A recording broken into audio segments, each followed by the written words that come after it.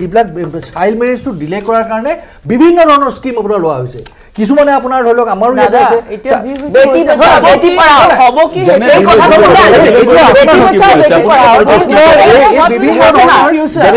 what will happen to that family will have সেইটো হয় মই আপোনাৰ ওচৰলৈ আহিম child marriage is violation of human rights scheme বিলাক কোনে কি child marriage is a violation of government department বিলাকে কিন্তু তেওঁলোকে গভৰ্ণমেণ্ট ডিপাৰ্টমেণ্টখিনিক তেওঁলোকে ভাল ধৰণে ব্যৱহাৰ কৰিব নোৱাৰাৰ কাৰণে আজি এই আজি মুখ্যমন্ত্ৰী কৈছে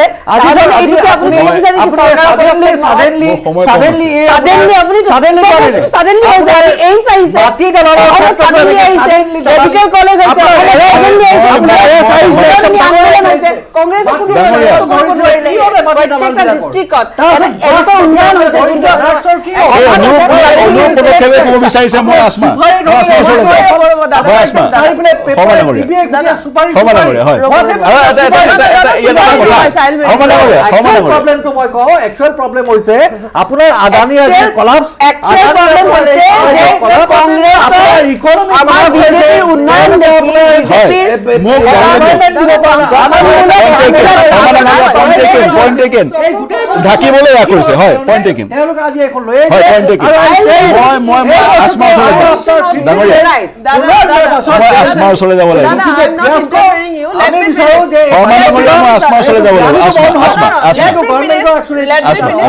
আপুনি যাব মই আসমা চলে যাও হয় না মই আসমা চলে যাও আপুনি ক'ব বিচাৰিছিল মই এটা কথা এটা শব্দ আধা সেকেন্ড এটা শব্দ চৰকাৰে ইমান যদি ঘোষণা কৰি পদক্ষেপ নললে হয় আৰু চাগৈ বেছি লোকক এৰেষ্ট কৰিব পাৰিলে কাৰণ যি খবৰ আহি পৰিছে বহু লোকে পলায়ন কৰিছে যি কি নহওক আসমা yes হেতু হয় কিন্তু মোৰ দুখ লাগিছে বহুত এনেকুৱা ফ্যামিলি আছে ফ্যামিলি আছে যিসকল ভুক্তভোগী যাৰ এজনেই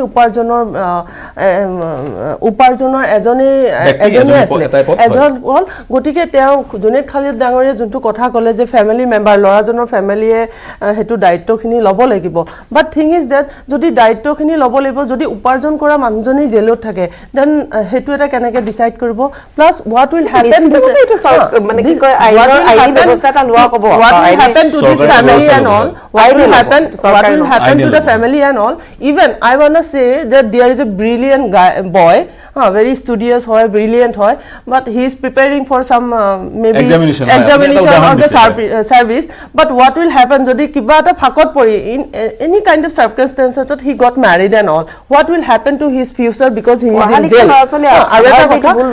so this is not government thing it is a court will decide so I request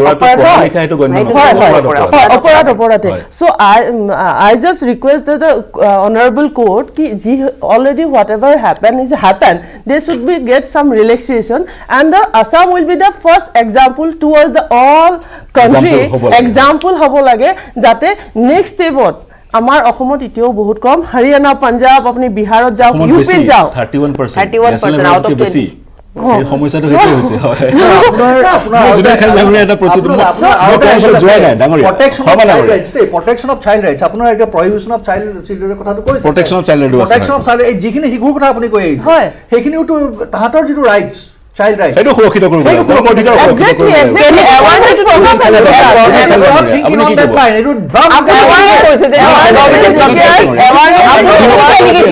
অধিবক্তা গৰাকী আছে অধিবক্তা গৰাকী কথা শুনো সমানাগৰীয়া অধিবক্তা গৰাকী আছে সমানাগৰীয়া অধিবক্তা গৰাকী কথা শুনো সমানাগৰীয়া যিখন এক্ট আছে তাত ধৰি লওক যদি যেনেকৈ আসমাই ক'লে কথাটো যে আপোনাৰ যদি ইনকাম কৰা মানুহজন জেলৰ ভিতৰত আছে সে কোৰ্টে এটো ডিসক্ৰিপশন যে কোৰ্টে মানে কাৰবাৰ ওপৰত এটো লাইবিলিটি দিব যে আপুনি সোৱালজনী মেইনটেনেন্সটো দিয়ক সৰকাৰ হ'ব পাৰে লৰাটো পৰিয়াল হ'ব পাৰে এনিবডি এলস এক নম্বৰ কথা দুই নম্বৰ কথা মই এটা কথা ইয়াত মানে কিছুমান প্ৰ্যাকটিক্যাল কথা এতিয়া আহিব যেনেকৈ আসাম পুলিচৰ ইমান মেন ফোৰ্স নাই ইমান খুবা এটা কেস এটা ৰেজিস্টাৰ হ'ব এটা প্ৰসিডিউৰ আছে এজন আইএ লিখিব লাগিব কেস ডায়েৰী লিখিব লাগিব এজন আইএ এপইন্ট হ'ব লাগিব তেখেতে ইনভেষ্টিগেট কৰিব তেখেতে এভিডেন্স ল'ব ডকুমেন্টছ কালেক্ট কৰিব কোৰ্টৰ আগত প্ৰডিউস কৰিব ইমান এটা মেন পাৱাৰ নাই ইমান জেলত ইনফ্ৰাষ্ট্ৰাকচাৰ নাই এই মানুহখিনিক লৈ পেলাই এটা কি কৰিব জেলত দিব বা মুখ্যমন্ত্ৰীয়ে কৈছে জেলৰ যি স্থান সম্প্ৰসাৰ কৰা হ'ব এক্সপান্ড কৰা হ'ব জেলৰ স্থান লিগেল প্ৰচিডিউৰটো এতিয়া মানে প্ৰেক্টিকেলি অন ফিল্ড এনেকুৱা হ'ব যে গোটেই অসম পুলিচটো বেলেগ কাম বাদ দি এইটোৱে কৰিব লাগিব কাৰণ আপুনি যদি প্ৰপাৰলি ইনভেষ্টিগেট কৰে এটা মেন পাৱাৰ আপোনাৰ দৰকাৰ হ'ব কোৰ্টখিনি অভাৰবাৰ্ডেন হৈ যাব কোৰ্টখিনি আৰু এটা সমস্যা দেখা পালো মই ধুবুৰীত দেখা পালো গোচৰ ৰুজু কৰিবলৈ মানুহ নাই ইয়েছ সেইটো এটা সমস্যা হ'ব পাৰে সেইটো এটা সমস্যা চমতো ল'লে কিছু সমস্যাৰ সৃষ্টি হয় অবভিয়াছলি হ'ব কমপ্লেইনেণ্ট লাগিব আপোনাৰ কমপ্লেইনেণ্ট লাগিব কোনোবা এজন ব্যক্তি বিশেষে কমপ্লেইন কৰিব লাগিব কমপ্লেইনৰ বেচিছত আপোনাৰ কেছ এটা ৰেজিষ্টাৰ হ'ব তাৰ ওপৰত গৈ পুলিচে আপোনাৰ একশ্যন কৰিব আইনখনত উল্লেখ আছে নেকি সেই অভিযোগকাৰীগৰাকী যুৱতীগৰাকী নহ'লে যুৱকগৰাকীৰ সৈতে কানেক্টেড হ'ব লাগিব তেনেকৈ স্পেচিফিক নাই ইনফৰমেশ্যন পালেও এটা মানে নিজে চমতো কগনিজেঞ্চ এটা ল'ব পাৰে যদি কোনোবা ইনফৰ্মো কৰিলে যে তাত অমুক জেগাত এখন বাল্য বিবাহ হৈ আছে সেই ইনফৰমেশ্যনৰ ওপৰতো মানে সেইখন বন্ধ কৰাৰ কাৰণে প্ৰহিবিট কৰাৰ কাৰণে নিজে কগনিজেঞ্চ ল'ব পাৰে আল্টিমেটলি মই এটা কথাই ক'ম আৰু এটা আছে বাৰে বাৰে মই সমাজৰ কথা কৈছো হয় আৰু কিবা এটা ক'ব বিচাৰিছিলো ইয়াত আৰু এটা কথা ক'ব লাগিব মানে এটা আমাৰ এখন ছ'চিয়েল ৱেলফেয়াৰ ষ্টেট হয় হয়নে আমাৰ ছ'চিয়েল ৱেলফেয়াৰ ষ্টেট হয় তে ছ'চিয়েল ফেব্ৰিকটো যিকোনো এটা যদি আমাৰ গভৰ্ণমেণ্টৰ কামে যদি ছ'চিয়েল ফেব্ৰিকটো নষ্ট কৰি দিয়ে সেইটো গ্ৰহণযোগ্য নহ'ব কাৰণ এতিয়া আমি যিটো এইটো আপুনি অসম চৰকাৰে যিটো কৰিছে এইটো ৱেলকাম কৰিব লগা কাম কৰিছে কিন্তু অলপমান প্লেনিং হতে অলপমান এটা প্লেনিং কৰিব লাগিছিলে এতিয়া গোটেই 4,000 ছোৱালীৰ ভৱিষ্যত কোনে দায়িত্ব ল'ব কোনে প্ৰশ্ন দিব এতিয়া ধৰি লওক মুছলিম ছোৱালীকেইজনীক যদি মতা মানুহখিনি ডাইভৰ্চ নিদিয়ে এই ছোৱালীকেইজনী কোনে এতিয়া কি হোল লাইফ এনেকৈ থাকিব নেকি সেইটো প্ৰশ্ন গভৰ্ণমেণ্টে দিব লাগিব এটা একদম ক্লিয়াৰ পইণ্ট লৈ এইটো গভৰ্ণমেণ্টে স্পেচিফিক কৰিব লাগিব মানে কোনে দায়িত্ব ল'ব এই ছোৱালীকেইজনী সেই বাচ্চাকেইটা কোনে দায়িত্ব ল'ব এনেই এড্ৰাপ্টলি কৈ দিলে আমি এনেকৈ আঁচনি দিলোঁ আমি এনেকৈ চাউল দিলোঁ এনেকৈ এটা এজনী ছোৱালীৰ ভৱিষ্যত আছে ন আৰু এটা কম আপোনাক গভৰ্ণমেণ্টে এফালে এইটো কৰিছে প্ৰশংসাৰযোগ্য এভিকশ্যনত যিবিলাক ছোৱালী এতিয়া বেঘৰ হৈ পেলাই ৰাস্তাৰ ওপৰত আছে এইবিলাক কি হ'ব এতিয়া হয় এভিকশ্যনৰ প্ৰসংগটো ডাটা আছে কিমান ষ্টুডেণ্ট এতিয়া আপোনাৰ এনেকৈ আপোনাৰ পথাৰৰ তলত আছে সিহঁতৰ ৰাইটছখিনি ক'ত গ'ল কিমান ছোৱালী আছে আপোনাৰ তেনেকৈ এইবিলাক এতিয়া মাক বাপেকৰ থাকিবলৈ জেগা নাই খাব জেগা নাই ৰাস্তাৰ ওপৰত আছে কিন্তু যিহেতু ছাকচেছফুল গভৰ্ণমেণ্টে কিছুমান আইন বনাইছে পক্সো বনাইছে প্ৰিভেনশ্যন অফ চাইল্ড এক্ট বনাইছে সেই আইনবোৰ যিহেতু গৃহীত হৈছে এইবোৰ কাৰ্যকৰীকৰণটো হ'বই কাৰ্যকৰী কিন্তু আপুনি ছ'চিয়েল ষ্ট্ৰাকচাৰটো এনেকৈ নষ্ট কৰি ইমান ব্যাপক এতিয়া মোৰ 1 মিনিটৰ সময় আছে এমেণ্ডমেণ্ট আনিব বিচাৰিছে চৰকাৰে এই প্ৰটেক্ট প্ৰিভেনশ্যন অফ চাইল্ড মেৰেজত এমেণ্ডমেণ্ট আনি পেলাই ছোৱালীৰ বয়স 21 বছৰ কৰিব বিচাৰিছে তেতিয়াও কিছু সমস্যাৰ সৃষ্টি হ'ব নহয় জানো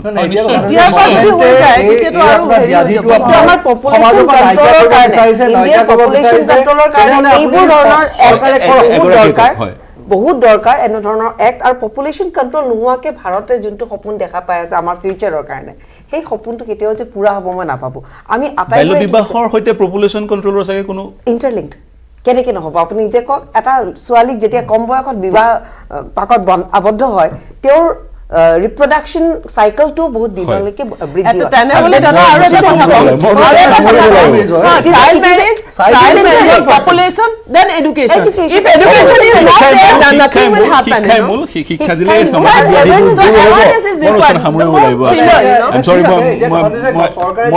সামৰিব লাগিব প্ৰিয় দৰ্শক এই জ্বলন্ত সমস্যাবিলাক ঢাকিবৰ কাৰণে এনেকুৱা ধৰণৰ যে নহওক আমি আশা ৰাখিছোঁ অনুষ্ঠান সামৰিব লাগিব প্ৰিয় দৰ্শক অনুষ্ঠানত সংযুক্ত হোৱাৰ কাৰণে জুনেইদ খালিদ জুৰি শৰ্মা বৰুলৈ গোপাল শৰ্মা ৰাজমান বেগম সকলোকে ধন্যবাদ জ্ঞাপন কৰিছোঁ প্ৰিয় দৰ্শক শুভৰাত্ৰি কেৱল ষ্ট্ৰং নহয় মাইথান ষ্ট্ৰং মাইথান ষ্টীল নিৰ্মাণৰ মানদণ্ড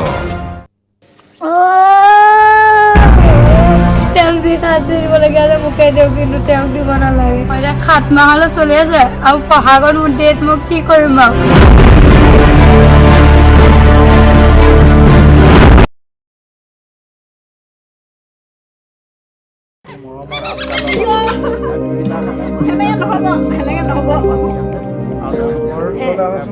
মানুহৰ সৈতে বনৰীয়া চৰাই সহৱস্থান বাধ্যবাধকতা বা বন্দী জীৱন নহয় চেঁচাই এহাল ধনেশ পক্ষীয়ে এটা পৰিয়ালৰ সৈতে সহৱস্থান কৰিছে তিনিচুকীয়া জিলাৰ বৃহত্তৰ বাৰেকুৰি অঞ্চলৰ 9 মতাপুং গাঁৱৰ বীৰেন্দ্ৰ গোহাঁইৰ পৰিয়ালটোৰ সৈতে বিগত 3 বছৰ ধৰি বাস কৰি আহিছে এটা বনৰীয়া ধনেশ পক্ষীৰ পৰিয়াল প্ৰায় প্ৰায় 3 বছৰৰ পূৰ্বে ধুমুহাত বাৰীৰ এডাল প্ৰকাণ্ড গছ ভাঙি পৰিছিল আৰু সেই গছজোপাত এটা গাঁত কৰি ধনেশ পক্ষীৰ এটা পৰিয়ালে বাঁহ সাজি লৈছিল গছজোপা ভাঙি পৰাত বাঁহটোত থকা ধনেশ পক্ষীৰ পোৱালি দুটা আঘাতপ্ৰাপ্ত হৈছিল পৰৱৰ্তী সময়ত আঘাতপ্ৰাপ্ত পোৱালি দুটা গুহায়ে উঠাই আনি ঘৰুৱাভাৱে যৎপৰনাস্তি চিকিৎসা কৰি সুস্থ কৰি তুলিলে তেতিয়াৰে পৰা ধনেশ পক্ষীৰ পোৱালি দুটাই গুহাই পৰিয়ালৰ মৰম এৰি যোৱা নাই ধনেশ পক্ষীৰ পোৱালি দুটাই ঘৰৰ হাঁহ কুকুৰা মেকুৰী কুকুৰৰ লগত উমলি জামলি সময় অতিবাহিত কৰে ধনেশ পক্ষীৰ পোৱালি দুটাক চাবলৈ বনৰীয়া মাক দেউতাকে দিনটোত 2-3 বাৰ অহাৰ লগতে নিজ মুখেৰে মুখত আহাৰ খুৱাই আৰু কিছু মৰম কৰি যায় এতিয়া বিভিন্ন ঠাইৰ পৰ্যটকৰ লগতে বন বিভাগৰ লোকৰ বাবে আকৰ্ষণৰ কেন্দ্ৰবিন্দু হৈ পৰিছে ধনেশ পক্ষী দুটা এতিয়া আমি যি খাং তিহকে খাই ভাত খাই বিস্কুট খাই মুঠতে এনেকৈ আছে আৰু সিহঁতি দিনটো ক'ৰবালৈ এৰি গ'লেও নাযায় এনেকৈয়ে থাকে গছৰ ওপৰত থাকিলেও খাবলৈ মাতিলে আহে 3 বছৰ হৈ গ'ল ডাঙৰ হ'ল তেওঁলোকে নাযায়গে নেকি নাযায়গে গ'লেও আকৌ আহে মুঠতে হেৰি বাঢ়ি নহয় বাঢ়ি নহয় তিনিটাকৈ বছৰে পৰিয়ালটোৰ সৈতে বাস কৰি ঘৰৰে এটি সন্তানৰ দৰে অনুভৱ হোৱাৰ লগতে মৰম চেনেহ তেনেদৰেই কৰা হয় বুলি জানিব দিয়ে গোহাঁই পৰিবাৰে মানুহে খাবলৈ বুলি অনা কল বিস্কুটৰ লগতে মানুহে খোৱা ভাত খায়ে সন্তুষ্ট লাভ কৰে ধনেশ পক্ষীহালে লক্ষণীয়ভাৱে বাৰেকুৰি অঞ্চলটোত প্ৰায় 30টাকৈ অধিক এটা ধনেশ পক্ষীৰ জাকে মানুহৰ বাৰীৰে বাৰীৰে ঘূৰি ফুৰে ধনেশ পক্ষীৰ বাবেই অঞ্চলটো গ্ৰাম্য পৰ্যটনৰ অন্যতম আকৰ্ষণীয় ক্ষেত্ৰ হ'ব পাৰে বুলিও বিভিন্নজনে কয় দিগবৈৰ পৰা Rina Kakati Gogoi report news 18 Assam North east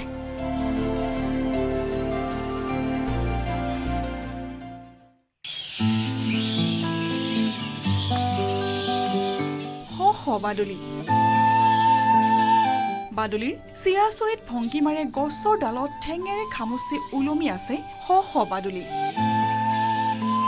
কাষতে বাদুলিৰ বাঁহ শ বাদুলিৰ বাঁহ এদিন দুদিনৰ কথা নহয় এয়া প্ৰায় 30 বছৰ ধৰি এইখন বাৰীত হাজাৰ হাজাৰ বাদুলি বাস কৰি আহিছে উচ্চ গছৰ ডালত নিৰ্ভয়ে বাঁহ বান্ধিছে পোৱালি জগাইছে আকাশ চানি উৰিছে এয়া জুনাইৰ দৃশ্য জুনাইৰ এটা পৰিয়ালে 30 বছৰৰ অধিক কাল ধৰি হাজাৰ হাজাৰ বাদুলিক সংৰক্ষণ কৰি দাঙি ধৰিবলৈ সক্ষম হৈছে প্ৰকৃতি প্ৰেমৰ এক বিৰল নিদৰ্শন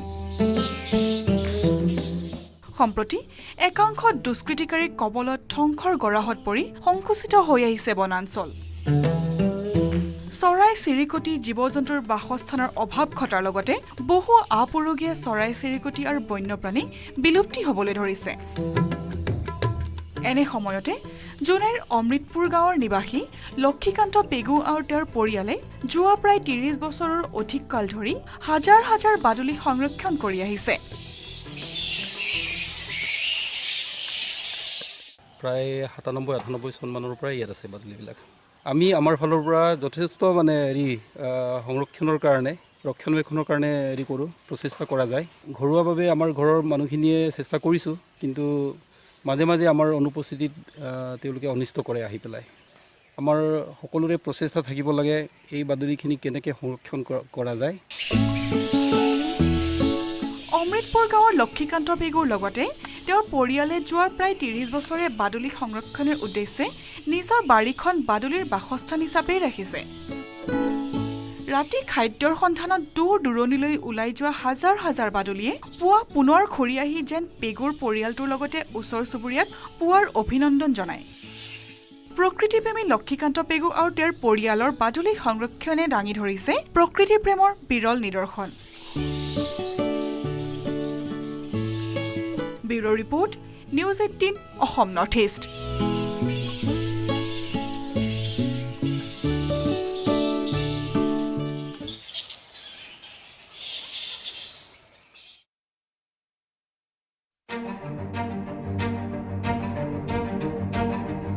মঙ্গলৰ বুকুত ভালুকৰ ছবি কণকণ শিশুৰ খুবেই প্ৰিয় টেডি বিয়াৰ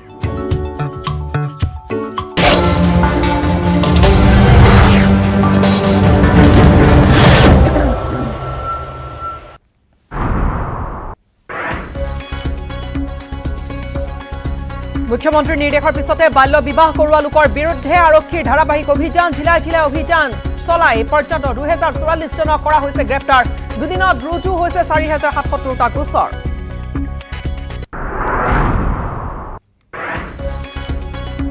গোলাঘাটৰ দক্ষিণ হেঙেৰাত অব্যাহত গড়ৰ সন্ত্ৰাস গড়ৰ আক্ৰমণ বন বিষয়া কৰ্মচাৰীসহ আহত 4 জন গড়ৰ আক্ৰমণত আহত জিএমচিএইচত ভৰ্তি শংকিত অঞ্চলবাসী শিশু অপহৰণৰ ঘটনাক লৈ উত্তাল ডিব্ৰুগড়ৰ মালিপট্টি এটি 4 বছৰীয়া শিশুৰ অপহৰণৰ পিছতে হত্যাকাণ্ড 37 নম্বৰ ৰাষ্ট্ৰীয় ঘাইপথত অৱৰোধ কাৰ্যসূচী ৰূপায়ণ কৰি পৰিয়াল ৰাইজৰ উত্তাল প্ৰতিবাদ পৰিস্থিতি নিয়ন্ত্ৰণৰ বাবে নিৰাপত্তাৰক্ষী মোতায়েন ত্ৰিপুৰাত বলিছে নিৰ্বাচনী গৰম বতাহ একেদিনাই ত্ৰিপুৰাত বিজেপিৰ ৰাষ্ট্ৰীয় সভাপতি আৰু অসমৰ মুখ্যমন্ত্ৰীৰ নিৰ্বাচনী প্ৰচাৰ পৃথক পৃথক নিৰ্বাচনী সভাত অংশ লৈ বিৰোধী তোলা-ধুনা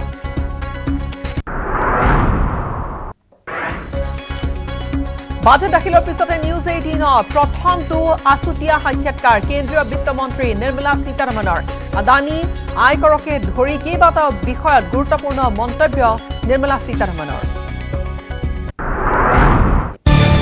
নিউজ হেডলাইন্স আগবঢ়াইছে विमल কক ভাষা কেশৰী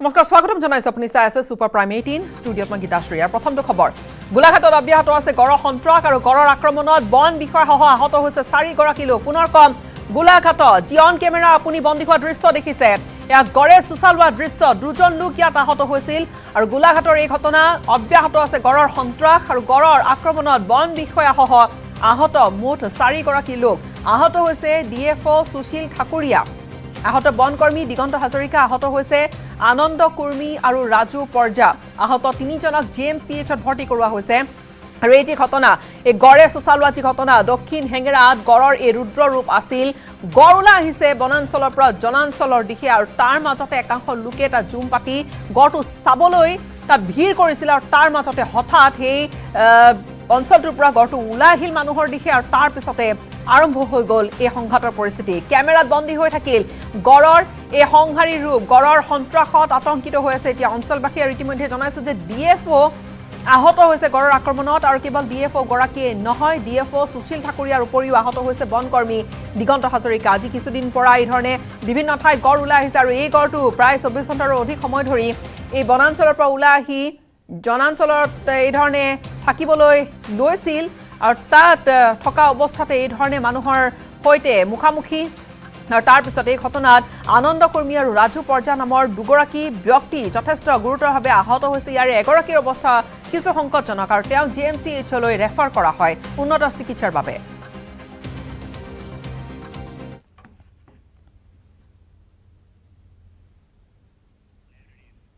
আৰু এই মুহূৰ্তত আমি সংযুক্ত হৈছো পোনপটীয়া সম্প্ৰচাৰত গোলাঘাটৰ পৰা আমাৰ সাংবাদিক ইউনিছ আলীৰ সৈতে ইউনিছ যি দৃশ্য দেখা গৈছে অতি ভয়াবহ দৃশ্য গড়ে সুচাল হৈছে মানুহৰ দিশে আৰু তাৰ পিছত 4 জনকৈ লোক আহত হৈছে ইয়াৰ ভিতৰত ডিএফও বনকৰ্মী আৰু দুগৰাকী সাধাৰণ লোক আছে হয় গীতাশ্ৰী ক'ব লাগিব বিগত 2টা দিনে ধৰি গোলাঘাটৰ যি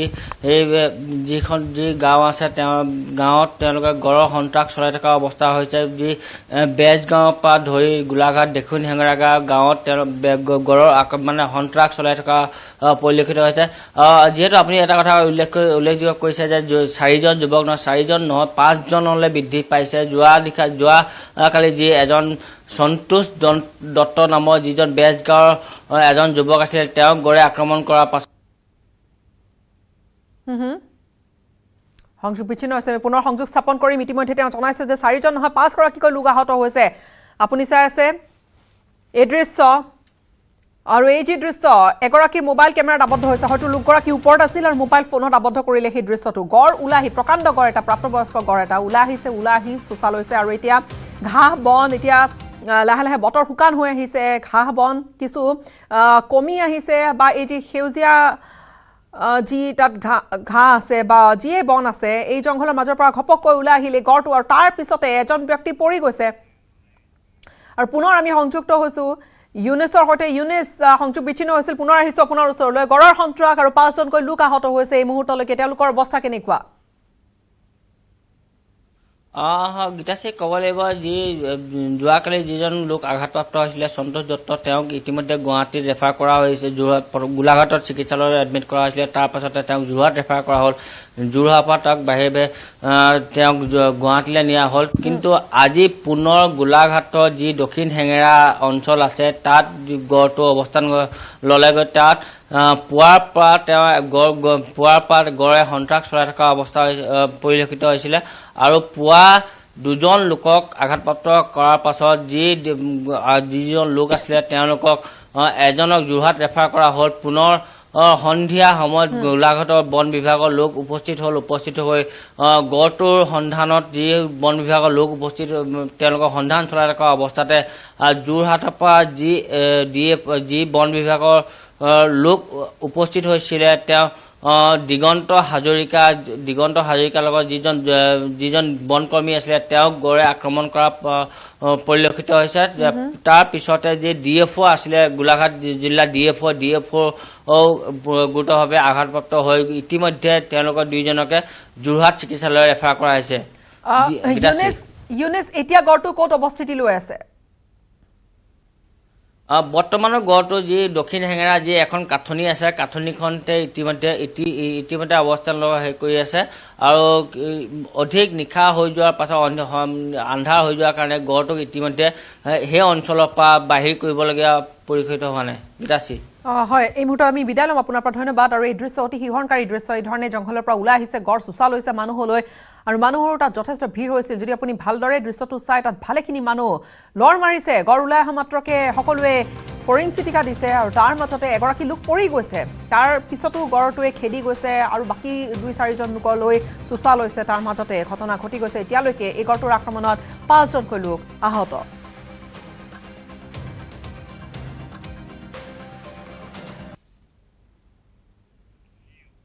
শিশু অপহৰণ হত্যাকাণ্ডক লৈ উত্তাল হৈ পৰিল ডিব্ৰুগড়ৰ মালিপতি ক্ষুব্ধ ৰাইজে 37 নম্বৰ ৰাষ্ট্ৰীয় ঘাইপথ অৱৰোধ কৰি সাব্যস্ত কৰিছে উত্তাল প্ৰতিবাদ শিশুটিৰ মৃতদেহ চমজি ল'বলৈ অমান্তি হৈ প্ৰতিবাদ সাব্যস্ত কৰিলে ক্ষুব্ধ ৰাইজে উত্তেজিত ৰাইজে উভতাই পঠালে শিশুটি অনা এম্বুলেন্সখন পৰিস্থিতি অধিক উত্তপ্ত হৈ পৰাত মোতায়েন কৰিবলগীয়া হয় আৰক্ষী লগতে CRPF বাহিনী নিৰাপত্তা আৰক্ষীয়ে পৰিস্থিতি নিয়ন্ত্ৰণ কৰাৰ লগতে প্ৰতিবাদস্থলীৰ পৰা আটক কৰিছে দুজনক আৰু ঘটনা সন্দৰ্ভত বৰ্তমানেও মালিপট্টিত অব্যাহত আছে এটা চেপা উত্তেজনা উল্লেখযোগ্য যে 30 জানুৱাৰীত মালিপট্টি অঞ্চলৰ পৰা দুৰ্বৃত্তই অপহৰণ কৰি নিছিল শিশুটিক আৰু CCTVত বন্দী হৈ ৰৈছিল শিশুটিক এজন লোকে লৈ যোৱাৰ দৃশ্য আৰক্ষী কোৱা হৈছিল তদন্ত কৰিবলৈ আৰু তদন্ত ক্ষিপ্ৰতাৰে আগবঢ়াই লৈ যাবলৈ যাতে শিশুটিক উদ্ধাৰ কৰা হয় কিন্তু কৰবাত নহয় কৰবাত আৰক্ষীয়ে সময়মতে শিশুটিক উদ্ধাৰ কৰিব নোৱাৰিলে আৰু শিশুটিৰ নিথৰ দেহ উদ্ধাৰ কৰা হৈছে এটা পৰিত্যক্ত ঘৰৰ পৰা কান্দোনত পিতৃ-মাতৃ যি পৰিয়ালৰ লোক সম্পূৰ্ণৰূপে ভাগি পৰিছে চকুৰ লুৰে বাট নেদেখা হৈছে আৰু ইপিনে 4 দিন পিছত এই ডিব্ৰুগড় হাইস্কুলৰ সমীপৰ যি পৰিত্যক্ত বাসগৃহত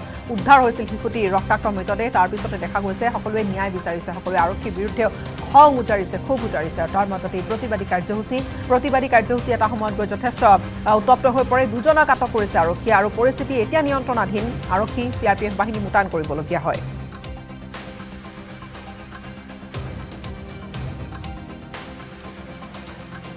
মানুহে ল'ৰাটো লৈ যোৱা দেখা গৈছিলে কাৰণ তেওঁলোকৰ চিনাকি মানুহ আত্মীয় মানুহ তেওঁলোকৰ ঘৰত অহা যোৱা কৰা আছে ৰিলেশ্যন মানুহ আছে গতিকে তেওঁ লগত ল'ৰাটো লৈ গ'ল আৰু লৈ যোৱাৰ পাছত যেতিয়া CCTV দেখা গ'ল যে মানুহ নিচা মানুহ লগে লগে অনা হ'ল থানাত তেওঁ এৰেষ্ট কৰা হ'ল এৰেষ্ট কৰি সোধপোছ কৰা হ'ল তেওঁ স্বীকাৰ কৰা নাই তেওঁ ক'লে যে মই ল'ৰাটো বজাৰতে এৰি দিছোঁ সি গুচি গৈছে ক'ৰবাত কিন্তু আজি ল'ৰাটো আমি ইতিমধ্যে মানে দুৰ্ভাগ্যবশতঃ তেওঁৰ মানে ল'ৰাজনৰ মৃতদেহটো মানে আমি উদ্ধাৰ কৰা হ'ল ইতিমধ্যে আমি যিজন আছামী আছিল আছামীক এৰেষ্ট কৰা হৈছে কোৰ্টলৈ ফৰৱাৰ্ড কৰা হৈছে আৰু ৰিমাণ্ডত আছে প্ৰথমতে তেওঁক আমি ছাছপেক্টৰ এৰেষ্ট কৰিলোঁ আজি এগেইনষ্টে মাৰ্ডাৰ কেছ ৰেজিষ্টাৰ মানে কেছ ছেকশ্যন কৰা হৈছে গতিকে পুলিচৰ মই কিবা আছে বুলি ইমান ভবা নাই কিন্তু এটা কথা যে আমি মানে সেই সময়ত হয়তো সময়মতে যদি গম পালোহেঁতেন বা আৰু কিবা ক্লু পালোহেঁতেন মানুহজনে সহায় কৰিলেহেঁতেন বা আমি ইনভেষ্টিগেট পালোহেঁতেন তেনেহ'লে ল'ৰা জীৱন্ত পালোহেঁতেন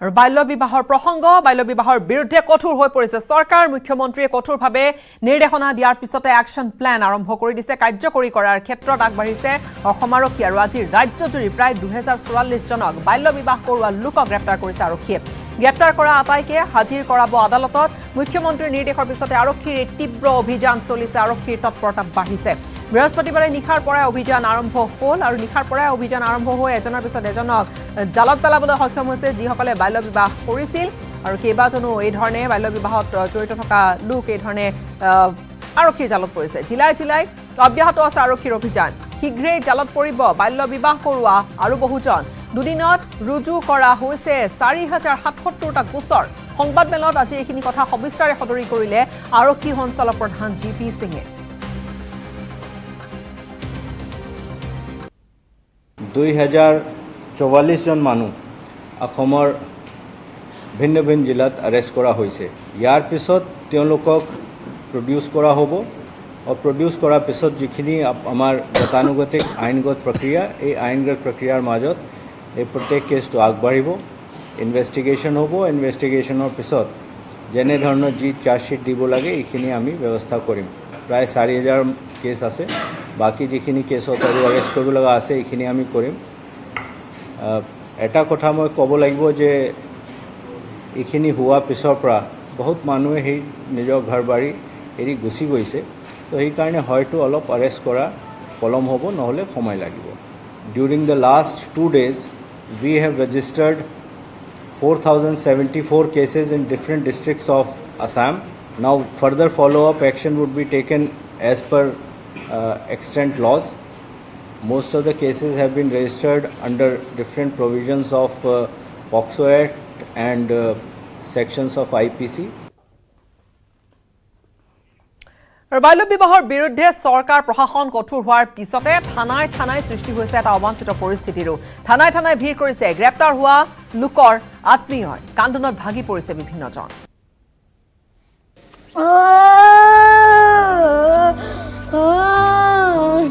মই পাবো নেপালে মৰি যাম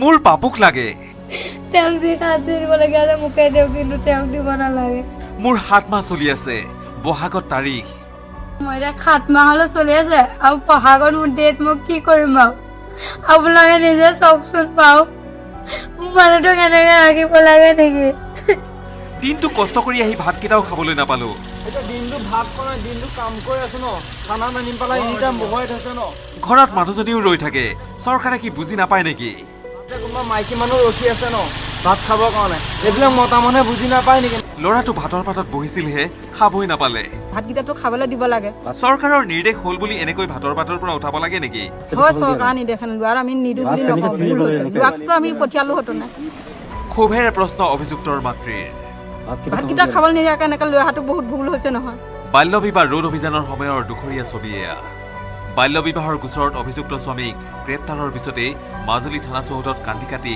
হিয়ালি জিয়ালি হ'ল এগৰাকী মহিলা অস্থিৰ হৈ পৰা গৰ্ভৱতী বোৱাৰীয়েকক সান্তনা দিয়াৰ যত্ন কৰিলে শাহু মাতৃয়ে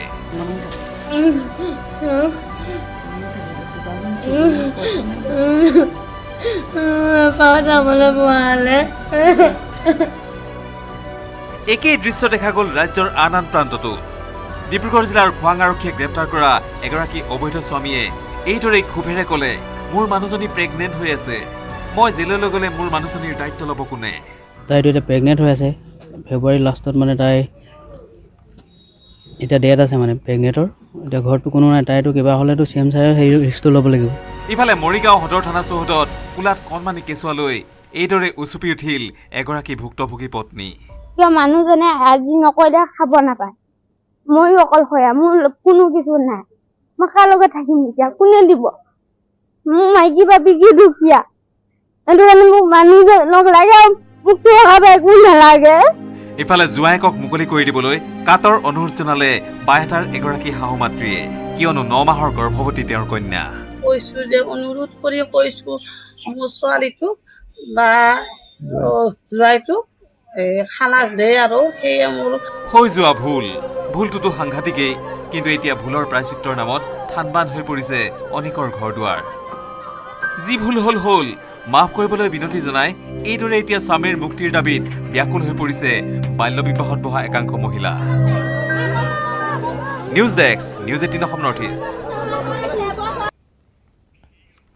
আৰু মুখ্যমন্ত্ৰীৰ নিৰ্দেশত এই ধৰণে ৰাজ্যজুৰি আৰক্ষীয়ে চলাইছে বাল্য বিবাহ কৰা লোকৰ বিৰুদ্ধে তীব্ৰ অভিযান। মুখ্যমন্ত্ৰীৰ এই পদক্ষেপক শাসক পক্ষৰ লগতে সমৰ্থন জনাইছে বিৰোধী পক্ষয়ো। কংগ্ৰেছৰ লগতে AIUDFে বিচাৰিছে বাল্য বিবাহৰ বিৰুদ্ধে ব্যৱস্থা গ্ৰহণ কৰাটো।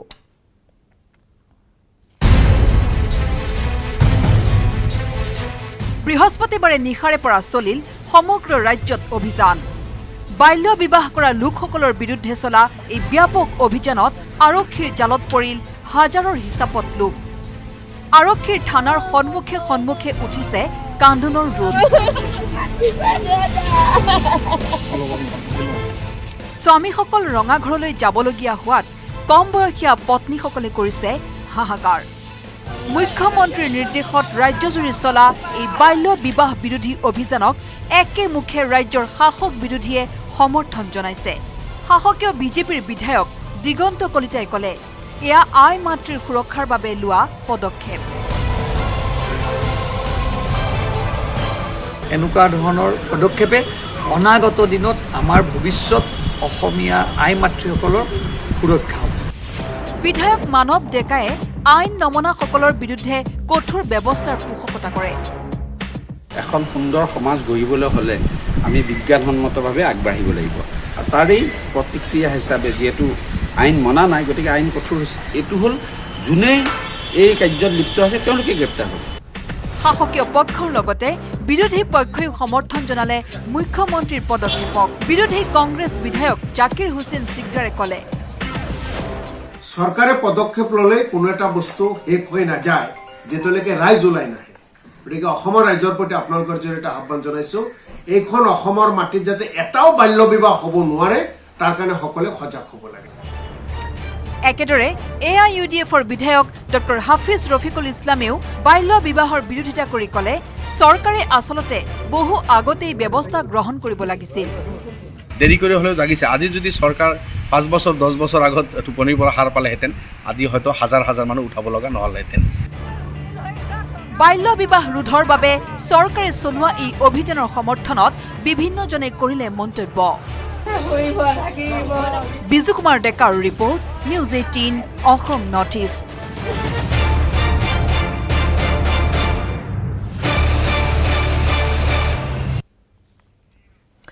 মোদী চৰকাৰৰ দ্বিতীয় কাৰ্যকালৰ শেষৰখন বাজেট দাখিল কৰি পোনপ্ৰথমবাৰৰ বাবে News18ত কেন্দ্ৰীয় বিত্তমন্ত্ৰী নিৰ্মলা সীতাৰমণ। নেটৱৰ্ক 18ৰ এডিটৰ ইন চিফ ৰাহুল যোশীৰে হোৱা আছুতীয়া সাক্ষাৎকাৰত কি ক'লে বাৰু বিত্তমন্ত্ৰীগৰাকীয়ে, আহক চাওঁ। Nirmala ji, thank you so much for giving us this first budget interview to a streaming service and a private news channel. Through this interview, you will reach the length and breadth of the country through all our News18 channels, CNBC TV 18, CNN News 18, News18 India, and a slew of digital properties, moneycontrol.com, First Post, and News18.com. Thank you so much for this. My first question, this is your 5th budget. You were navigating 2 epochal events in the last couple of years. One was the ongoing pandemic and its impact, and the other was the war in Ukraine. What I would like to understand from you is what was going on in the mind of Nirmala Sitharaman and, how she was dealing with policy making in these last 5 historic years.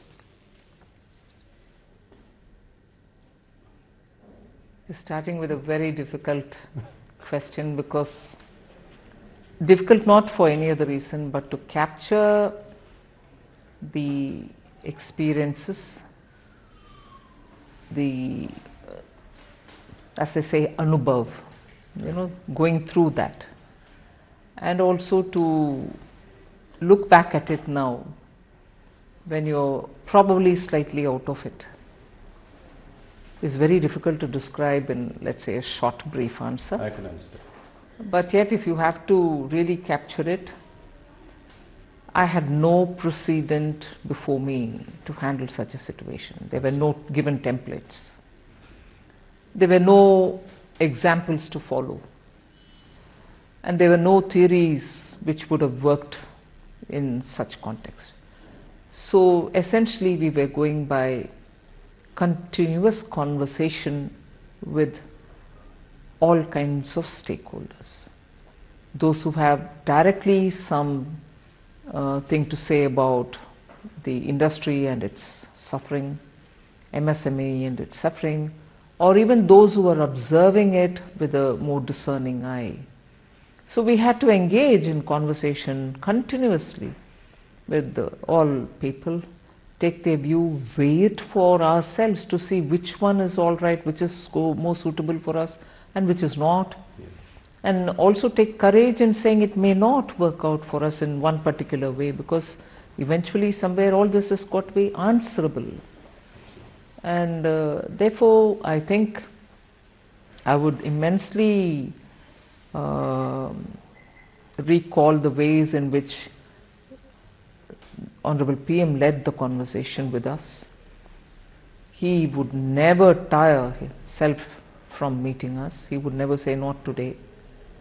So with all necessary precautions taken for COVID, following the protocol, we would still meet and talk about things.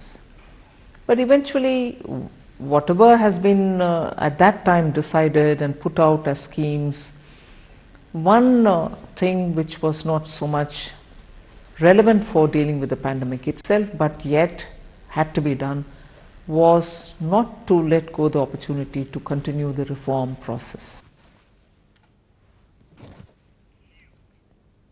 আন এক খবৰ, এখন চিঠি, এটা গভীৰ ষড়যন্ত্ৰৰ সকলো কথা লিখি থৈ গৈছিল এই চিঠিখনত। 19 বছৰীয়া সুদীৰ্ঘ অপেক্ষাৰ অৱসান ঘটাই শুকুৰবাৰে খোলা হ'ল বন্ধ খামৰ সেই চিঠিখন। হয়, কাব্যঋষি নীলমণি ফুকনৰ সেই ৰহস্যময় চিঠিখন অৱশেষত আজি ৰাজহুৱা হ'ল।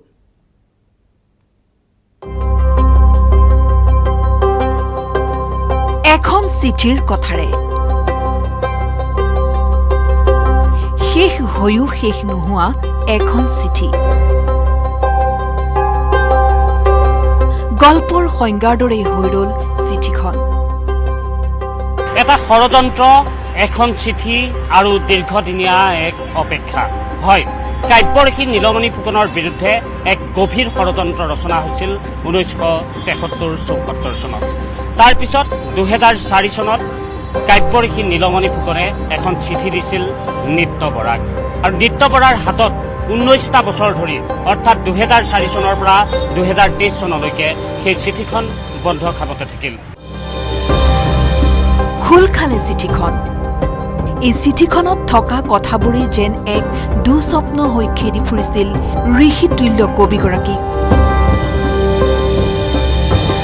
1973-74 চনতে জ্ঞানপীঠ নীলমণি ফুকনক অভিযুক্ত কৰা হৈছিল কবিতা চুৰিৰে। স্পেনিছ কবি লিঅন ফিলিপ কেমিনৰ নাইটমেয়াৰ কবিতা নিজৰ নামত টোপনিতে তেওঁ মোক খেদি ফুৰে শিৰোনামেৰে প্ৰকাশ কৰিছিল বুলি ভয়ংকৰ অভিযোগ আনি হেয় কৰাই ধ্বংস কৰি দিবলৈ খোজা হৈছিল কাব্যঋষিক। ইকো নামৰ অস্তিত্বহীন আলোচনীৰে ষড়যন্ত্ৰ ৰচা হৈছিল কাব্যঋষিৰ বিৰুদ্ধে। কাব্যঋষি নীলমণি ফুকনৰ বিৰুদ্ধে যিবোৰ ষড়যন্ত্ৰ ৰচনা হৈছিল, সেই সকলোবোৰ এই চিঠিখনতে, বন্ধ খামৰ চিঠিখনতে থৈ দিয়া আছিল, আৰু এই চিঠিখন ইতিমধ্যেই খোলা হ'ল। ফুকন ছাৰৰ যিটো কবিতা ইংৰাজীত এই ফিলিপ কেমেনো বোলা ৰাইটাৰজনে লেখাপতি ওলাইছিলে, সেই কবিতাটো ফুকন ছাৰৰ কবিতা ইংৰাজীলৈ অনুবাদ কৰিছে। ইংৰাজীলৈ অনুবাদ কৰি ইকো বুলি মেগাজিনখনত ছপাইছে, 3-4 বছৰ ৰাখিছে, ধোৱা চাঙত তুলি ৰাখিছে। তাৰ কপি 3টা ছপাইছিলে, আৰু সেইখিনি ছপাইছিলে নিউজ প্ৰিণ্টত। আপোনালোকে দেখিছে না, আগৰ নিউজ প্ৰিণ্টবিলাক হেৰি আছিলে, মটীয়া ৰঙৰ ৰঙা আছিলে। সেই মটীয়া ৰঙৰ ৰঙা হেৰিয়াত ছপাই পেলাই 3টা কপি, মই শুনা মতে নলবাৰীৰ ফালৰ কোনোবা এটা প্ৰেছত তাৰমানে ছপাইছিলে, তেনেকুৱা হেৰি বিখ্যাত প্ৰেছ নহয়। ছপাই পুৰণা কৰি পেলাই আমাক দিছিলে, আৰু সেইটো দেখাৰ পাছত তাৰমানে মানুহে ভাবিব যে হেৰি, পাছত প্ৰমাণ কৰা হ'ল যে ফুকন ছাৰৰ কবিতাটোৱে অনুবাদ কৰিছে। কি লিখিছিল কাব্যঋষিয়ে, কেনেকৈ কৰা হৈছিল চক্ৰান্ত, আদিৰ পৰা অন্তলৈ শুনক চিঠিৰ সবিশেষ। মই চিঠিখন পঢ়ি দিছো। মোৰ বিৰুদ্ধে জনৈক মৃদুপৱন বৰুৱাই তোলা অভিযোগটো গুৰুতৰ। লেখক হিচাপে মোৰ নীতি নিষ্ঠা, বিবেক আৰু যতনাৰ কথাটো, সততাৰ কথাটো তাত জড়িত হৈ আছে। লেখক এজনৰ বাবে সততাৰ বিবেকৰ কথাটো সামান্য কথা নহয়।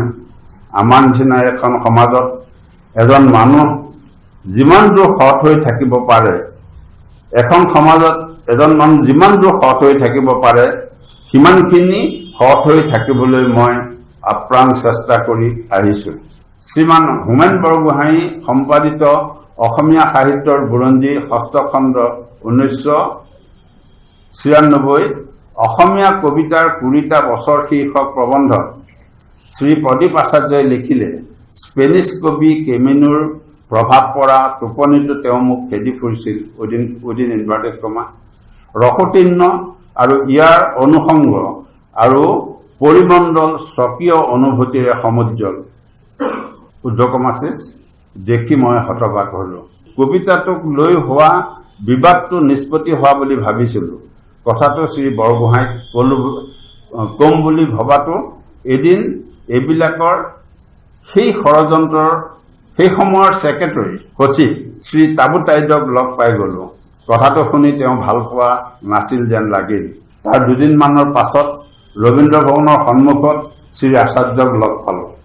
সুধিলোঁ, আপুনি অসমীয়া সাহিত্যৰ বুৰঞ্জীত মোৰ টোপনিটো তেওঁ মোক খেদি ফুৰিছিল নামৰ কবিতাটোৰ প্ৰসংগত স্পেনিছ কবি কেমিনোৰ প্ৰভাৱ পৰা বুলি লিখিলে। ক'ত পালে কেমিনোৰ সেই কবিতাটো? তেওঁ তেতিয়া একো নকৈ কেৱল শ্ৰী টাইডৰ পৰা চিঠি পাইছে বুলি কৈ তাৰ এটা উত্তৰ দিয়ে বুলি ক'লে। সাহিত্য জগতত ঋষিক দোষী সজাবলৈ ৰচা ষড়যন্ত্ৰক লৈ নিজকে দুখমুক্ত কৰিবলৈ বহুবাৰ চেষ্টা কৰিছিল নীলমণি ফুকনে। 2004তে নিত্য বৰাক দিছিল এই চিঠিখন। চিঠিখনৰ ওপৰত এইদৰেই লিখা আছিল ৰঙা চিয়াঁহীৰে, মই যোৱাৰ পিছতহে খামটো খুলিবা, বিশ্বাসটো ৰাখিবা, আৰু বিশ্বাস ৰাখিলে নিত্য বৰাই। নিবন্ধকাৰ নিত্য বৰাই সুদীৰ্ঘ 19টা বছৰৰ পিছত গুৱাহাটী প্ৰেছ ক্লাবত শুকুৰবাৰে 11 বজাত বন্ধ খামটো খুলিলে। কাষত এয়া ডক্টৰ পৰমানন্দ মজুমদাৰ। 19 বছৰীয়া অপেক্ষাৰ অৱসান ঘটিল যদিও এটা গল্পৰ সংজ্ঞাৰ দৰেই শেষ হোৱা হল না শেষ। সঁচাকৈয়ে কাব্য ঋষিয়ে এক তপস্যাৰত ঋষিৰ দৰেই মনৰ ধুমুহাজাকক খুব শান্ত কৰি লিখি থৈ গ'ল বহুতৰে নাম, অথচ থৈ গ'ল ৰহস্য আৰু ৰহস্য। গুৱাহাটীৰ পৰা ৰাজু বৰুৱাৰ report, news 18 Assam North East. সময়খিনিতে এটা চমু বাণিজ্যিক বিৰতিৰ। কেৱল ষ্ট্ৰং নহয়, মাইথান ষ্ট্ৰং, মাইথান ষ্টিল।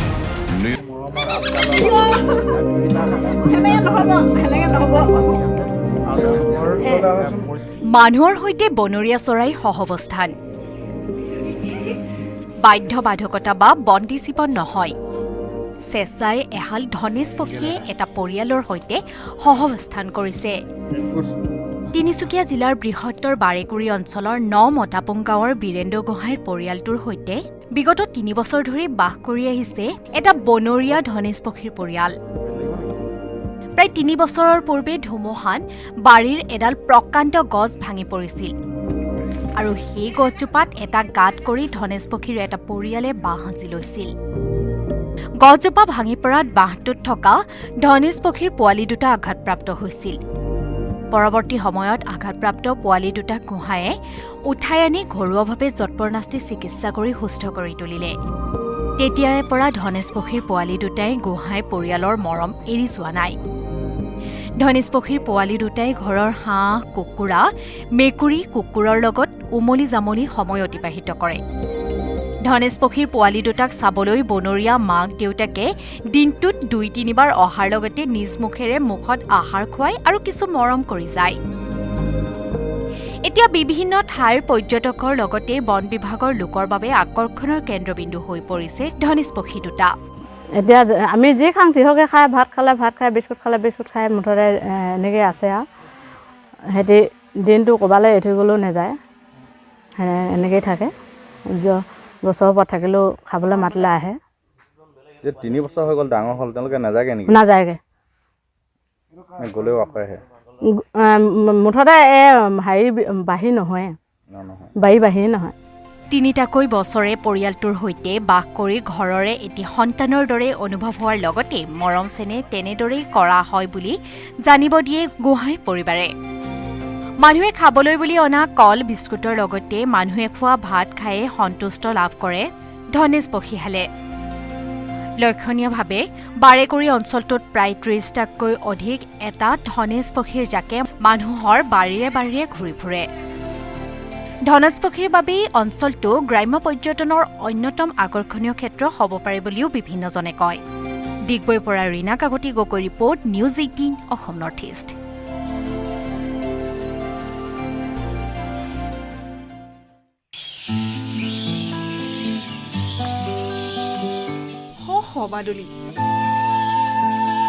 বাদুলিৰ চিৰাচৰিত ভংগী মাৰে গছৰ ডালত ঠেঙেৰে খামুচি ওলমি আছে শ বাদুলি।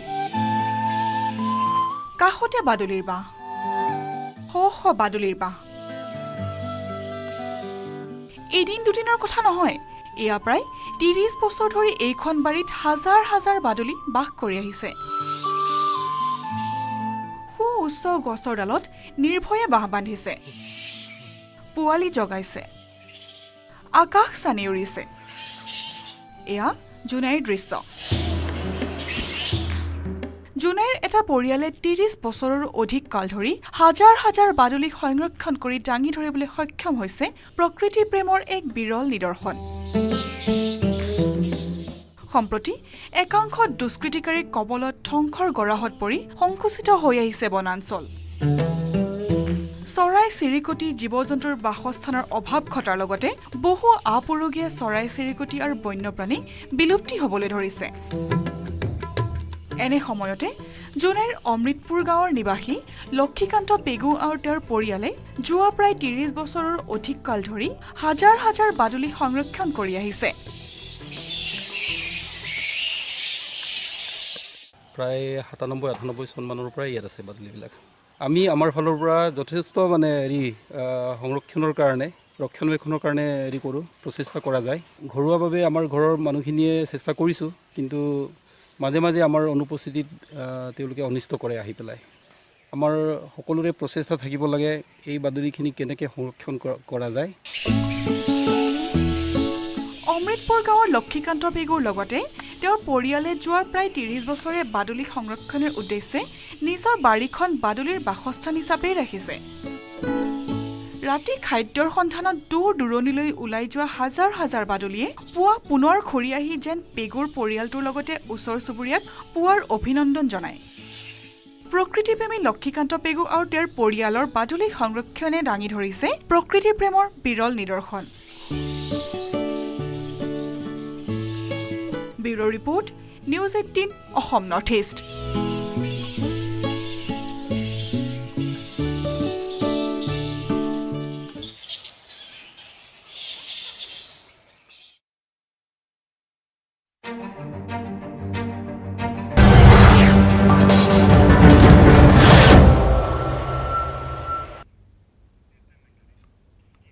আপুনি চাই আছে ছুপাৰ প্ৰাইম 18।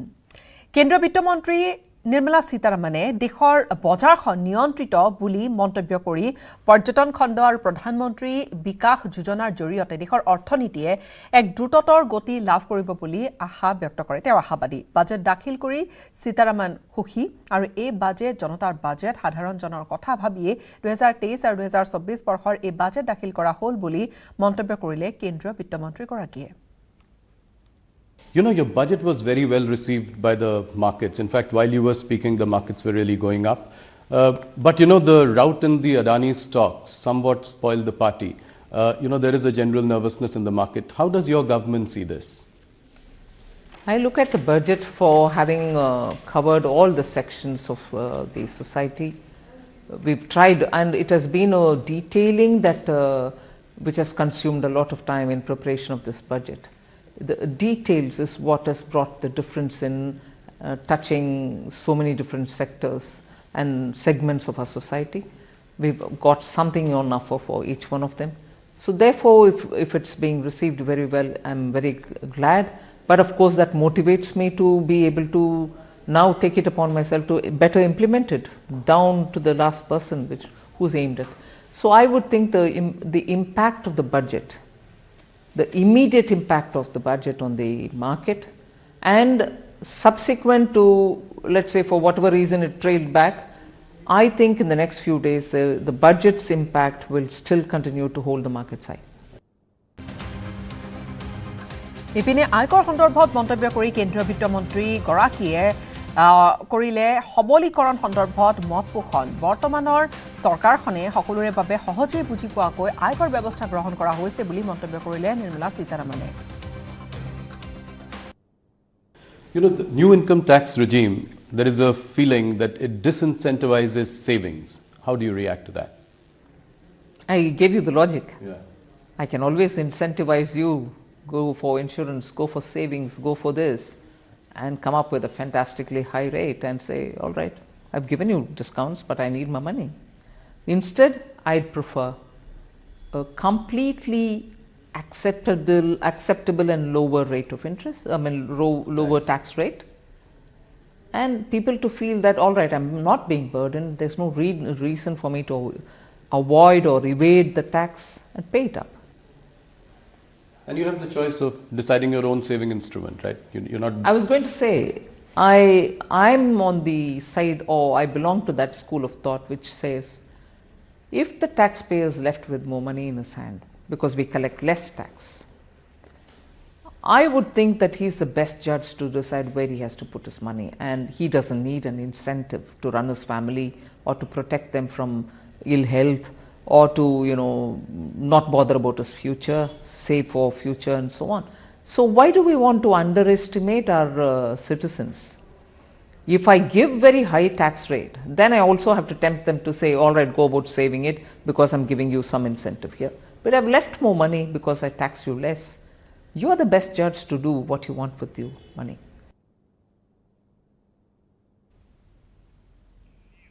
খুব সহজ ভাষাত হে আছিল কিছু তাৎপৰ্যপূৰ্ণ মন্তব্য আন কিছু খবৰ বিপদে লগেৰা নাই অসম সাহিত্য সভা আৰু এবাৰ মণিকাঞ্চন ক্ষেত্ৰত হাতেলুতে ধৰা পৰিল পকেটমাৰ হৰি হাজৰিকা নামৰ পকেটমাৰটো হাতেলুতে ধৰিলে এগৰাকী মহিলাই এগৰাকী যুৱতীৰ পৰা পইচাৰ বেগ থপিয়াই নিয়াৰ পিছতে মহিলাগৰাকীয়ে মুহূৰ্ততে কৰায়ত্ব কৰিলে চোৰটোক আৰু তাৰ পিছতে ৰাইজে লপাথপা দি পকেটমাৰক গতাই দিলে আৰক্ষীৰ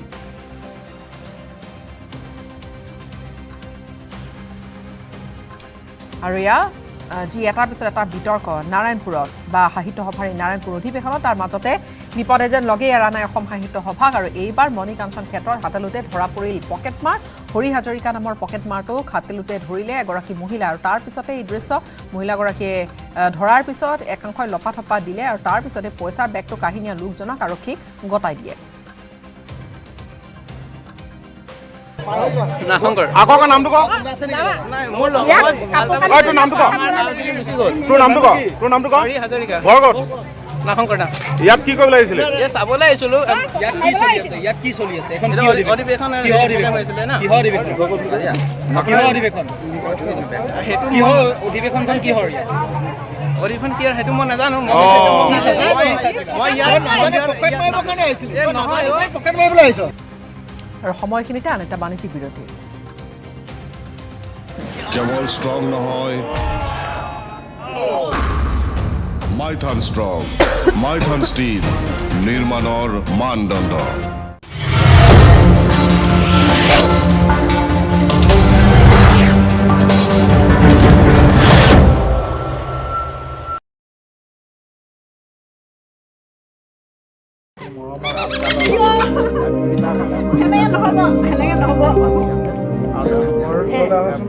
মানুহৰ সৈতে বনৰীয়া চৰাই সহৱস্থান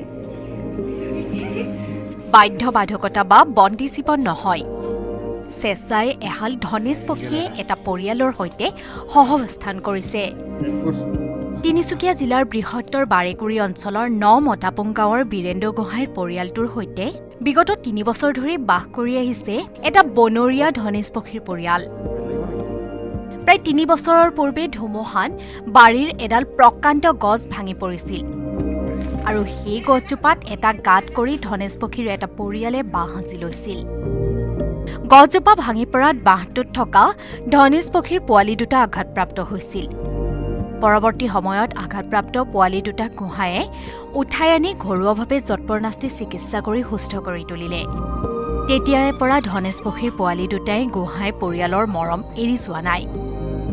ধনেশ পক্ষীৰ পোৱালি দুটাই ঘৰৰ হাঁহ, কুকুৰা, মেকুৰী, কুকুৰৰ লগত উমলি জামলি সময় অতিবাহিত কৰে। ধনেশ পক্ষীৰ পোৱালি দুটাক চাবলৈ বনৰীয়া মাক দেউতাকে দিনটোত 2-3 বাৰ অহাৰ লগতে নিজ মুখেৰে মুখত আহাৰ খুৱাই আৰু কিছু মৰম কৰি যায়। এতিয়া বিভিন্ন ঠাইৰ পৰ্যটকৰ লগতে বন বিভাগৰ লোকৰ বাবে আকৰ্ষণৰ কেন্দ্ৰবিন্দু হৈ পৰিছে ধনেশ পক্ষী দুটা। এতিয়া আমি যি খাওঁ সিহঁতে খাই, ভাত খালে ভাত খাই, বিস্কুট খালে বিস্কুট খাই, মুঠতে এনেকৈ আছে আৰু সিহঁতি দিনটো ক'ৰবালৈ এৰি থৈ গ'লেও নাযায়, এনেকৈয়ে থাকে। গছৰ ওপৰত থাকিলেও খাবলৈ মাতিলে আহে। 3 বছৰ হৈ গ'ল ডাঙৰ হ'ল, তেওঁলোকে নাযায়গৈ নেকি? নাযায়গৈ, গ'লেও আকৌ আহে। মুঠতে হেৰি বাঢ়ি নহয়, বাঢ়ি নহয়। 3টাকৈ বছৰে পৰিয়ালটোৰ সৈতে বাস কৰি ঘৰৰে এটি সন্তানৰ দৰে অনুভৱ হোৱাৰ লগতে মৰম চেনেহ তেনেদৰেই কৰা হয় বুলি জানিব দিয়ে গোহাঁই পৰিবাৰে। মানুহে খাবলৈ বুলি অনা কল বিস্কুটৰ লগতে মানুহে খোৱা ভাত খায়ে সন্তুষ্ট লাভ কৰে ধনেশ পক্ষীহালে। লক্ষণীয়ভাৱে বাৰেকুৰি অঞ্চলটোত প্ৰায় 30টাতকৈ অধিক এটা ধনেশ পক্ষীৰ জাকে মানুহৰ বাৰীৰে বাৰীৰে ঘূৰি ফুৰে।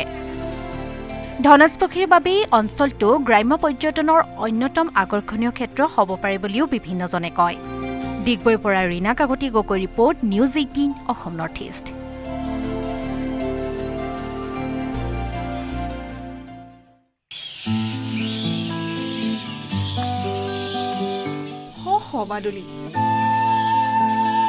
বাদুলিৰ চিৰাচৰিত ভংগী মাৰে গছৰ ডালত ঠেঙেৰে খামুচি ওলমি আছে বাদুলি। কাষতে বাদুলিৰ বাঁহ, বাদুলিৰ বাঁহ। এদিন দুদিনৰ কথা নহয়, এয়া প্ৰায় 30 বছৰ ধৰি এইখন বাৰীত হাজাৰ হাজাৰ বাদুলি বাস কৰি আহিছে।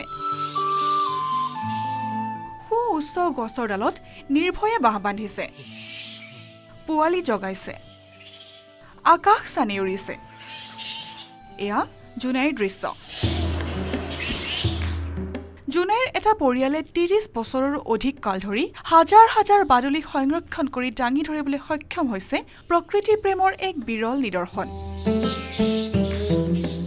সম্প্ৰতি একাংশ দুষ্কৃতিকাৰীৰ কবলত ধ্বংসৰ গৰাহত পৰি সংকুচিত হৈ আহিছে বনাঞ্চল। চৰাই চিৰিকটি জীৱ জন্তুৰ বাসস্থানৰ অভাৱ ঘটাৰ লগতে বহু আপুৰুগীয়া চৰাই চিৰিকটি আৰু বন্যপ্ৰাণী বিলুপ্তি হ'বলৈ ধৰিছে। এনে সময়তে জোনাইৰ অমৃতপুৰ গাঁৱৰ নিবাসী লক্ষীকান্ত পেগু আৰু তেওঁৰ পৰিয়ালে যোৱা প্ৰায় 30 বছৰৰ অধিক কাল ধৰি হাজাৰ হাজাৰ বাদুলি সংৰক্ষণ কৰি আহিছে। প্ৰায় 97-98 চনমানৰ পৰাই ইয়াত আছে বাদুলিবিলাক। আমি আমাৰ ফালৰ পৰা যথেষ্ট সংৰক্ষণৰ কাৰণে, ৰক্ষণাবেক্ষণৰ কাৰণে কৰোঁ, প্ৰচেষ্টা কৰা যায়। ঘৰুৱাভাৱে আমাৰ ঘৰৰ মানুহখিনিয়ে চেষ্টা কৰিছোঁ, কিন্তু মাজে মাজে আমাৰ অনুপস্থিতিত তেওঁলোকে অনিষ্ট কৰে আহি পেলাই। আমাৰ সকলোৰে প্ৰচেষ্টা থাকিব লাগে এই বাদুলিখিনি কেনেকৈ সংৰক্ষণ কৰা যায়। অমৃতপুৰ গাঁৱৰ লক্ষীকান্ত পেগুৰ লগতে তেওঁৰ পৰিয়ালে যোৱা প্ৰায় 30 বছৰে বাদুলি সংৰক্ষণৰ উদ্দেশ্যে নিজৰ বাৰীখন বাদুলিৰ বাসস্থান হিচাপেই ৰাখিছে। ৰাতি খাদ্যৰ সন্ধানত দূৰ দূৰণিলৈ ওলাই যোৱা হাজাৰ হাজাৰ বাদুলিয়ে পুৱা পুনৰ ঘূৰি আহি যেন পেগুৰ পৰিয়ালটোৰ লগতে ওচৰ চুবুৰীয়াক পুৱাৰ অভিনন্দন জনায়। প্ৰকৃতিপ্ৰেমী লক্ষীকান্ত পেগু আৰু তেওঁৰ পৰিয়ালৰ বাদুলি সংৰক্ষণে দাঙি ধৰিছে প্ৰকৃতি প্ৰেমৰ বিৰল নিদৰ্শন। Bureau' report, News 18 Assam North east.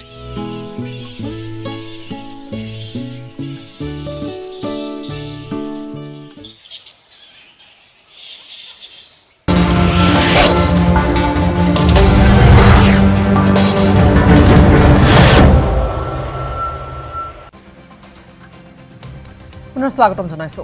ত্ৰিপুৰাত বলিছে নিৰ্বাচনী গৰম বতাহ। একেদিনাই নিৰ্বাচনী প্ৰচাৰৰ বাবে ত্ৰিপুৰাত উপস্থিত বিজেপিৰ ৰাষ্ট্ৰীয় সভাপতি জে.পি. নাড্ডা আৰু অসমৰ মুখ্যমন্ত্ৰী ডক্টৰ হিমন্ত বিশ্ব শৰ্মা।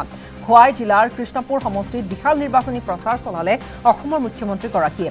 ইপিনে বিধানসভা নিৰ্বাচনৰ প্ৰচাৰৰ বাবে উনাকটি জিলাত উপস্থিত হ'ল বিজেপিৰ ৰাষ্ট্ৰীয় সভাপতিগৰাকী। কুমাৰঘাটৰ PWD মৈদামত বিশাল জনসভা সম্বোধন কৰিলে JP নাড্ডাই বিজেপিৰ দুয়োগৰাকী ষ্টাৰ কেম্পেইনাৰে নিৰ্বাচনী প্ৰচাৰ চলাই বিৰোধীক দিলে তুলাধুনা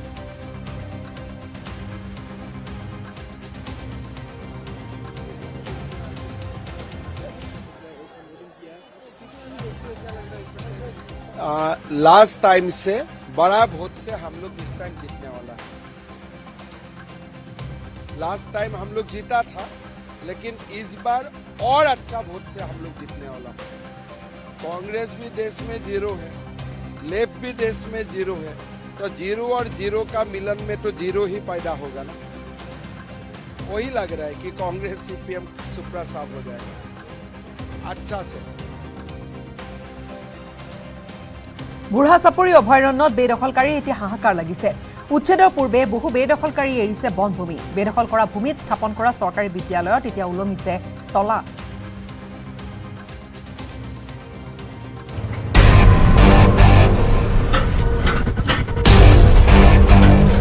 বুঢ়া চাপৰি অভয়াৰণ্যত 15 দিনৰ সময়সীমাৰে দিয়া উচ্ছেদৰ জাননীয়ে এতিয়া হাহাকাৰ লগাইছে বেদখলকাৰীৰ মাজত উচ্ছেদৰ পূৰ্বে নিতৌ বহু বেদখলকাৰীয়ে ইতিমধ্যে বনভূমি ত্যাগ কৰিছে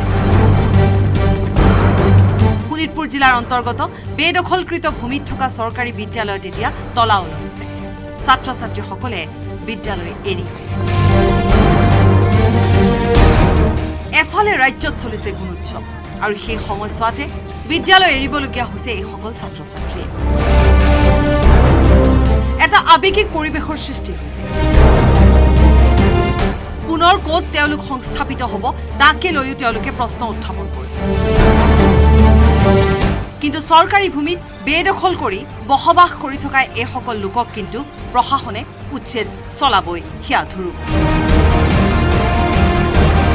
তেওঁলোকে কৈছে অসমৰ কোনো ঠাইত তেওঁলোকৰ আৰু মাটি নাই ৪৫ বছৰ ধৰি তেওঁলোকে ইয়াতেই বসবাস কৰি আছে প্ৰায় ৫৯৭৪ বিঘা ভূমিত বেদখলকাৰীসকলে অবৈধভাৱে বেদখল কৰি ঘৰ-দুৱাৰ নিৰ্মাণ কৰাই নহয় বিদ্যালয় গঢ়ি উঠিছে বিশেষকৈ হিয়ালি লাঠিমাৰী আৰু গণেশতাপু চৰত আছে কেইবাখনো বিদ্যালয় উপায়ন্তৰ হৈ পৰিছে ছাত্ৰ-ছাত্ৰীসকল কিন্তু হাতত সময় আছে 15 দিন মাথো এই 15 দিনৰ ভিতৰতে বেদখলকাৰীয়ে এৰিব লাগিব বনভূমি তো সৰকাৰেৰ এটা বস্তু চিন্তা কৰিব লাগিছিল এই চৰ অঞ্চলত যেবিলাক ৰাইজ আছে এইবিলাক দুখীয়া মানুহ এইখিনি মানুহৰ কোনো যাৱাৰ জাগা নাই কোনো ঠাইত জাগা নাই আমি সেই মৰ্মে সৰকাৰক এটা কাতৰ আহ্বান জনাও যে আমাৰ এই মানুহখিনিক যাতে পুনৰ কোনো ঠাইত হস্তাপন দিয়ে 15 দিনৰ সময়সীমাৰ ভিতৰতে অন্য ঠাইত তেওঁলোকে সংস্থাপিত হ'ব লাগিব যাৰ বাবে বেদখলকাৰীৰ মাজত তৎপৰতাও দেখিবলৈ পোৱা গৈছে কিন্তু দুখটো ভাগি পৰিছে ৰাজ্যৰ বিভিন্ন প্ৰান্তত বেদখলকৃত ভূমিসমূহ বৰ্তমান উচ্ছেদ চলাই বেদখলমুক্ত কৰি থকা হৈছে তাৰ মাজতে বুঢ়া চাপৰি অন্যতম চৰকাৰ নিজৰ সিদ্ধান্তত অটল প্ৰশাসন সাজু ৰূপহীহাটৰ পৰা মুজামিল হকৰ report news 18 Assam North east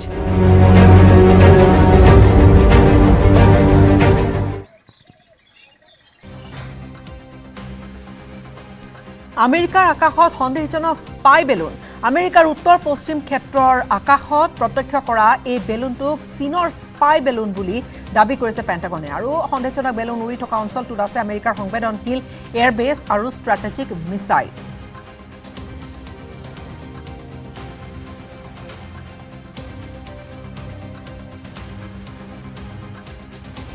আনে খবৰ কাজিৰঙাত পুনৰ পৰ্যটকৰ গাড়ী লৈ ললে গড়ে চুচা এক বিৰল অভিজ্ঞতাৰ সন্মুখীন হ'ল এটা পৰ্যটকৰ দল কহৰা বনাঞ্চলত ঘটি গ'ল এই ঘটনা Wednesday, February 1st.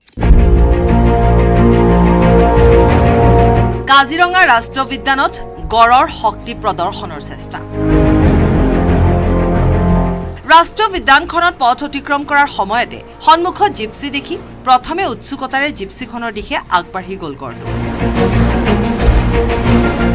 জিপচিখনৰ দিশে এখোজ দুখোজকৈ আগবাঢ়ি ফেপেৰি পাতি চুচা ললে গড়টোৱে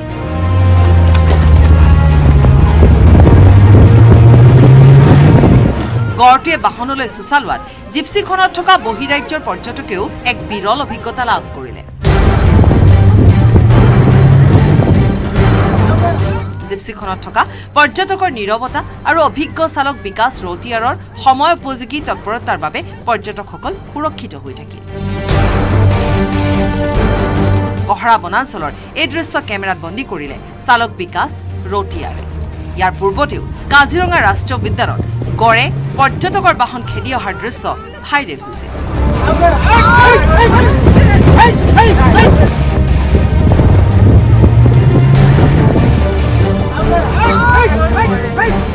কাজিৰঙাৰ পৰা বিতুপন বৰাৰ report news 18 Assam North east.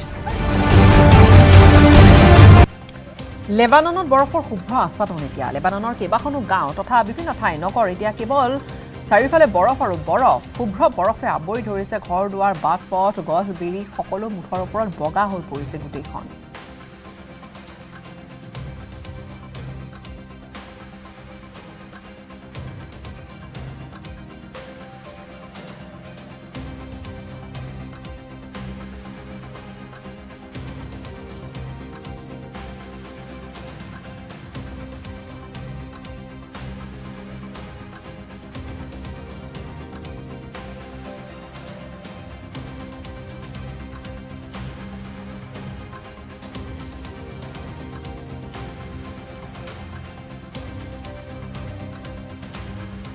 হঠাৎ নগাঁৱৰ ৰাজপথত হাতত উদ্যত চুৰি লোৱা অৱস্থাত দেখা গ'ল প্ৰাক্তন মন্ত্ৰী ৰকিবুল হুছেইনক। পিছে কিয় প্ৰাক্তন মন্ত্ৰী ৰকিবুল হুছেইনে ল'লে এই ৰূপ? চাওক এই প্ৰতিবেদন আৰু ইয়াৰ সৈতে বিদায় লওঁ।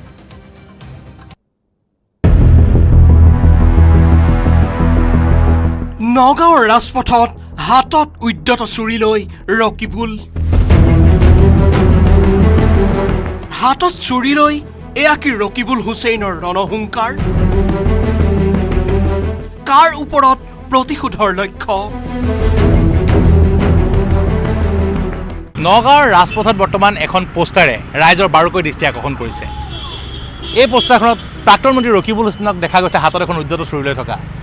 পিছে অভিনয় নহয়, ৰাজনীতিৰ পৰা অভিনয়ৰ জগতত খোজ পেলাইছে প্ৰাক্তন মন্ত্ৰী ৰকিবুল হুছেইনে। আৰু এখন আপোন মানুহ নামৰ এখন আটকজনীয়া নাট নগাঁও জিলা পুথিভঁৰালত যিখন প্ৰদৰ্শিত হ'ব, তাত ৰকিবুল হুছেইনে বিশেষ চৰিত্ৰত অভিনয় কৰিছে।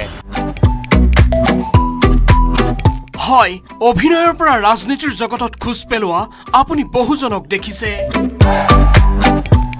পিছে এইবাৰ ৰাজনীতিৰ পৰা অভিনয় জগতত খোজ পেলাবলৈ সাজু হৈছে ৰকিবুল হুছেইন।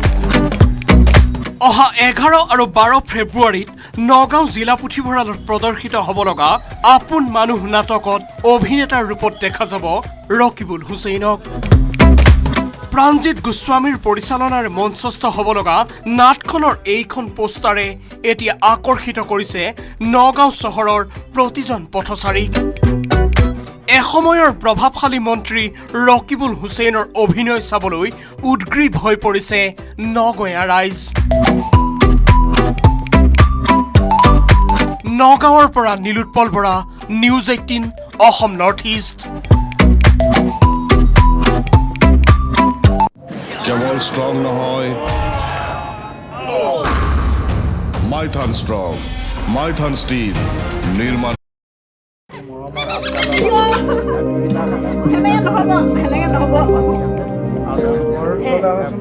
মানুহৰ সৈতে বনৰীয়া চৰাই সহৱস্থান, বাধ্যবাধকতা বা বন্দী জীৱন নহয়। চেঁচাই এহাল ধনেশ পক্ষীয়ে এটা পৰিয়ালৰ সৈতে সহৱস্থান কৰিছে। তিনিচুকীয়া জিলাৰ বৃহত্তৰ বাৰেকুৰি অঞ্চলৰ ৯ মতাপুং গাঁৱৰ বীৰেন্দ্ৰ গোহাঁইৰ পৰিয়ালটোৰ সৈতে বিগত ৩ বছৰ ধৰি বাস কৰি আহিছে এটা বনৰীয়া ধনেশ পক্ষীৰ পৰিয়াল। প্ৰায় ৩ বছৰৰ পূৰ্বে ধুমুহাত বাৰীৰ এডাল প্ৰকাণ্ড গছ ভাঙি পৰিছিল আৰু সেই গছজোপাত এটা গাঁত কৰি ধনেশ পক্ষীৰ এটা পৰিয়ালে বাঁহ সাজি লৈছিল। গছজোপা ভাঙি পৰাত বাঁহটোত থকা ধনেশ পক্ষীৰ পোৱালি দুটা আঘাতপ্ৰাপ্ত হৈছিল। পৰৱৰ্তী সময়ত আঘাতপ্ৰাপ্ত পোৱালি দুটাক গোহাঁয়ে উঠাই আনি ঘৰুৱাভাৱে যৎপৰনাস্তি চিকিৎসা কৰি সুস্থ কৰি তুলিলে। তেতিয়াৰে পৰা ধনেশ পক্ষীৰ পোৱালি দুটাই গোহাঁই পৰিয়ালৰ মৰম এৰি যোৱা নাই। ধনেশ পক্ষীৰ পোৱালি দুটাই ঘৰৰ হাঁহ, কুকুৰা, মেকুৰী, কুকুৰৰ লগত উমলি জামলি সময় অতিবাহিত কৰে। ধনেশ পক্ষীৰ পোৱালি দুটাক চাবলৈ বনৰীয়া মাক দেউতাকে দিনটোত 2-3 বাৰ অহাৰ লগতে নিজ মুখেৰে মুখত আহাৰ খুৱাই আৰু কিছু মৰম কৰি যায়। এতিয়া বিভিন্ন ঠাইৰ পৰ্যটকৰ লগতে বন বিভাগৰ লোকৰ বাবে আকৰ্ষণৰ কেন্দ্ৰবিন্দু হৈ পৰিছে ধনেশ পক্ষী দুটা। এতিয়া আমি যি খাওঁ তিহকে খাই, ভাত খালে ভাত খাই, বিস্কুট খালে বিস্কুট খাই, মুঠতে এনেকৈ আছে আৰু সিহঁতি দিনটো ক'ৰবালৈ এৰি থৈ গ'লেও নাযায়, এনেকৈয়ে থাকে। গছৰ ওপৰত থাকিলেও খাবলৈ মাতিলে আহে। 3 বছৰ হৈ গ'ল ডাঙৰ হ'ল, তেওঁলোকে নাযায়গৈ নেকি? নাযায়গৈ, গ'লেও আকৌ আহে। মুঠতে হেৰি বাঢ়ি নহয়, বাঢ়ি নহয়। 3টাকৈ বছৰে পৰিয়ালটোৰ সৈতে বাস কৰি ঘৰৰে এটি সন্তানৰ দৰে অনুভৱ হোৱাৰ লগতে মৰম চেনেহ তেনেদৰেই কৰা হয় বুলি জানিব দিয়ে গোহাঁই পৰিবাৰে। মানুহে খাবলৈ বুলি অনা কল বিস্কুটৰ লগতে মানুহে খোৱা ভাত খায়ে সন্তুষ্ট লাভ কৰে ধনেশ পক্ষীহালে। লক্ষণীয়ভাৱে বাৰেকুৰি অঞ্চলটোত প্ৰায় 30টাতকৈ অধিক এটা ধনেশ পক্ষীৰ জাকে মানুহৰ বাৰীৰে বাৰীৰে ঘূৰি ফুৰে। ধনেশ পক্ষীৰ বাবেই অঞ্চলটো গ্ৰাম্য পৰ্যটনৰ অন্যতম আকৰ্ষণীয় ক্ষেত্ৰ হ'ব পাৰে বুলিও বিভিন্নজনে কয়। ডিগবৈৰ পৰা Rina Kakati Gogoi report, news 18 Assam North east.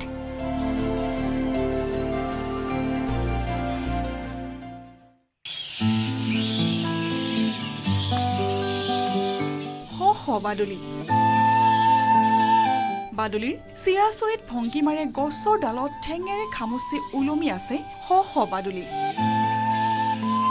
কাষতে বাদুলিৰ বাঁহ, শ বাদুলিৰ বাঁহ।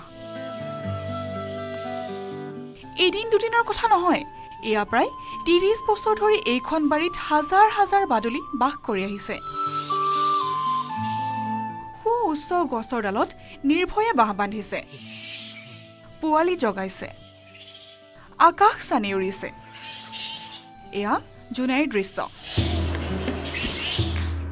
জোনাইৰ এটা পৰিয়ালে 30 বছৰৰো অধিক কাল ধৰি হাজাৰ হাজাৰ বাদুলিক সংৰক্ষণ কৰি দাঙি ধৰিবলৈ সক্ষম হৈছে প্ৰকৃতি প্ৰেমৰ এক বিৰল নিদৰ্শন। সম্প্ৰতি একাংশ দুষ্কৃতিকাৰীৰ কবলত ধ্বংসৰ গৰাহত পৰি সংকুচিত হৈ আহিছে বনাঞ্চল। চৰাই চিৰিকটি জীৱ জন্তুৰ বাসস্থানৰ অভাৱ ঘটাৰ লগতে বহু আপুৰুগীয়া চৰাই চিৰিকটি আৰু বন্যপ্ৰাণী বিলুপ্তি হ'বলৈ ধৰিছে। এনে সময়তে জোনাইৰ অমৃতপুৰ গাঁৱৰ নিবাসী লক্ষীকান্ত পেগু আৰু তেওঁৰ পৰিয়ালে যোৱা প্ৰায় 30 বছৰৰ অধিক কাল ধৰি হাজাৰ হাজাৰ বাদুলি সংৰক্ষণ কৰি আহিছে। প্ৰায় 97-98 চনমানৰ পৰাই ইয়াত আছে বাদুলিবিলাক। আমি আমাৰ ফালৰ পৰা যথেষ্ট সংৰক্ষণৰ কাৰণে, ৰক্ষণাবেক্ষণৰ কাৰণে কৰোঁ, প্ৰচেষ্টা কৰা যায়। ঘৰুৱাভাৱে আমাৰ ঘৰৰ মানুহখিনিয়ে চেষ্টা কৰিছোঁ, কিন্তু মাজে মাজে আমাৰ অনুপস্থিতিত তেওঁলোকে অনিষ্ট কৰে আহি পেলাই। আমাৰ সকলোৰে প্ৰচেষ্টা থাকিব লাগে এই বাদুলিখিনি কেনেকৈ সংৰক্ষণ কৰা যায়। অমৃতপুৰ গাঁৱৰ লক্ষীকান্ত পেগুৰ লগতে তেওঁৰ পৰিয়ালে যোৱা প্ৰায় 30 বছৰে বাদুলি সংৰক্ষণৰ উদ্দেশ্যে নিজৰ বাৰীখন বাদুলিৰ বাসস্থান হিচাপেই ৰাখিছে। ৰাতি খাদ্যৰ সন্ধানত দূৰ দূৰণিলৈ ওলাই যোৱা হাজাৰ হাজাৰ বাদুলিয়ে পুৱা পুনৰ ঘূৰি আহি যেন পেগুৰ পৰিয়ালটোৰ লগতে ওচৰ চুবুৰীয়াক পুৱাৰ অভিনন্দন জনায়। প্ৰকৃতিপ্ৰেমী লক্ষীকান্ত পেগু আৰু তেওঁৰ পৰিয়ালৰ বাদুলি সংৰক্ষণে দাঙি ধৰিছে প্ৰকৃতি প্ৰেমৰ বিৰল নিদৰ্শন। Bureau report, news 18 Assam North east.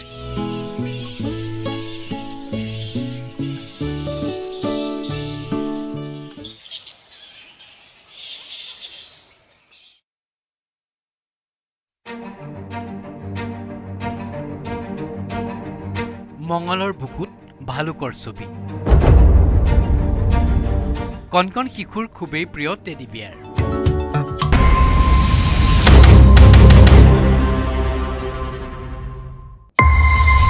Nirmalaji, thank you so much for giving us this first budget interview to a streaming service and a private news channel. Through this interview, you will reach the length and breadth of the country through all our News 18 channels, CNBC TV 18, CNN News 18, News 18 India, and a slew of digital properties, moneycontrol.com, First Post, and News18.com. Thank you so much for this. My first question, this is your 5th budget. You were navigating 2 epochal events in the last couple of years. One was the ongoing pandemic and its impact, and the other was the war in Ukraine. What I would like to understand from you is what was going on in the mind of Nirmala Sitharaman, and how she was dealing with policy making in these last 5 historic years.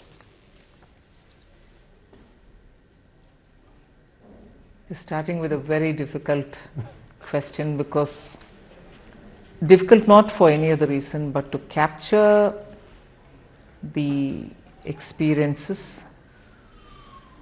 the as I say, anubhav, going through that, and also to look back at it now when you're probably slightly out of it. It's very difficult to describe in, let's say, a short, brief answer. I can understand. But yet, if you have to really capture it, I had no precedent before me to handle such a situation. There were no given templates. There were no examples to follow.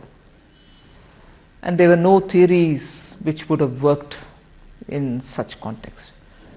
So essentially, we were going by continuous conversation with all kinds of stakeholders.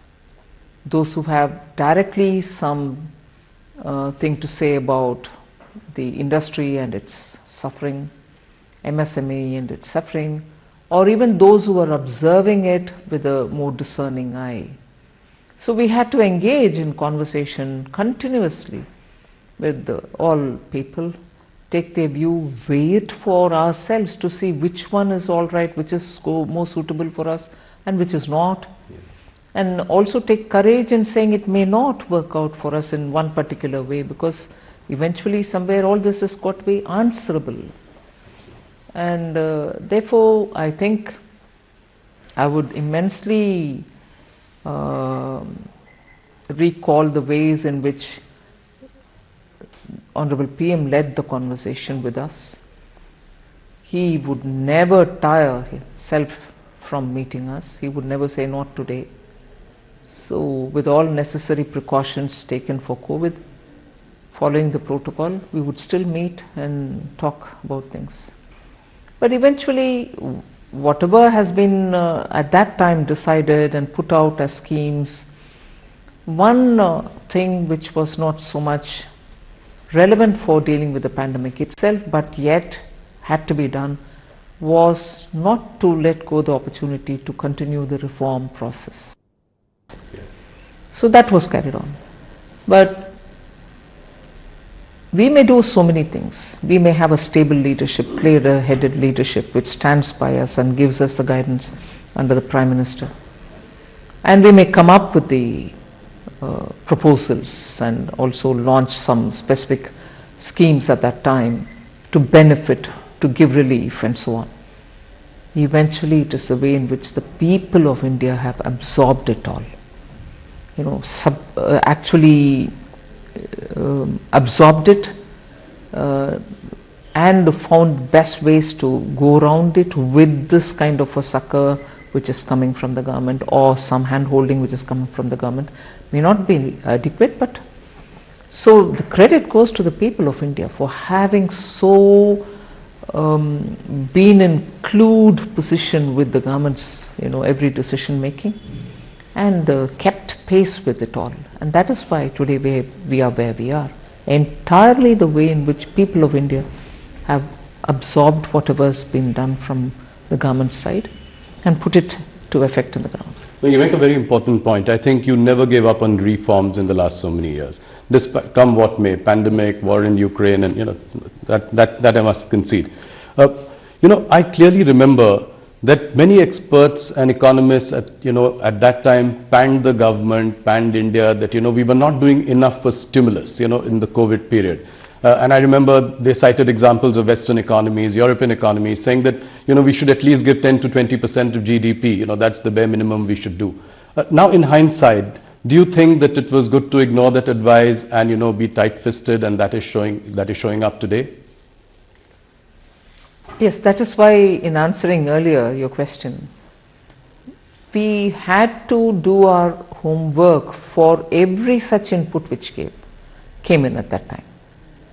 Oh, why? We could have always said, no, this is what appeals to us, and we would have gone ahead. No, but we had to consider every such advice which came in, and also go through the depths of what it would mean, how will it be executed, whether it can really bear the results and so on, only because whether we choose one way or not, we should know why we have not chosen a particular way and be able to justify saying our understanding was this and that's why we didn't take it. Today I have the advantage of looking back at it and say, good that I didn't take it because the results would have been very different. But the fact remains that we went through every one of the suggestions with equal open-mindedness and rigor. You know, Nirmalaji, if I look at this budget, coming to this budget, the central theme, and you know, you've elaborated, you've articulated it in your speech subsequently as well, but I would still like to ask this question, that there is a big push to capital expenditure on one hand, on the other you've also given a lot of money into the hands of the middle class and the rich so that there is a consumption boom. You know, all this while keeping the fiscal discipline in place, you know, as you had promised. 5.9%, so that's giving some comfort to everyone. What I want to understand is, what are the few outcomes, big outcomes that you're looking at from this budget? If well executed, if the states and the center work together, I expect tourism to really see a sea change. Flow of people coming in both from one other states and also from abroad. It should actually be a good way of, you know, keeping the economy active. If that is going to be this year and also medium term, I also see the momentum that PM Vikas scheme is going to come up with. Because what it does, at least from the way in which I have done this work on understanding that scheme and to see how best it can be tailored, it touches that segment which is sort of self-employed, which has skills, which may be traditional skills, but which are very productively used, and that itself has a huge market, niche market of its own. If by launching PM Vikas we will be able to touch upon a large section, not confined to any particular few castes which go by the description Vishwakarma, but we are including everybody who uses his hand with some tools, produces things. That's a huge layer which doesn't get covered under A scheme or B scheme or C scheme. Now we are touching them. We are actually giving that material difference of receiving better attention, better raw material, better marketing, better professionalized way of aggregation and so on, with better fair rated credit from bank and so on. I think that layer which has remained unseen, untouched till now, but very recognized because of the quality of products that they produce, will now make a big difference to us. Equally, the push on green is not going to be any less. In every sector, there's been provisions made in the budget for them to do the transition from depending on fossil fuel to a renewable energy source-based fuel. And that will touch every walk of life, not just farmers, not just women in the household, both from the point of view of user and also producer. You will generate enough power for yourself and be able to also sell it. And the final but most important, I would think, is the way we are going to shake up and also give life to the self-help women's groups which exist in the rural parts of the country. Some states have extraordinarily done well on SHGs in the last few decades. It's not as if they have been formed only today. A couple of decades they've been on the ground. 81 lakh of them, groups, exist. And it is they who we are now trying to aggregate, bring them together like clusters, see what they want to do in terms of production or services. For instance, I just bring in a very private sector example. Lijjat, the papad, after all was a women's somewhat self-help group. look at the kind of product, the quality, the branding, the perception about what is legit can always be superior in quality. There's never a compromise on it, and people seek it, even though from the general papad pricing it is slightly higher in price, but still people prefer it. So like that, SHGs, and I don't want just to end with papad making. It should be everything else also.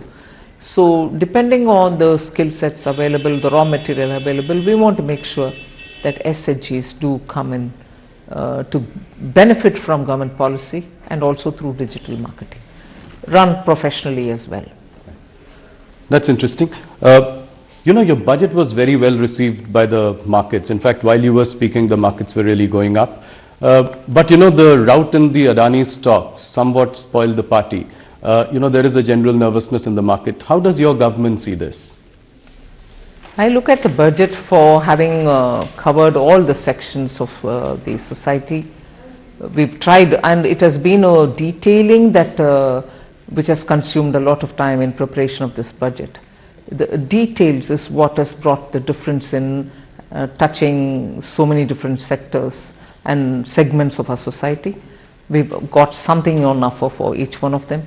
So therefore, if it's being received very well, I'm very glad. But of course, that motivates me to be able to now take it upon myself to better implement it down to the last person who's aimed at.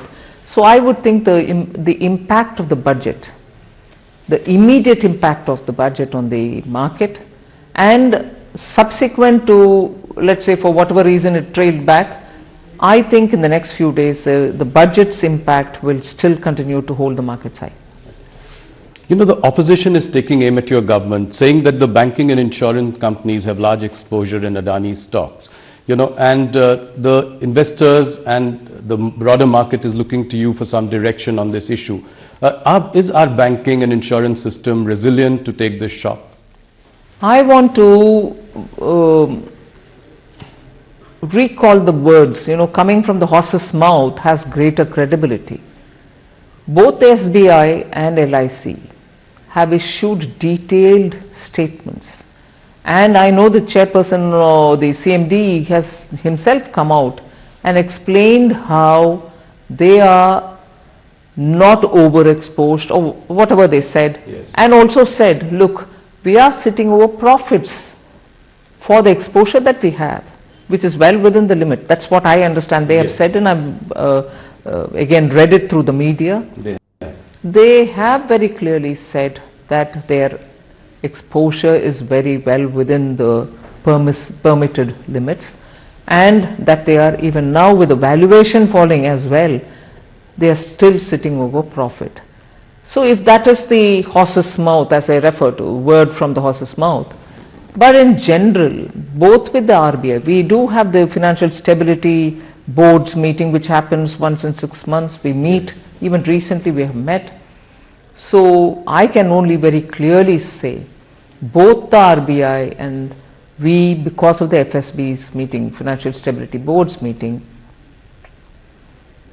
know that the Indian banking system, if anything, at this stage, for me to use this word, I want to use it with a sense of responsibility, like having gone through the twin balance sheet problem. Indian banking sector today is at a comfortable level, with their NPAs coming down to absolutely low levels, recovery is happening, and their position is very sound, which gets reflected in the fact that when they go to raise monies in the market, they are absolutely comfortably raising monies as well. So the entire macroeconomic analysis which any expert would do also highlights the fact that how comfortable the Indian banks are placed in. That cannot be that if they are at risk. Some of the global investors as well, you know, as a knee-jerk reaction, seem to have pulled out some money in the last couple of days. Some have put, you know, fresh investments on hold. What would your message be to the global investors? India remains as before an absolutely well-governed, stable government, and also very well, regulated financial market. And as a result, I think the investor confidence which existed before shall continue even now. Our regulators are normally very, very stringent about certain governance practices, and therefore they should, one instance, however much talked about globally it may be, I would think is not going to be indicative of how well Indian financial markets are governed. So many lessons have been learned over the decades, and therefore I think our regulators have kept our market well in prime and prim condition. Thank you. That's very reassuring coming from the Finance Minister. Let me move on to the next question around the budget, and this is to do with the economy.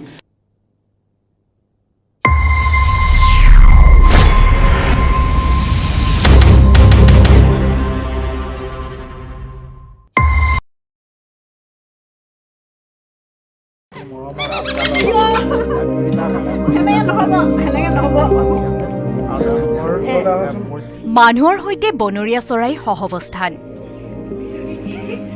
বাধ্যবাধকতা বা বন্দিজীৱন নহয় চেঁচাই এহাল ধনেশ পক্ষীয়ে এটা পৰিয়ালৰ সৈতে সহৱস্থান কৰিছে তিনিচুকীয়া জিলাৰ বৃহত্তৰ বাৰেকুৰি অঞ্চলৰ ৯ মতাপুং গাঁৱৰ বীৰেন্দ্ৰ গোহাঁইৰ পৰিয়ালটোৰ সৈতে বিগত ৩ বছৰ ধৰি বাস কৰি আহিছে এটা বনৰীয়া ধনেশ পক্ষীৰ পৰিয়াল প্ৰায় ৩ বছৰৰ পূৰ্বে ধুমুহাত বাৰীৰ এডাল প্ৰকাণ্ড গছ ভাঙি পৰিছিল আৰু সেই গছজোপাত এটা গাঁত কৰি ধনেশ পক্ষীৰ এটা পৰিয়ালে বাঁহ সাজি লৈছিল গছজোপা ভাঙি পৰাত বাঁহটোত থকা ধনেশ পক্ষীৰ পোৱালি দুটা আঘাতপ্ৰাপ্ত হৈছিল পৰৱৰ্তী সময়ত আঘাতপ্ৰাপ্ত পোৱালি দুটা গোহাঁয়ে উঠাই আনি ঘৰুৱাভাৱে যৎপৰনাস্তি চিকিৎসা কৰি সুস্থ কৰি তুলিলে তেতিয়াৰে পৰা ধনেশ পক্ষীৰ পোৱালি দুটাই গোহাঁই পৰিয়ালৰ মৰম এৰি যোৱা নাই ধনেশ পক্ষীৰ পোৱালি দুটাই ঘৰৰ হাঁহ কুকুৰা মেকুৰী কুকুৰৰ লগত উমলি জামলি সময় অতিবাহিত কৰে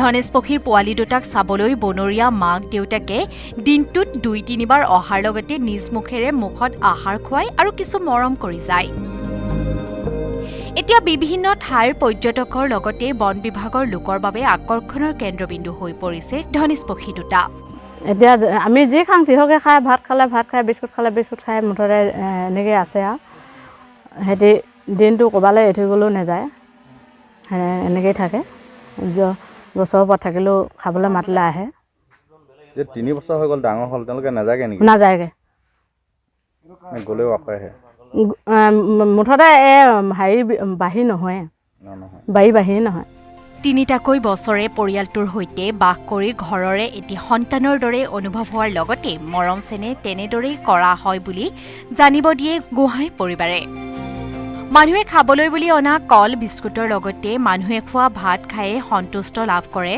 ধনেশ পক্ষীহালে লক্ষণীয়ভাৱে বাৰেকুৰি অঞ্চলটোত প্ৰায় ৩০টাকৈ অধিক এটা ধনেশ পক্ষীৰ জাকে মানুহৰ বাৰীৰে বাৰীৰে ঘূৰি ফুৰে ধনেশ পক্ষীৰ বাবেই অঞ্চলটো গ্ৰাম্য পৰ্যটনৰ অন্যতম আকৰ্ষণীয় ক্ষেত্ৰ হ'ব পাৰে বুলিও বিভিন্নজনে কয় দিগবৈৰ পৰা Rina Kakati Gogoi report news 18 Assam North east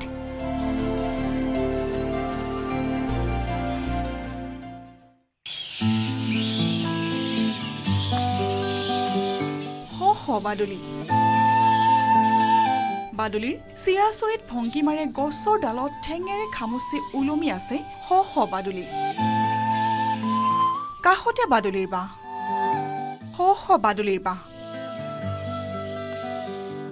এদিন দুদিনৰ কথা নহয় এয়া প্ৰায় ৩০ বছৰ ধৰি এইখন বাৰীত হাজাৰ হাজাৰ বাদুলি বাস কৰি আহিছে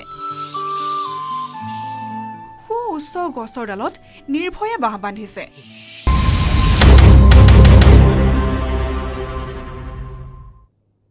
Is the current recovery due to pent-up demand, or do you think that this will be sustained? I think it will be sustained because the pent-up demand argument was very right nearly 4-5 quarters ago when post the Omicron we were coming back. People thought 2022 festival season was driven by revenge shopping. Yes. Pent-up demand and so on, but that pent-up demand won't stretch itself for more than one season if you want to take it that way. 2022 festival season was in its normal course and there was no exaggeration in the markets. or even in consumption. So I think it has now reached a level where it will sustain itself. No, I ask this question also because the rural demand is still tepid. You know, looking at the commentary coming from FMCG companies in India. Also, if we look at, you know, the work under the Manrega scheme and the, you know, and FMCG results, you know, I ask this question in this context as well. Can aggregate demand be more robust?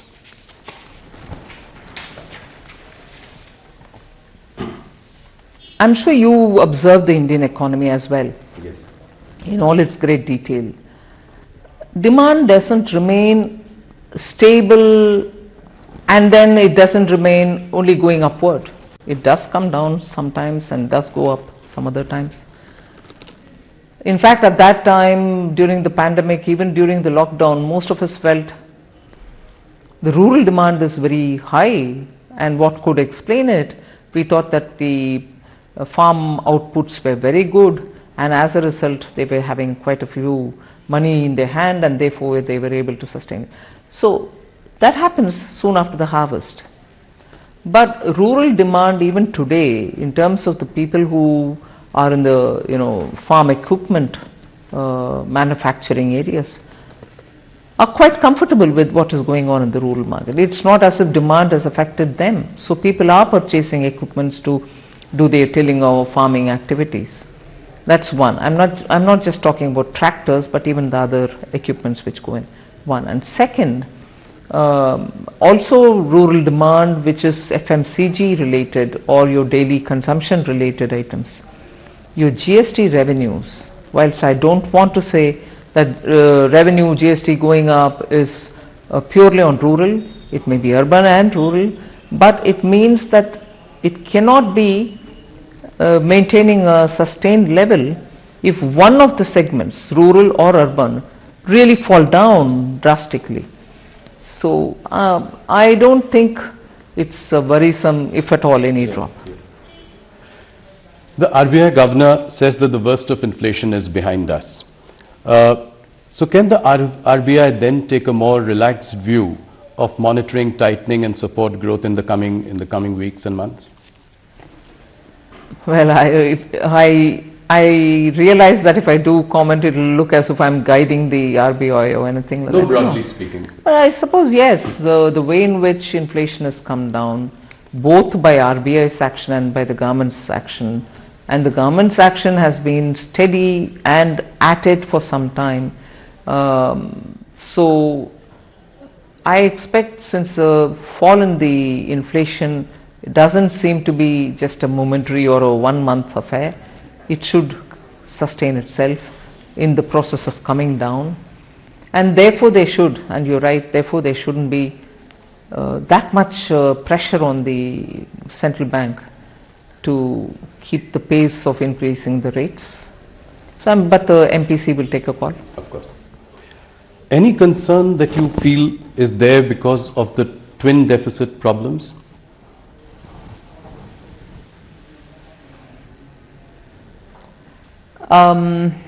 It's not as severe as before.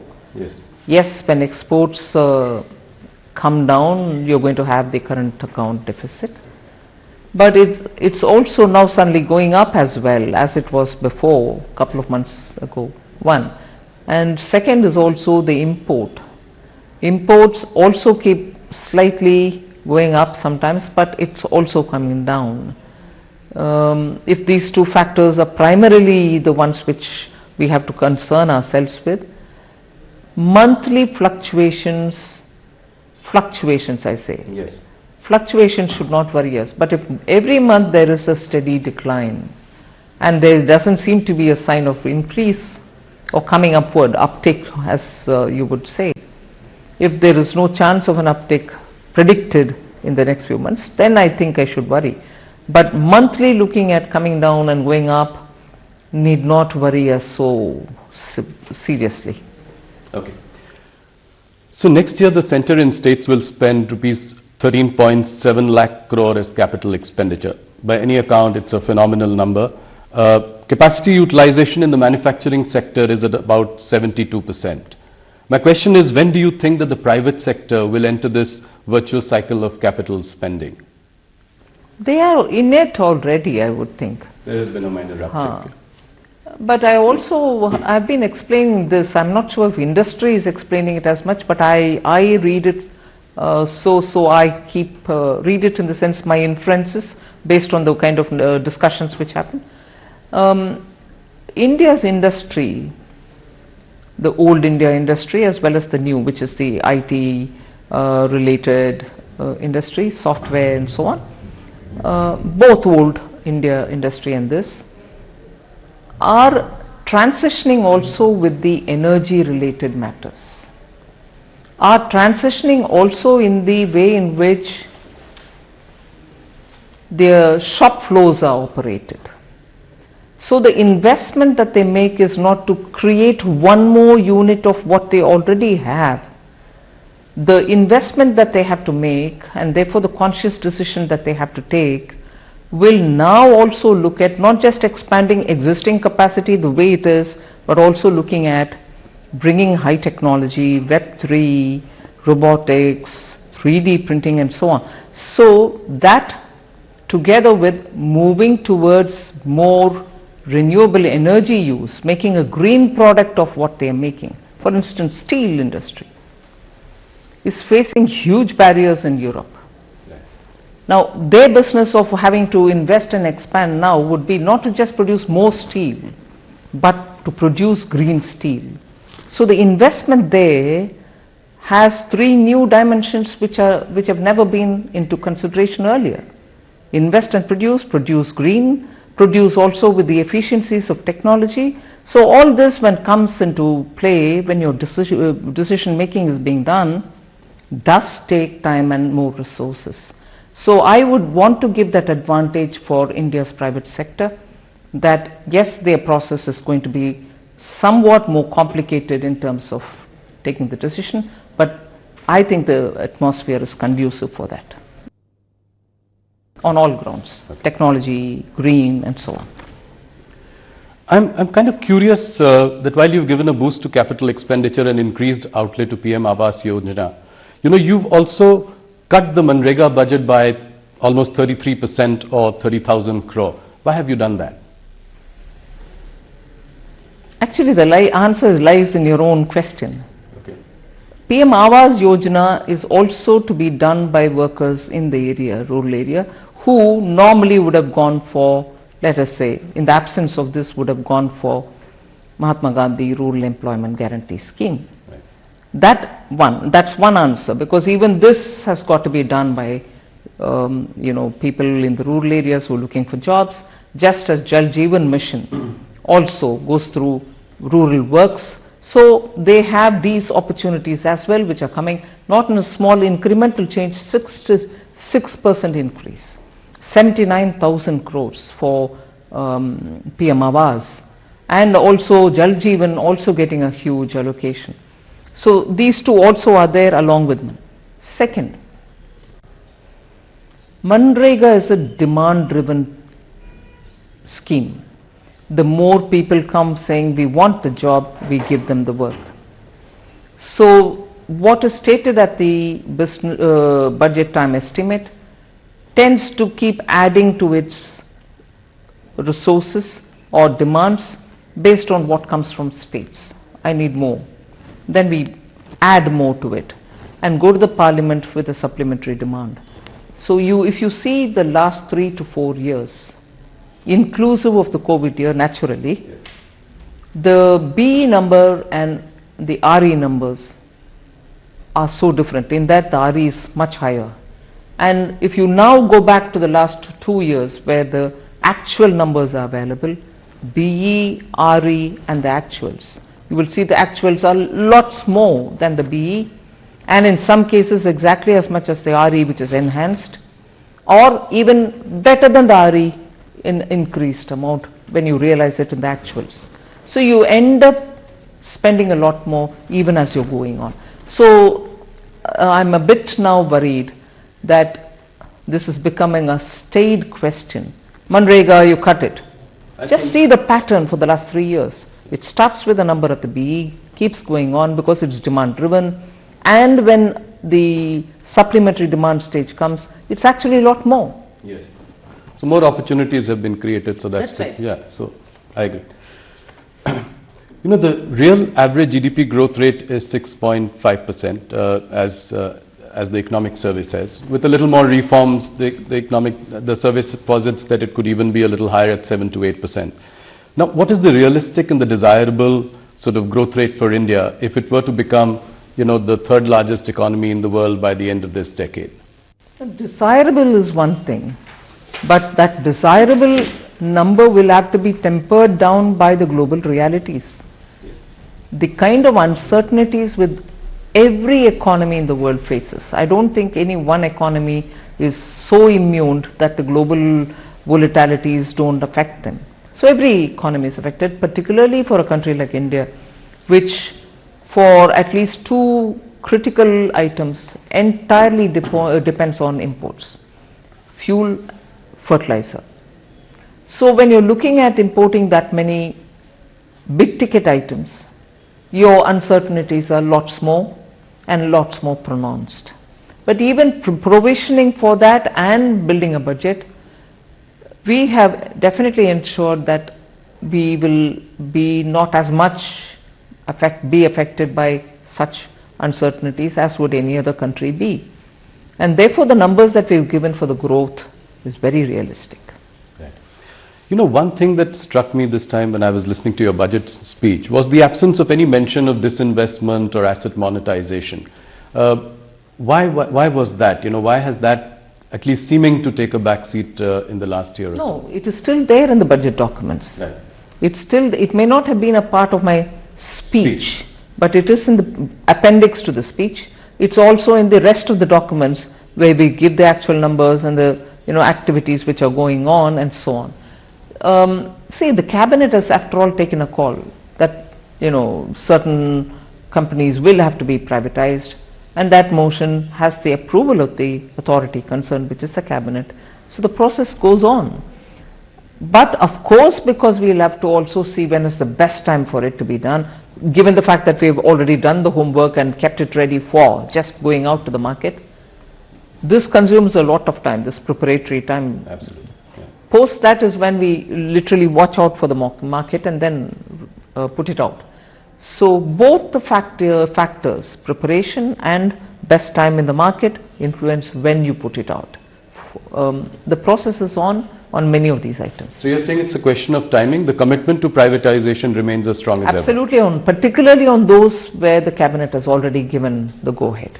So last year you'd spoken about the privatization of 2 PSU banks. What happened to that? Have you identified the banks? Is the process on?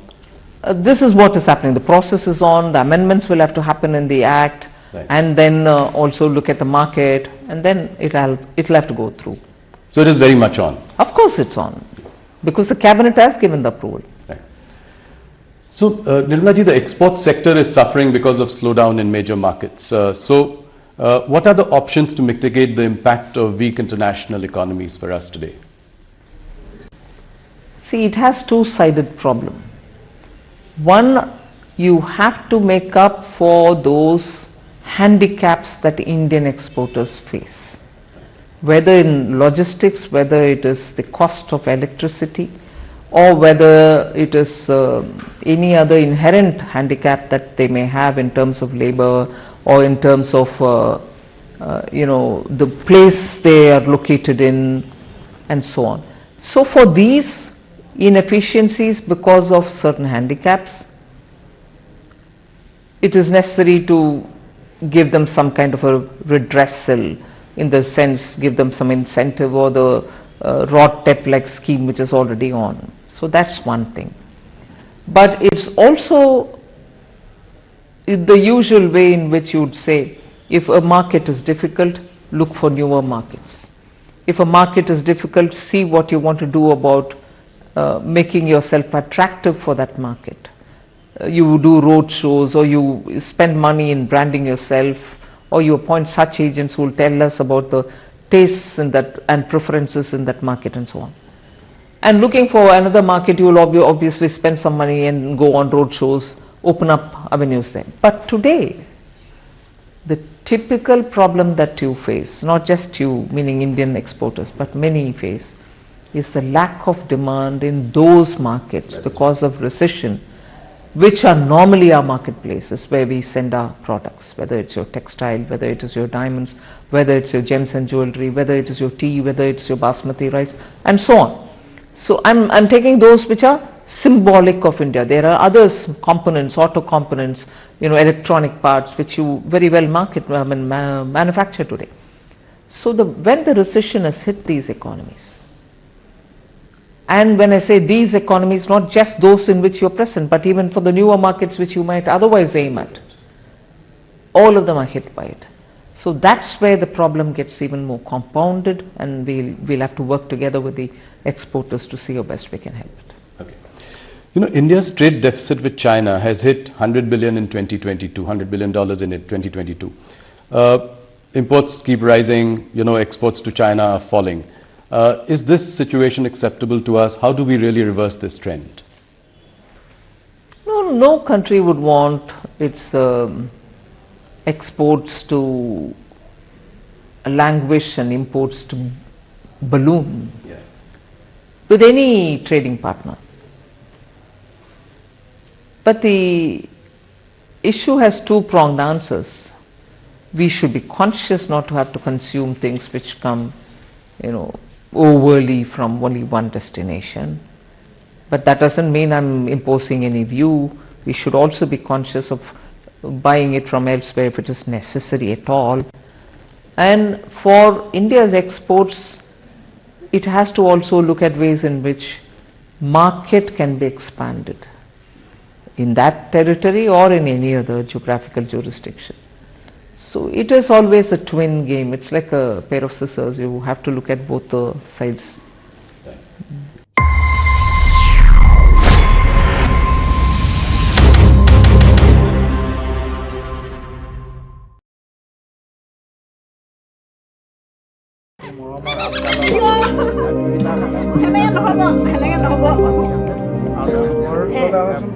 মানুহৰ সৈতে বনৰীয়া চৰাই সহৱস্থান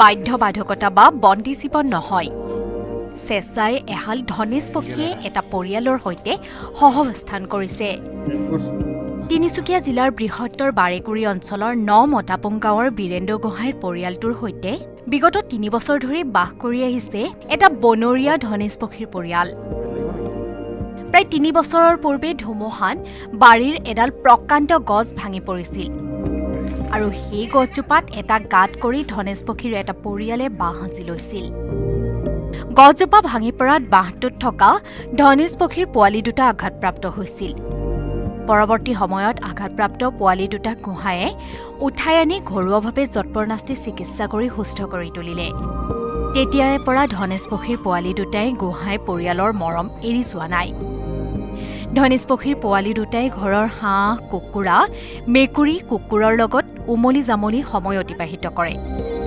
ধনেশ পক্ষীৰ পোৱালি দুটাক চাবলৈ বনৰীয়া মাক দেউতাকে দিনটোত ২-৩ বাৰ অহাৰ লগতে নিজ মুখেৰে মুখত আহাৰ খুৱাই আৰু কিছু মৰম কৰি যায় এতিয়া বিভিন্ন ঠাইৰ পৰ্যটকৰ লগতে বন বিভাগৰ লোকৰ বাবে আকৰ্ষণৰ কেন্দ্ৰবিন্দু হৈ পৰিছে ধনেশ পক্ষী দুটা এতিয়া আমি যি খাং তিহকে খাই ভাত খালে ভাত খাই বিস্কুট খালে বিস্কুট খাই মুঠতে এনেকৈ আছে আৰু সিহঁতি দিনটো ক'ৰবালৈ এৰি থৈ গ'লেও নাযায় এনেকৈয়ে থাকে গছৰ ওপৰত থাকিলেও খাবলৈ মাতিলে আহে ৩ বছৰ হৈ গ'ল ডাঙৰ হ'ল তেওঁলোকে নাযায়গৈ নেকি নাযায়গৈ গ'লেও আকৌ আহে মুঠতে হেৰি বাঢ়ি নহয় বাঢ়ি নহয় তিনিটাকৈ বছৰে পৰিয়ালটোৰ সৈতে বাস কৰি ঘৰৰে এটি সন্তানৰ দৰে অনুভৱ হোৱাৰ লগতে মৰম চেনে তেনেদৰেই কৰা হয় বুলি জানিব দিয়ে গোহাঁই পৰিবাৰে মানুহে খাবলৈ বুলি অনা কল বিস্কুটৰ লগতে মানুহে খোৱা ভাত খায়ে সন্তুষ্ট লাভ কৰে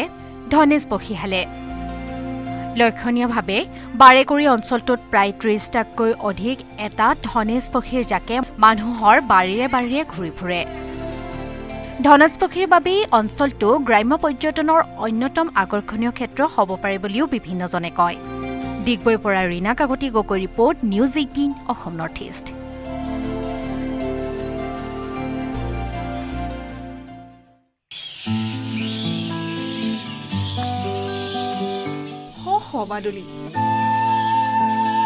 বাদুলিৰ চিৰাচৰিত ভংগীমাৰে গছৰ ডালত ঠেঙেৰে খামুচি ওলমি আছে শ শ বাদুলি কাষতে বাদুলিৰ বাহ শ শ বাদুলিৰ বাহ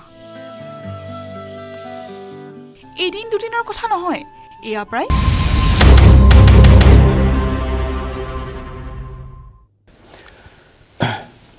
You know, what do you make of this growing clamor, especially in some opposition rule states like Chhattisgarh, Madhya Pradesh, Rajasthan, to bring back the old pension scheme?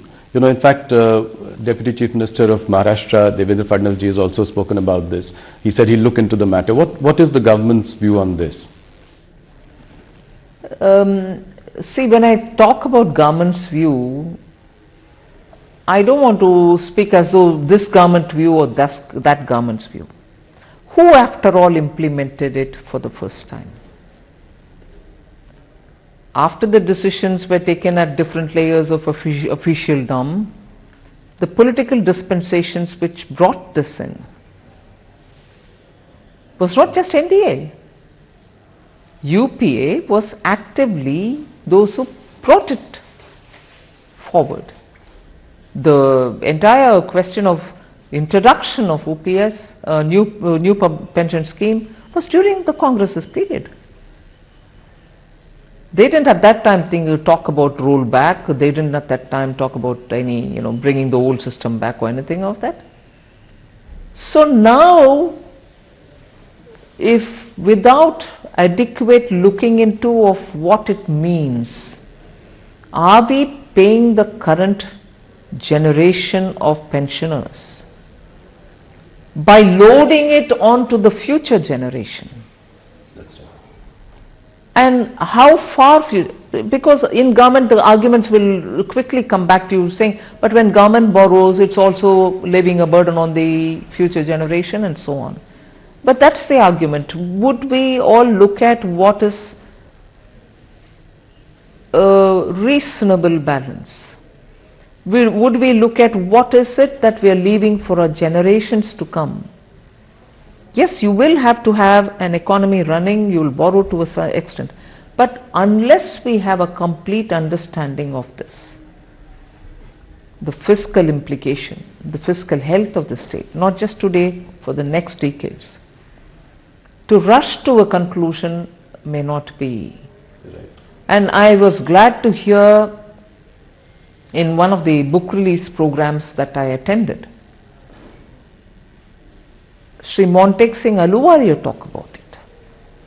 It's not I'm taking up something which emerged out of a private conversation. Right. In a book release, publicly, when asked, he did respond.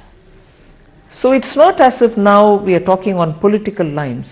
We have to talk on Indian economy, its strength, not just Indian economy as Government of India, but every state's economy, and then take a call on it. That's right. Let's move on to the personal tax front. I think it is one thing that has really wowed everyone, wowed the middle class, your core vote bank also of the BJP. You want, obviously, people to move to the new tax regime. So, by when will you then look at phasing out 80C and 80D deductions? Because, that's really the core of investments, healthcare. When will this happen? What is your time frame to sort of move to the new tax regime entirely? No, I'm not given myself a time frame. I'm more looking at it to make sure every Indian citizen makes his own choice, her choice. It's one thing for me to say I'm bringing in a better system, which is going to be less complicated, in fact, least complicated, which also is going to give you a rate which is going to be reasonable for each one of our levels of income, and make it attractive, therefore, for compliance and also for the rate. I pay less tax there.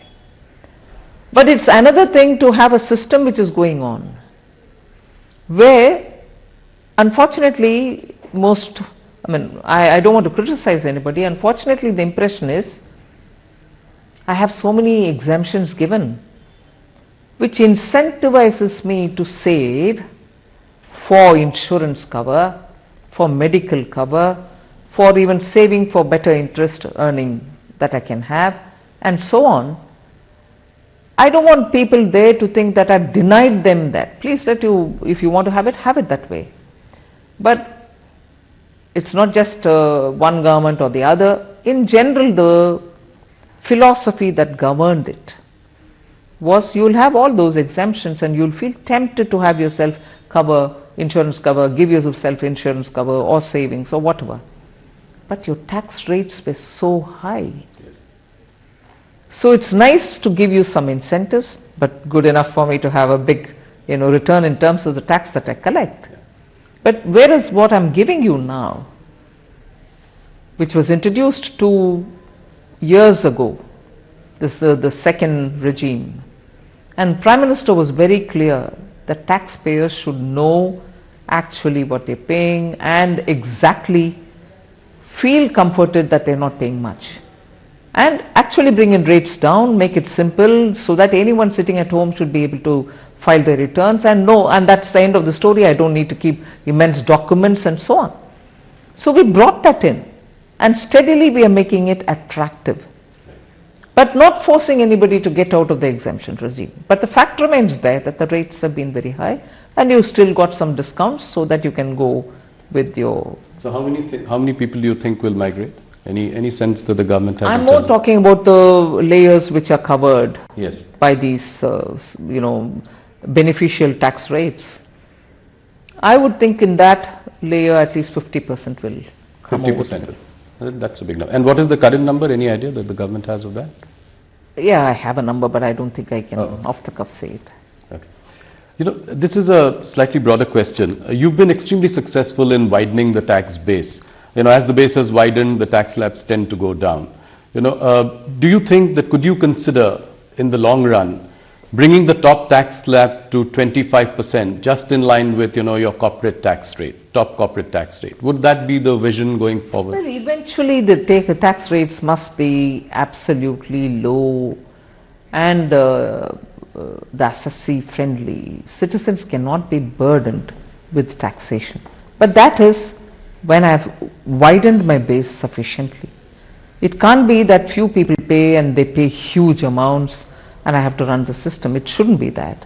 It should definitely be wider the base, lower the tax, and therefore achieve both the objectives of collect your tax from those who can pay it, but collect enough so that you are able to run your schemes. The new income tax regime, there is a feeling that it disincentivizes savings. How do you react to that? I gave you the logic. Yeah. I can always incentivize you, go for insurance, go for savings, go for this, and come up with a fantastically high rate and say, all right, I've given you discounts, but I need my money. Instead, I'd prefer a completely acceptable and lower rate of interest, lower tax rate, and people to feel that, all right, I'm not being burdened, there's no reason for me to avoid or evade the tax and pay it up. And you have the choice of deciding your own saving instrument, right? You're not... I was going to say, I'm on the side, or I belong to that school of thought which says, if the taxpayer is left with more money in his hand because we collect less tax, I would think that he's the best judge to decide where he has to put his money, and he doesn't need an incentive to run his family or to protect them from ill health or to not bother about his future, save for future and so on. So why do we want to underestimate our citizens? If I give very high tax rate, then I also have to tempt them to say, all right, go about saving it because I'm giving you some incentive here. But I've left more money because I tax you less. You are the best judge to do what you want with your money. Some of the experts feel that it was a rather bold move for you to reduce the rich tax from 42.7% to 39% in what is an election year. But is it that you've given some and taken away from the other hand as well, and so it's a zero-sum game in a sense? Where have I taken away? The real estate, earlier you could move money to real estate, now the cap is 10 crore, beyond 10 crore there is no... There are a couple of... That's not taking away. It is like saying, beyond 10 crore of a house that you have, why do you want to also expect favors for a second or the third or the fourth? Correct. And there have been instances, I might say, without revealing any names or any kind of people who bought house, sold house, made immense profits out of it, but who still enjoy these sort of, 10 crore house, I should still get my benefits from the government. So the bold move in an election year. But I'm not give and take there. Okay. I've not given away something and taken away something. I'm only giving. Okay. I've not taken away anything. So that's as I said, a bold move in an election year, because people don't expect you to do it.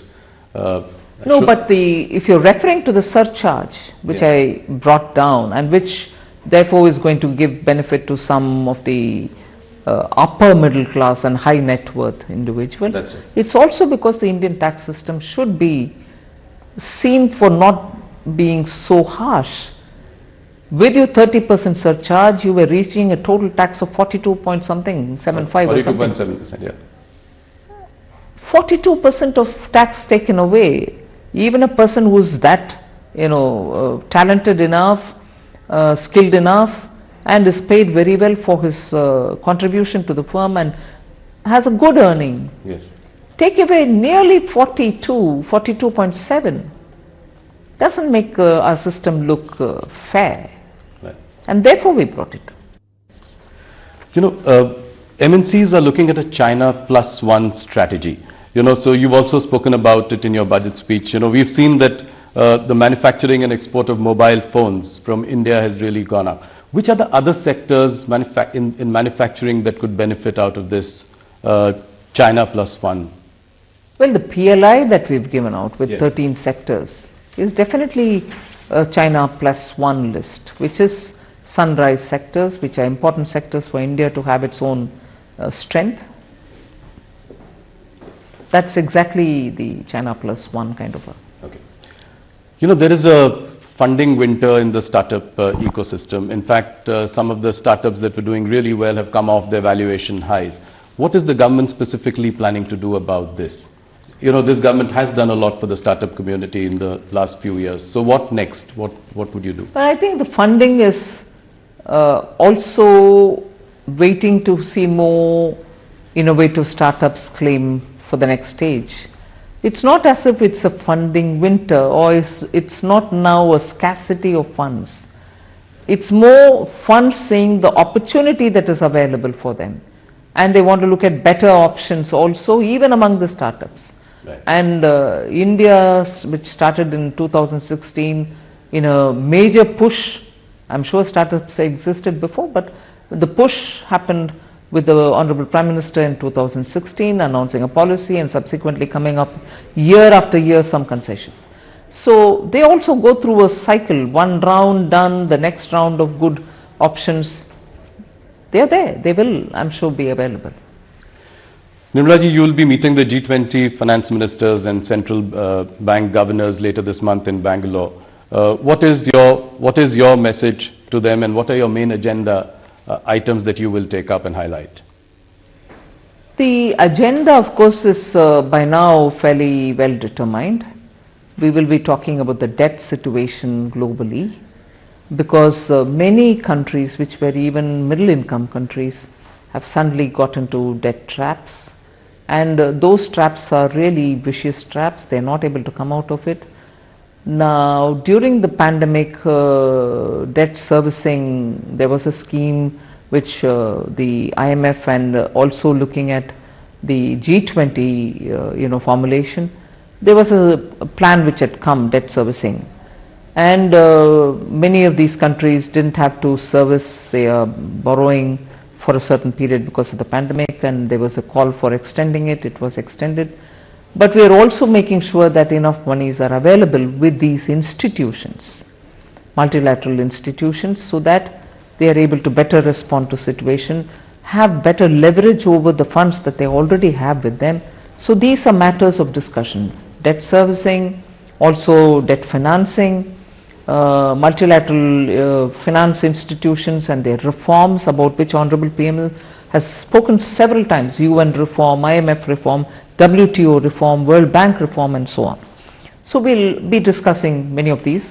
Also looking at a global kind of a SOP to be available, to be agreed upon for regulating crypto assets. Whilst recognizing the central bank as the authority for issuing cryptocurrency, the rest of the assets which are being created outside, which are using very useful financial technologies, even those will have to be discussed, because regulation cannot be done by any one country singularly. It has to be a collective action, because technology doesn't brook any borders. Nirmala ji, you have to answer this question, specific question. You've presented 5 budgets so far. Which has been the most memorable budget? Very difficult to say. Each one had its own challenge, but well, each one has its own charm. Okay. Now, one last question. After months of hard work, you managed to put this whole thing together. How does Nirmala Sitharaman unwind? What do you do? Do you ever take a break? What do you do to unwind? Well, listen to a lot of music. What music do you listen to? Classical Indian music, both Hindustani and Carnatic.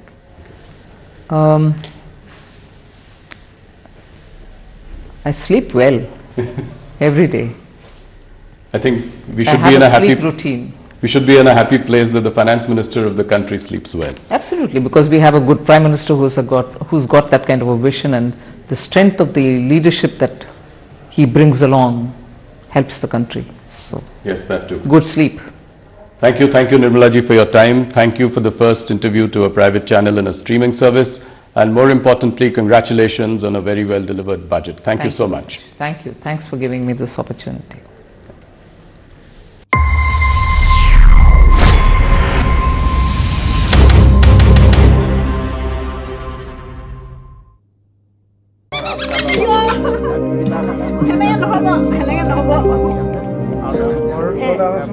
মানুহৰ সৈতে বনৰীয়া চৰাই সহৱস্থান,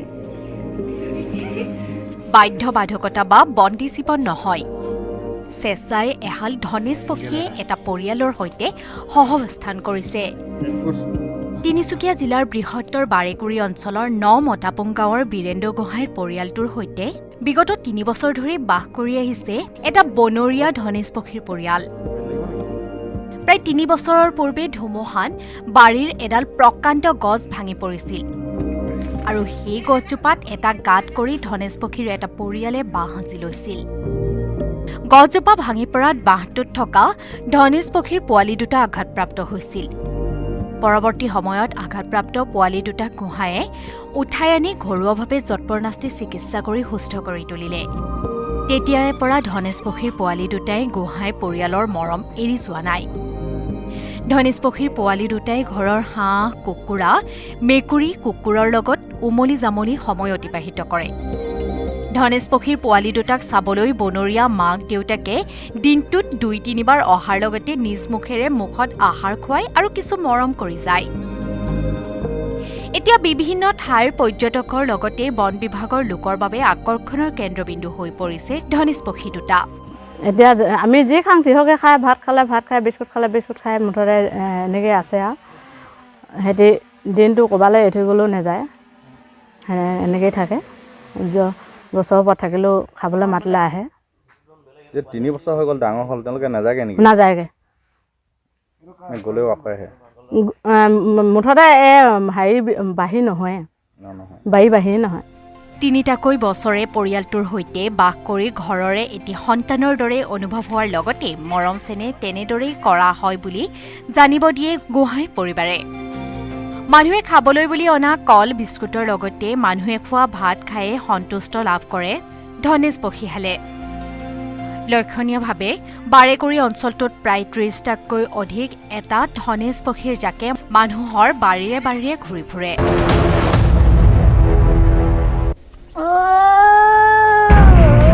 তেওঁক যি খাদ্য দিবলগীয়া আছে মোকে দিয়ক, কিন্তু তেওঁক দিব নালাগে। মই এতিয়া 7 মাহলৈ চলি আছে আৰু পঢ়াগত মোৰ ডেট, মই কি কৰিম আৰু।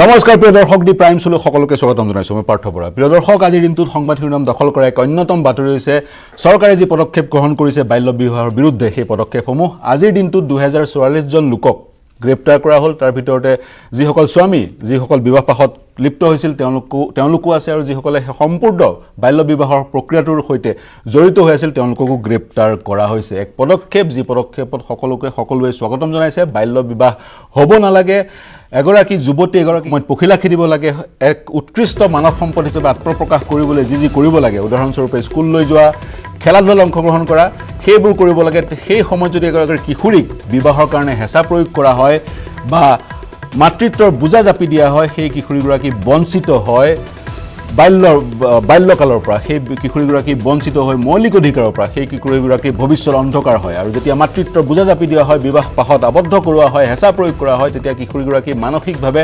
শাৰীৰিকভাৱে ভাগি পৰে গতিকে কোনোপধ্যে বাল্য বিবাহ হ'ব নালাগে প্ৰতিহত বাল্য বিবাহ কৰিবই লাগিব আৰু অসম চৰকাৰে সেই পদক্ষেপ গ্ৰহণ কৰিছে ইতিমধ্যে কিছু সময়ৰ আগতে director general of police DGP এখন সংবাদমেল সম্বোধন কৰিছিল তেওঁ সমগ্ৰ প্ৰক্ৰিয়াৰ কথা কৈছে যোৱা 2 মাহ ধৰি চৰকাৰে তালিকা প্ৰস্তুত কৰি আছিল বিশেষকৈ গাঁও পঞ্চায়তৰ লোকসকল বা ভিলেজ ডিফেন্স পাৰ্টিৰ লোকসকলৰ সহায়ত সেই তালিকা প্ৰস্তুত কৰা হৈছিল আৰু কালিৰে পৰা আজি নিশা 12 বজাৰ পৰা যি গণগ্ৰেপ্তাৰ কাৰ্যসূচী সেই কাৰ্যসূচী গ্ৰহণ কৰা হৈছে প্ৰিয় দৰ্শক এই সন্দৰ্ভত আমি আলোচনা কৰিম সকলোকৈ ডাঙৰ প্ৰশ্নটো হৈছে সমগ্ৰ এই সামাজিক ব্যাধিটো নিৰ্মূল কৰা যি প্ৰক্ৰিয়া এই প্ৰক্ৰিয়া পিউনিটিভ হ'ব লাগেনে শাস্তিমূলক হ'ব লাগেনে সজাগতামূলক হ'ব লাগে নে প্ৰতিহতমূলক হ'ব লাগে যিসকল বিবাহ পাশত আবদ্ধ হ'ল ভুক্তভোগীসকলৰ স্বামী গ্ৰেপ্তাৰ হোৱাৰ পিছত কি হ'ব বা যদিহে যিসকল গ্ৰেপ্তাৰ হৈছে তেওঁলোকক দোষী সাব্যস্ত কৰিব পৰা নাযায় অৰ্থাৎ কনভিক্ট কৰিব পৰা নাযায় এয়া অৰ্ধ ন্যায় নহ'লনে বাৰু গতিকে এইবোৰ প্ৰশ্নৰ আমি উত্তৰ বিচাৰিম আমাৰ আজি আলোচনাত প্ৰথমতে কিন্তু এই সন্দৰ্ভত আমি যি প্ৰতিবেদন প্ৰস্তুত কৰিছিলোঁ সেয়া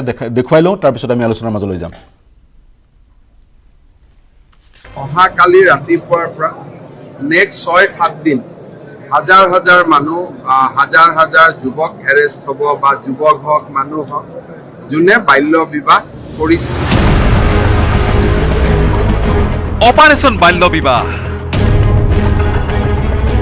মাননীয় মুখ্যমন্ত্ৰী ডক্টৰ হিমন্ত বিশ্ব শৰ্মা ডাঙৰীয়া অসম পুলিচক এটা নিৰ্দেশ দিছিলে এতিয়া আজি সন্ধিয়া 3টা বজালৈকে যিখিনি আমাৰ হাতত ডাটা পোৱা গৈছে সেই ডেটাৰ মতে 2044 জন মানুহ অসমৰ ভিন্ন জিলাত এৰেষ্ট কৰা হৈছে বাল্য বিবাহৰ বিৰুদ্ধে ৰাজ্যত চৰকাৰৰ উদ্যোগত চলিল বৃহৎ অভিযান নাবালিকা বিবাহ কৰাৰ ভয়ংকৰ পৰিণাম উপলব্ধি কৰাবলৈ জিলাই অসম আৰক্ষীয়ে চলালে জেল ভৰাও অভিযান নিশাৰ পৰাই আৰক্ষীয়ে হজাত ধৰালে কলিতে ফুল ফুলাব খোজা সংসাৰপ্ৰেমী ডেকাৰ দলক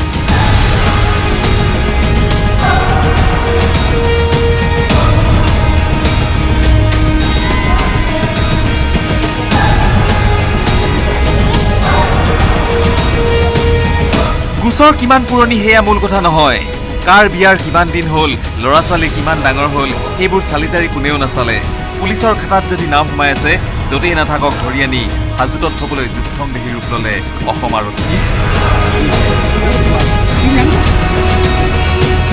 বিয়া পতা নাই ছাৰ মই পলুৱাই নিছিলোঁ বিয়া পতা ছাছপেক্টত উঠাই নিছে পলুৱাই নিছিলোঁ বিয়া পতা সময় কিমান আছে 19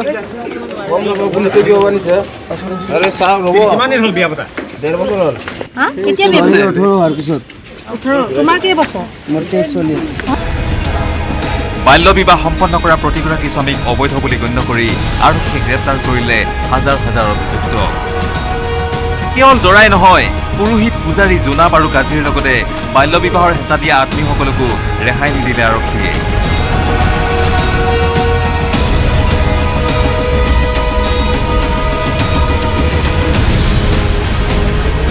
ইফালে হঠাতে এইদৰে ঘৰৰ মানুহজনক ধৰি অনাত আত্মীয় উজাৰিলে ক্ষোভ থানাত পত্নীয়ে জুৰিলে বিননি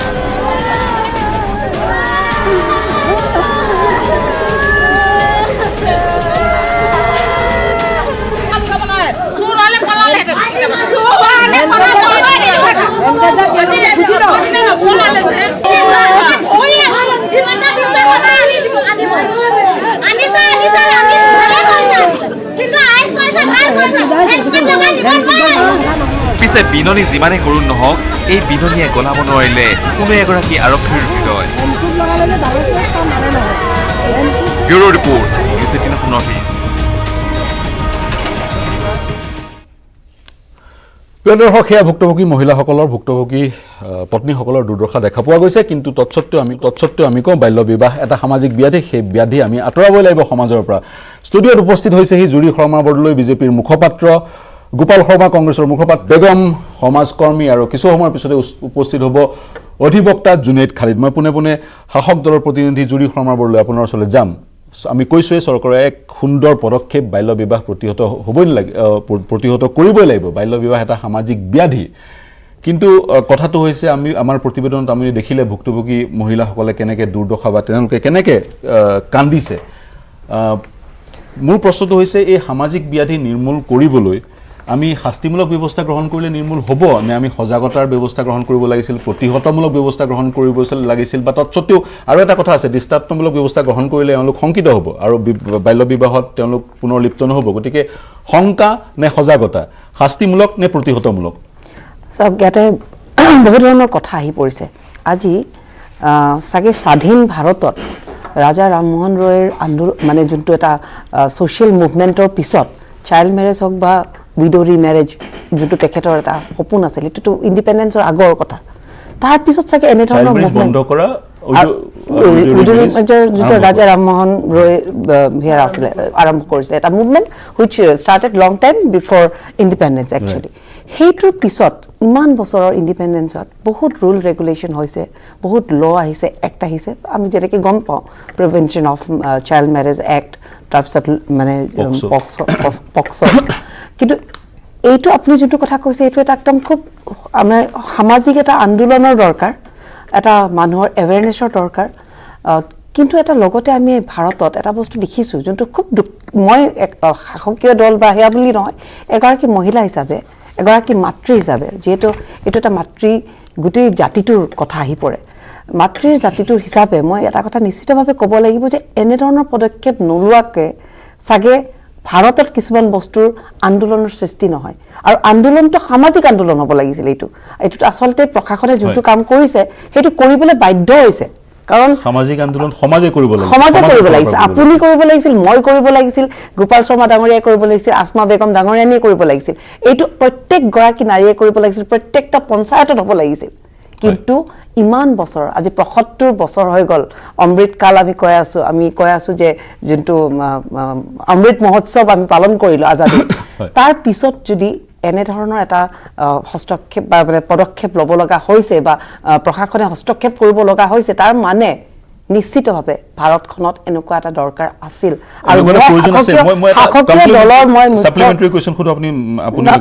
আপোনাক আগতে কওঁ মাতৃ জাতিৰ কথাটো মই আগতে বাৰে বাৰে কৈ আছোঁ আমি শাসকীয় দলৰ মুখপাত্ৰ হিচাপে মই এটা কথা ক'ম আমি ৱেলকাম জনাইছোঁ ডক্টৰ হিমন্ত বিশ্ব শৰ্মাৰ এই পদক্ষেপক তেখেতৰ চৰকাৰখনৰ এই পদক্ষেপক কিন্তু লগতে মই এইটোও ক'ম যে আজি আপুনি যে ক'লে যোনটো আপুনি এটা দেখালে ক্লিপ যে মানুহে কান্দা কটা কৰিছে মই সেই যিখিনি কিশোৰী বা যিখিনি মই শিশু বুলি ক'ম 14 বছৰতকৈ সৰু ছোৱালী যাৰ বিয়া হৈছে সিহঁতে চাগে বিবাহ কি কথা বা বিবাহটো কি বস্তু কেনেকুৱা এটা ছ'চিয়েল ইনষ্টিটিউশ্যন সেইটোৰ বিষয়ে তেওঁলোকৰ এৱেৰনেছে নাই তেওঁলোকক মাক দেউতাকে বিয়া কৰাই দিছে আজি তেওঁলোকে যোনটো কান্দা কটা কৰিছে সেইটোত আৱেগ আছে সেইটোৰ লগত আমাৰ নিচিনা মানুহৰ বিবেক জড়িত হ'ব লাগিব আৱেগটোৰ লগত যেতিয়া সমাজৰ বিবেক জড়িত হয় তেওঁলোকক এৱেৰ কৰা হ'ব সংস্থাপন দিয়াৰ কথা আমাৰ চৰকাৰে নিশ্চিতভাৱে এইটো কথা চিন্তা কৰিছে আপুনি জানে আজি হিমন্ত বিশ্ব শৰ্মা ডাঙৰীয়াই আমাৰ মুখ্যমন্ত্ৰী ডাঙৰীয়াই এটা টুইটো কৰিছে যে তেওঁলোকক অৰুণোদয়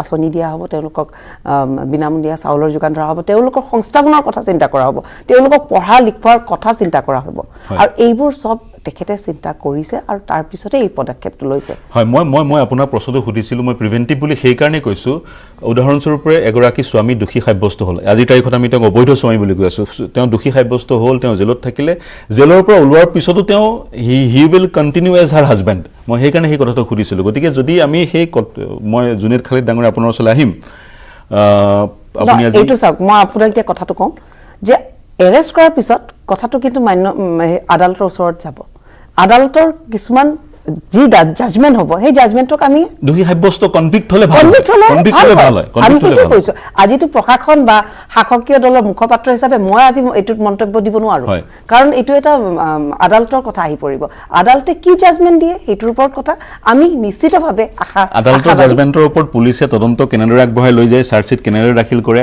প্ৰমাণ কৰিব পাৰিব নে নাই সেইবোৰ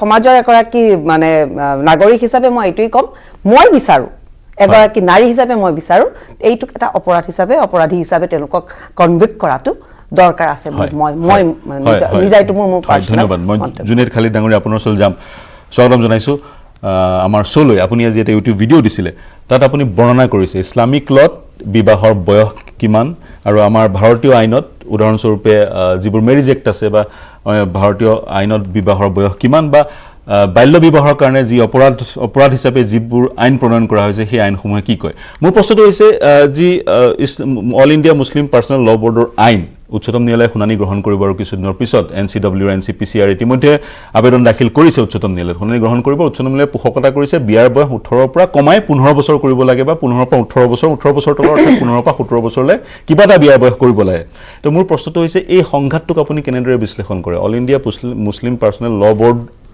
এফালে আৰু আনফালে আমাৰ পক্সো আৰু prevention of child marriage act 2006 এই দুখন আইনে অল ইণ্ডিয়া মুছলিম পাৰ্চনেল ল বৰ্ডক অভাৰৰাইড কৰিব পাৰিবনে আজি প্ৰথমতে ইছলামিক লৈ কি কয় সেইটো মই জানিব বিচাৰিছো ইছলামিক মানে কেইটামান বস্তু আপুনি ক্লিয়াৰ হৈ লোৱা খুব দৰকাৰ নহলে এটা মানে এটা মানে কনফ্লিক্ট থাকিব আৰু এটা ৰং মেছেজ গুচি যাব চাওক আমাৰ ইছলামিক শৰীয়তত বিবাহৰ মানে কোনো বয়স ধাৰ্য নাই নো মেৰিজ ইজ ফেক্ট মানে এজ নাই ল'ৰা আৰু ছোৱালীৰ বাবে কিন্তু তাত কিছুমান এনেকুৱা আমাৰ ধৰি লওক ইছলামিক লৰ যিটো সোৰ্স আছে দুটা বেসিক সোৰ্স এটা হৈছে কুৰাণ আৰু এটা হৈছে হাদিস হাদিস মানে যিটো মানে আমাৰ হলি প্ৰফিটে কৈ গৈছে হেকিনি কথা তা ইয়াত বিবাহৰ ক্ষেত্ৰত কিছুমান হাদিস আহিছে যেনেকে আপোনাৰ হাদিসৰ কিতাপ দুখন আছে বুখাৰী আৰু মুছলিম তাত মানে দুটা স্পেসিফিক হাদিস আহিছে যে যিসকল ব্যক্তিয়ে পুৰুষে বিবাহ কৰিব পাৰে মানে ডেকালৰ বিষয় কৈছে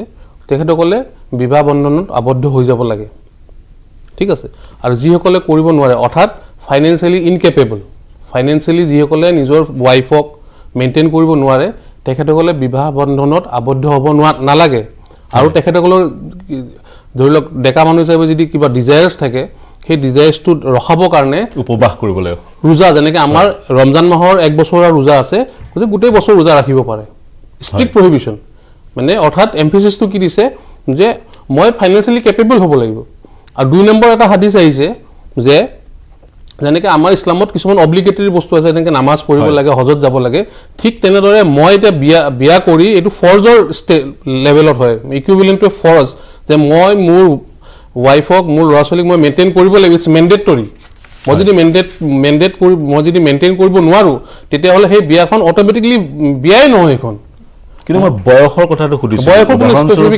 বিবাহৰ যদি আমি এটা অন্যতম উদ্দেশ্য ৰিপ্ৰডাকশ্যন বা সন্তান জন্ম দিয়া বুলি ভাবিলো এগৰাকী যুৱতী বিবাহৰ সময়তো কন্যাকাল প্ৰাপ্ত হ'ব লাগিব অৰ্থাৎ পিউবাৰ্টি এটেইন কৰিব লাগিব আফটাৰ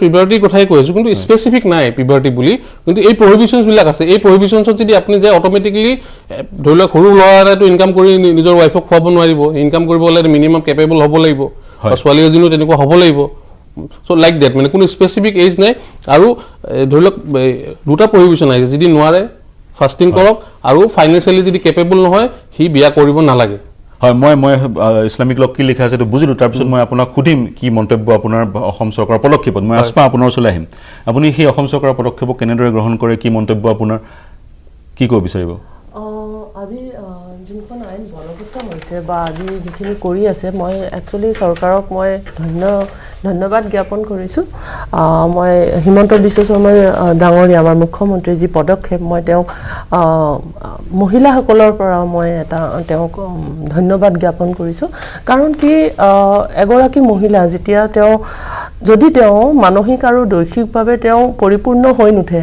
তেওঁ যদি এডুকেটেড নহয় তেওঁ কেনেকৈ 8 বছৰ 10 বছৰ 12 বছৰ বয়সত এনেকৈ বিয়াত বহাই দিয়ে তেওঁতো একো 14 বছৰ তলৰটো বালি দিছো হেতুক চাগৈ মই জুনিত খালি ডাঙৰ খুটিম এটো ধৰ্ষণ বুলি গণ্য কৰা হয় কোনোবাই হয় let me finish then what will happen যেতিয়া physically she is not matured and at the time of marriage she doesn't know anything তাই কোনবা তাই ঠেলি দিলে তাই বেলেগ এখন হেৰিত গ'ল ফিজিক্যাল ৰিলেশন হ'ল বাচ্চা হৈ গ'ল তাই নিজেই ডেভেলপ নহয় তাই বাচ্চা কেনেকৈ চাব দ্বিতীয়তে আপোনাৰ মুছলিমৰ আমাৰ হেৰি মতে কোনো এনেকা হসাই নাই কিয়া এনেকুৱা বয়সৰ হেৰি কিন্তু এবাৰ আপোনাৰ পাঞ্জাব হাৰিয়ানা চণ্ডীগড় কোৰ্টত এটা বয়স এটা ধাৰ্য কৰি দিয়া আছিল পাঞ্জাব হাৰিয়ানা কোৰ্টৰ মই জাজমেন্টৰ বিষয়ে আহিম মই কৈ আছো তাৰপিছত ধাৰ্য কৰি দিয়া হৈছে কিন্তু not all over India not for all over India উচ্চতম ন্যায়ালয়ে কৈছে পাঞ্জাব হাৰিয়ানা হাই কোৰ্টৰ সেই ৰাইটক প্ৰেসিডেন্ট হিচাপে অন্য কোৰ্টে ল'ব নালাগে শুনানি আৰম্ভ কৰিব it is not from da supreme court of India so হেতু এটা অব্লিগেশন থাকি গ'ল এতিয়া কথা হ'ল এটা বয়স যেতিয়া আমাৰ আছে আমাৰ সংবিধানখনে যেতিয়া আমাক এটা বয়স ধাৰ্য কৰি দিছে তাৰমানে তুমি 18 বছৰত আমি যদি ভোট দিব পাৰো 18 বছৰৰ পিছত আমি যদি বিয়া হ'ব পাৰো at least you are graduate আপুনি ক'ব বিচাৰিছে স্বাৱলম্বী হ'ল 18 বছৰ হ'ল মানে যুৱতী গৰাকী স্বাৱলম্বী হ'ল মই গ্ৰেজুৱেট হ'ল তাৰ মেণ্টেলি তাই প্ৰিপেয়াৰ হ'ব পাৰে যে মই এইজন মানুহৰ লগত বিয়া হ'ম নে নহ'ম মই আগলৈ পঢ়িম নে নপঢ়িম নিজৰ এটা চইচ হেৰি কৰিব পাৰে তাই মতামত দিব পাৰে হা মুছলিম লগত এটা কথা আছে যেতিয়া আপুনি কবুল হয় তেওঁ মানে স্ব ইচ্ছাৰে তেওঁ বিয়া কৰে কিন্তু 14 বছৰৰ তলৰ ল'ৰা ছোৱালীখিনিক এই বেক সাইডে কোনোবাই কৈ থাকে কবুল হে মোৰ মতে এই বিয়া যোন মৌলবী কাজী মৌলবী পণ্ডিতে কৰায় প্ৰথমতে তেওঁ আৰু যোনে এডভাইজাৰ প্ৰথমতে তেওঁলোকক গ্ৰেপ্তাৰ কৰিব লাগে একজেক্টলি তেওঁৰ মাতৃ পিতৃ সকলোকে গ্ৰেপ্তাৰ কৰিব লাগে সেই বিয়াত যোনখিনি মানুহ আহে তেওঁলোককো এটা জৰিমনা দিব লাগে কিন্তু নিয়ম অনুসাৰে সেই বিয়াখনৰ ৰান্ধনীজনো দোষী নিয়ম অনুসাৰে তেওঁ দোষী নহয় জানো মই পুনৰ আহিম আদাৰ ষ্টেজ অলছো মই পুনৰ আহিম মই গোপাল শৰ্মা ডাঙৰীয়া আপোনাৰ ওচৰত যাম আপুনি চৰকাৰৰ এই পদক্ষেপটো কেনেভাৱে লয় বহুতে সমালোচনা কৰিছে গিমিক্ৰি বুলি বা যিটো বস্তু উদাহৰণস্বৰূপে প্ৰিভেনশ্যন অফ চাইল্ড মেৰিজ এক্টত এটা প্ৰভিজনে আছে এগৰাকী অফিচাৰ থাকিব লাগে চাইল্ড মেৰিজ প্ৰিভেনশ্যন অফিচাৰ প্ৰতিখন জিলাত তেওঁৰ দায়িত্ব হৈছে ক'ৰবাত যদি তেনেধৰণৰ বাল্য বিবাহ হৈছে ধৰা পেলোৱা সেই বাল্য বিবাহ সেই স্থানতে বন্ধ কৰোৱা আৰু যিসকল জড়িত আছে তেওঁলোকক গ্ৰেপ্তাৰ কৰা গতিকে সেই চাইল্ড মেৰিজ প্ৰিভেনশ্যন অফিচাৰজনে ভালকৈ কাম কৰা নাছিল কাৰণে আজি অসমত এই ধৰণৰ ফিগাৰ আহিছে সমগ্ৰ ভাৰতবৰ্ষত 23% বাল্য বিবাহ অসমত 31% গতিকে আপুনি কেনেদৰে বিশ্লেষণ কৰে না এতিয়া কথা হৈছে কি বাল্য বিবাহ এইটো এটা ব্যাধি হয় সো এইটো ডেফিনেটলি এভৰিবডি উইল একসেপ্ট এইটো আজিৰ কথা নহয়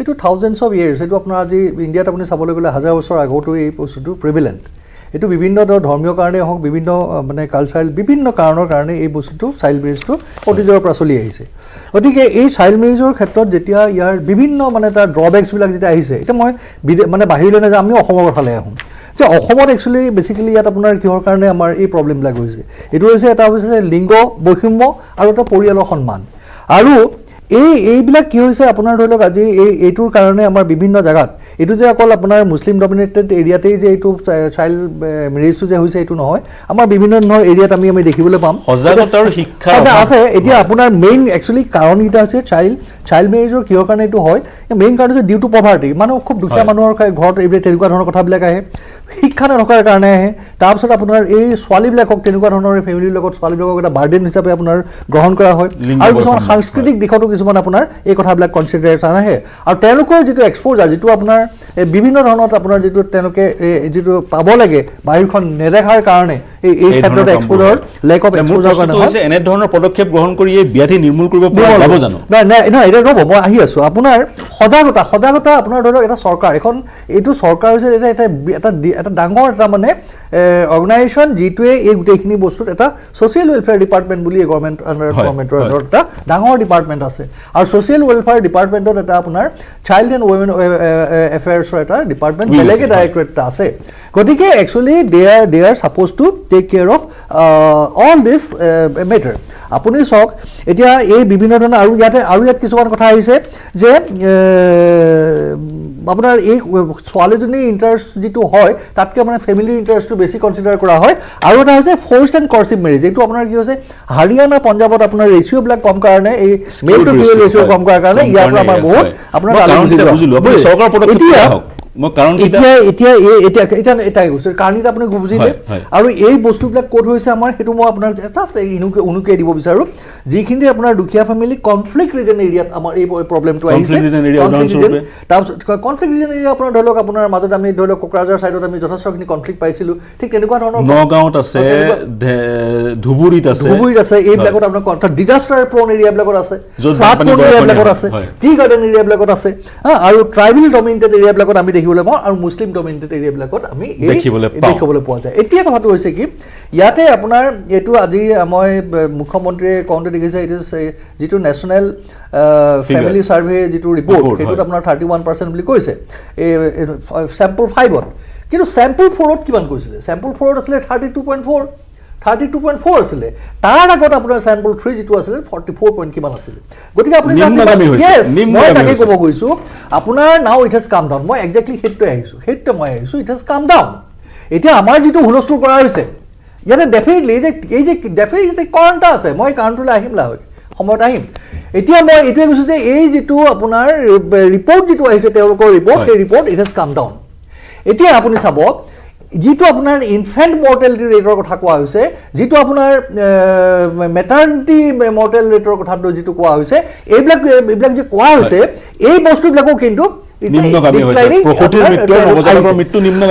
এতিয়া আপুনি চাব মানে আপুনি ক'ব বিচাৰিছে মই বিৰতি ল'বলৈ আপুনি ক'ব বিচাৰিছে এনে এই পদক্ষেপ এই চৰকাৰে যি নিৰ্জাক পদক্ষেপ লৈছে এই পদক্ষেপ প্ৰয়োজন নাছিলে কাৰণ এতিয়া এই বস্তু নহয় তেওঁলোকে এই বস্তুটো তেওঁলোকে এতিয়া হিমকুলাই বিৰাট জাইগান্তিক এটা আপোনাৰ ডিপাৰ্টমেণ্ট আছে what are they doing all these days কি কৰি আছে এই কথাটো আমি কংগ্ৰেছক কৰিব লাগিব আজি 2014 পিছত দেখা গৈছে নৰেন্দ্ৰ মোদী চৰকাৰৰ ইন্টাৰভেনচন মই নিবিচাৰো আপুনি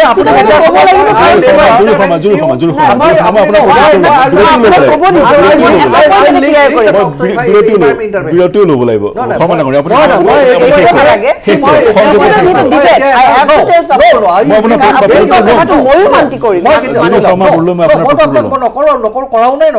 এতিয়া কথা হৈছে যেতিয়া মই কথা কম please do not do that কাৰণ মই আপোনাৰ এইটোৱে বিৰতি ল'বলৈ ডাঙৰীয়া ঠিক আছে মই আপুনি সংক্ষেপত শেষ কৰক আপুনি এতিয়া চাওক এতিয়া আপোনাৰ এই যিটো মই যে ছ'চিয়েল ৱেলফেয়াৰ ডিপাৰ্টমেণ্টৰ কথাটোত এনেই অহা নাই ইয়াত আপোনাৰ কি হৈছে ধৰক আপোনাৰ বিভিন্ন ধৰণৰ এই ৰুলছবিলাক আপোনাৰ ল'বিলাক যিবিলাক বিভিন্ন ধৰণৰ এই লছবিলাকৰ দ্বাৰা আপোনাৰ এই চাইল্ড মেৰিজটো আপোনাৰ কণ্টেইন কেনেকৈ কৰিব পৰা কৰা হৈছে এতিয়া এই বিভিন্ন 2006 চনৰ পাছত কি হ'ল 2006 চনৰ পাছত আপোনাৰ পক্সো আহিলে 2012ত তাৰপিছত 2021 নতুনকৈ আনিছে যিখনত আপোনাৰ 21 বছৰলৈ আপোনাৰ ইনক্ৰিজ কৰা হৈছে কিন্তু তাৰ আগতে কি আহিছিলে তাৰ আগতে আপোনাক মই কৈছোঁ আমাৰ ষ্টেট গভৰ্ণমেণ্টৰ এটা ৰুলছ আছিলে ষ্টেট গভৰ্ণমেণ্টৰ ৰুলছতে কি কৈছিলে যে আপোনাৰ এই ৰুলছত আপোনাৰ যিটো মানে প্ৰিভেনশ্যন অফ এই ৰুলছত আপোনাৰ এইটো এটা ডিষ্ট্ৰিক্ট চাইল্ড প্ৰটেকশ্যন ইউনিট কিছুমান গঠন কৰি চাইল্ড প্ৰটেকশ্যন অফিচাৰ্ছবিলাক তেওঁলোকে তাত এপইণ্টমেণ্ট দিলে নে নিদিলে যদি তেওঁলোকৰ সেই এপইণ্টমেণ্ট দিয়া আছে ডিষ্ট্ৰিক্ট চাইল্ড প্ৰটেকশ্যন ইউনিটবিলাকৰ কাম কি তেওঁলোকে এই কামবিলাক সুকুলমে নোকোৱাৰ কাৰণে আপুনি জাষ্ট ইমাজিন কৰক আজি এটা আপোনাৰ চাইল্ড মেৰিজৰ কেছ আহিছে গতিকে ডিষ্ট্ৰিক্ট চাইল্ড প্ৰটেকশ্যন ইউনিট আছে গতিকে তেওঁলোকে সেই কেছটো ইমিডিয়েটলি আপোনাৰ ধৰক উইদিন এ ওৱান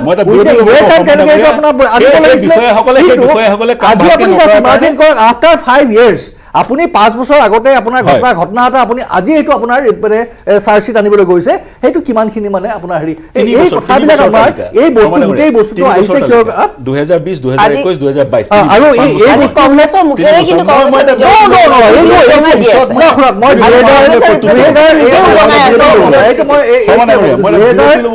চনত তিনিচুকীয়াত মই নিজে এনেকুৱা এটা অনুষ্ঠানত আছিলোঁ চাইল্ড মেৰিজৰ ওপৰত মই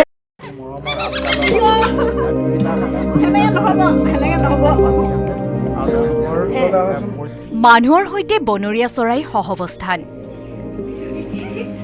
বাধ্যবাধকতা বা বন্দী জীৱন নহয় চেঁচাই এহাল ধনেশ পক্ষীয়ে এটা পৰিয়ালৰ সৈতে সহৱস্থান কৰিছে তিনিচুকীয়া জিলাৰ বৃহত্তৰ বাৰেকুৰি অঞ্চলৰ 9 মতাপুং গাঁৱৰ বীৰেন্দ্ৰ গোহাঁইৰ পৰিয়ালটোৰ সৈতে বিগত 3 বছৰ ধৰি বাস কৰি আহিছে এটা বনৰীয়া ধনেশ পক্ষীৰ পৰিয়াল প্ৰায় 3 বছৰৰ পূৰ্বে ধুমুহাত বাৰীৰ এডাল প্ৰকাণ্ড গছ ভাঙি পৰিছিল আৰু সেই গছজোপাত এটা গাঁত কৰি ধনেশ পক্ষীৰ এটা পৰিয়ালে বাঁহ সাজি লৈছিল গছজোপা ভাঙি পৰাত বাঁহটোত থকা ধনেশ পক্ষীৰ পোৱালি দুটা আঘাতপ্ৰাপ্ত হৈছিল। পৰৱৰ্তী সময়ত আঘাতপ্ৰাপ্ত পোৱালি দুটাক গোহাঁয়ে উঠাই আনি ঘৰুৱাভাৱে যৎপৰনাস্তি চিকিৎসা কৰি সুস্থ কৰি তুলিলে। তেতিয়াৰে পৰা ধনেশ পক্ষীৰ পোৱালি দুটাই গোহাঁই পৰিয়ালৰ মৰম এৰি যোৱা নাই। ধনেশ পক্ষীৰ পোৱালি দুটাই ঘৰৰ হাঁহ কুকুৰ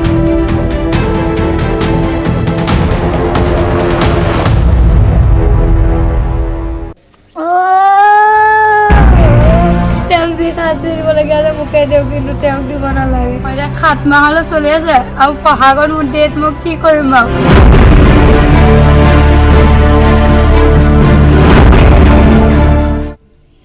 নমস্কাৰ প্ৰিয় দৰ্শক, বিৰতিৰ পিছত সকলোকে স্বাগতম জনাইছোঁ। দ্বিতীয়টো খণ্ডত উপনীত হৈছোঁ। প্ৰায় 20 মিনিটমান সময় আমি দ্বিতীয়টো খণ্ডত কথা পাতিম। মই পুনঃপুনৰ জুৰি শৰ্মা বৰদলৈ আপোনাৰ ওচৰলৈ যাম। কংগ্ৰেছৰ মুখপাত্ৰগৰাকীয়ে অভিযোগ উত্থাপন কৰিছে, বিগত সময়ত বিষয়াসকলে কাম ভালকৈ নকৰাৰ কাৰণে আজি এই সমস্যা ইমান ডাঙৰ হৈ গৈছেগৈ আৰু এটা নিজাৰ কেনেধৰণৰ পদক্ষেপৰে আমি সুফল নাপাম, এক তেনেধৰণৰ তেওঁ ক'ব বিচাৰিছে, মন্তব্য দিছে। আপুনি কি প্ৰতিক্ৰিয়া প্ৰকাশ কৰিব? চাওক, ইয়াতে প্ৰতিক্ৰিয়া মোৰ এটাই যে ইমান বছৰেতো কংগ্ৰেছ আছিল, ইমান বছৰে ৰুল বুকছবিলাক ৰুল বুকতে ৰাখিল। যি কৰিবলগীয়া আছিল, আমাৰ চৰকাৰ আহিছে কিমান বছৰ হ'ল?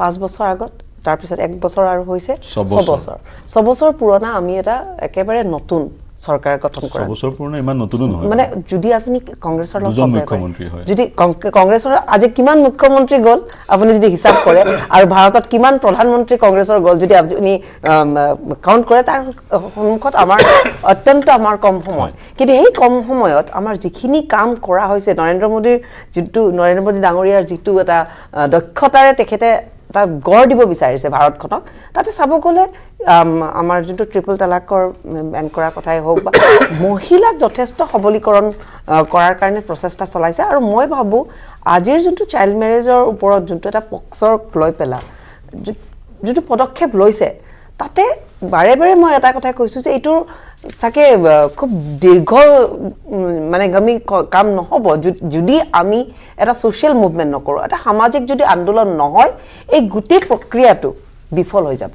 কিন্তু এই প্ৰক্ৰিয়াটোক আমি সফল কৰিবৰ কাৰণে আজি ৰুল বুকবিলাক ওলাই পেলাই ক'ত কোন আছিল নাই, কেইজন আছিল নাই, কোন বিষয়ে কাম কৰিছে, কোনজনে কৰা নাই, এইটোতকৈ বেছি আমি আমাক নিজক প্ৰশ্ন কৰিব লাগে যে আমি সামাজিক কৰ্মী হিচাপে, আমি সমাজৰ এগৰাকী নাগৰিক হিচাপে আমি কিমান সক্ষম হ'লোঁ আৰু আমি কিমান বিফল হ'লোঁ। ভাৰতৰ স্বাধীনতাৰ পিছত এতিয়াও যদি 31%ক আমি যদি কওঁ যে আমাৰ তল হৈছে চাইল্ড মেৰেজ, এতিয়া কমি গৈছে, 31% ইজ নট এ জোক।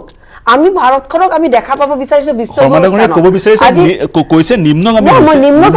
কোৱা নাই, মই আপোনাক কথাখিনি কৈ আছো যে আমি এটা আজি পেনেলত ডিছকাছ কৰি আছো, 31% is also' a very alarming number. তাতে যদি আমি চাওঁ, কিছুমান এনেকুৱা ডিষ্ট্ৰিক্ট দেখা পাওঁ য'ত মাইনৰিটি মানুহখিনি মানে য'ত তেওঁলোকৰ বসবাসটো বেছি, তাতে আমি ধুবুৰী, যেতিয়া মই ধুবুৰীৰ এটা কৈছোঁ উদাহৰণ দিছোঁ, তাতে 51%। That means we have to B very conscious and concerned about this fact. আজি চৰকাৰখন কনচাৰ্ণ হৈছে, চৰকাৰখনে বাৰে বাৰে মুখ্যমন্ত্ৰী ডাঙৰীয়াই আমাক কেইদিনমান আগৰ পৰা তেওঁ নিজৰ বক্তব্যত ৰাখিছে যে এইটো অকল চৰকাৰে কৰা কামেই নহয়, আমাৰ গোটেই ৰাজক মানে he wants a social stake, he wants all the societal stakeholders to come forward and act as a social movement against child marriage. হয়, হেতুটো হয়, সমাজৰ ব্যাধি, সামাজিক প্ৰক্ৰিয়াৰ যোগেদি ব্যাধি আঁতৰাব লাগিব। মই জুনেদ খালিদ আপোনাৰ ওচৰলৈ যাম, সংক্ষেপত কম। মই জুনেদ খালিদ মই আপোনাৰ 2006 কওক, 2012 কওক, এই almost all the x child rights related যিমানবিলাক এক্ট আছে, 2005 চাইল্ড প্ৰটেকশ্যন এক্ট, এই গোটেইবিলাক ডিউৰিং আপোনাৰ কংগ্ৰেছৰ ৰেজিমতে আহিছে। ইয়াতে আপুনি এইটোৱে আপোনাৰ কংগ্ৰেছৰ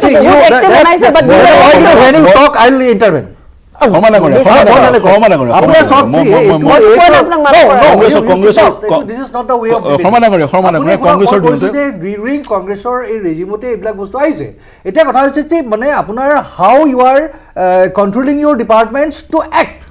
এইটো আজি 6 বছৰ it is not a 6 months or 60 minutes 6 বছৰ গভৰ্ণমেণ্টত থকাৰ পাছত আপুনি আজি কৈছে যে আজি এখন আনিব লগা হ'ল কিয় 6 বছৰ কি কৰি আছিলে কিয় আপোনালোকৰ বিজেপি গভৰ্ণমেণ্ট 16ত অহাৰ 18ত কিয় নকৰিলে 19ত কিয় নকৰিলে 20ত নকৰিলে কি আজি কেছ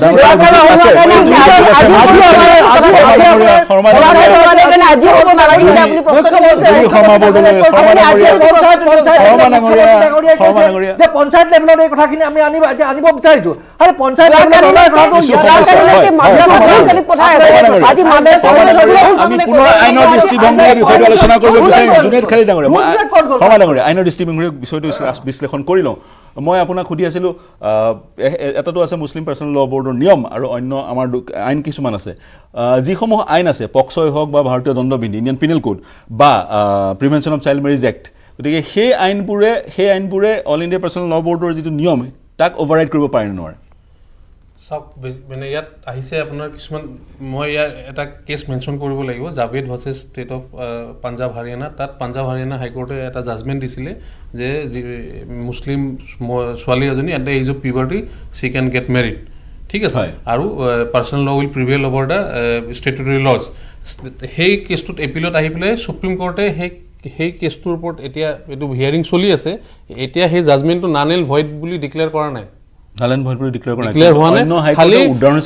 খালি কৈছে it cannot be use as an precedent for other cases আমি অৰ্থাৎ এই কেছটোৰ ৰেফাৰেঞ্চ আনি পেলাই আমি কোৰ্টতে যাব নোৱাৰোঁ এইটো হিয়াৰিং ষ্টেজত আছে হয় 1 নম্বৰ কথা আৰু 2 নম্বৰ কথা আজি প্ৰেজেণ্ট ডে ষ্টেটাছ হৈছে সেইটো সুপ্ৰিম কোৰ্টৰ যে পাৰ্চনেল ল প্ৰিভেইল কৰিব নে নকৰে সেই মেটাৰটো সুপ্ৰিম কোৰ্টত ছাবজুডাইজ হৈ আছে একো ফাইনেল ডিচিশ্যন অহা নাই সুপ্ৰিম কোৰ্টে কিন্তু সেই অৰ্ডাৰটো নাল এণ্ড ভইডো ডিক্লেয়াৰ কৰা নাই উদাহৰণ হিচাপে বেলেগ হাইকোৰ্টে ব্যৱহাৰ কৰিব নোৱাৰিব বুলি কৈছে অৰ্থাৎ it is pending before the supreme court এটো সুপ্ৰিম কোৰ্টৰ লগতে কেৰালাৰ এটা ভাৰ্ডিক্ট এটা আছিলে বেচু কোৰিয়ান থমাছৰ যে হেতুত পক্সকোৰ কথাটো আহিছে যে কোনো পাৰ্সোনাল বা ইসলামিক ল মানে ম্যাৰেজ এক্টৰ এখন মানে ধৰলক চাইল্ড প্ৰিভেনশন চাইল্ড ম্যাৰেজ প্ৰিভেনশন এখন স্পেসিফিক্যালি মানে মানে কি কয় আপোনাৰ সেক্সুয়াল অফেন্সেস এগেইনস্ট মানে sexual against child not women against child এখন যে আপোনাৰ কি কয় ম্যাৰেজ চাইল্ড ম্যাৰেজ যিখন এক্ট আছে 2006 ৰ হেখন স্পেসিফিক্যালি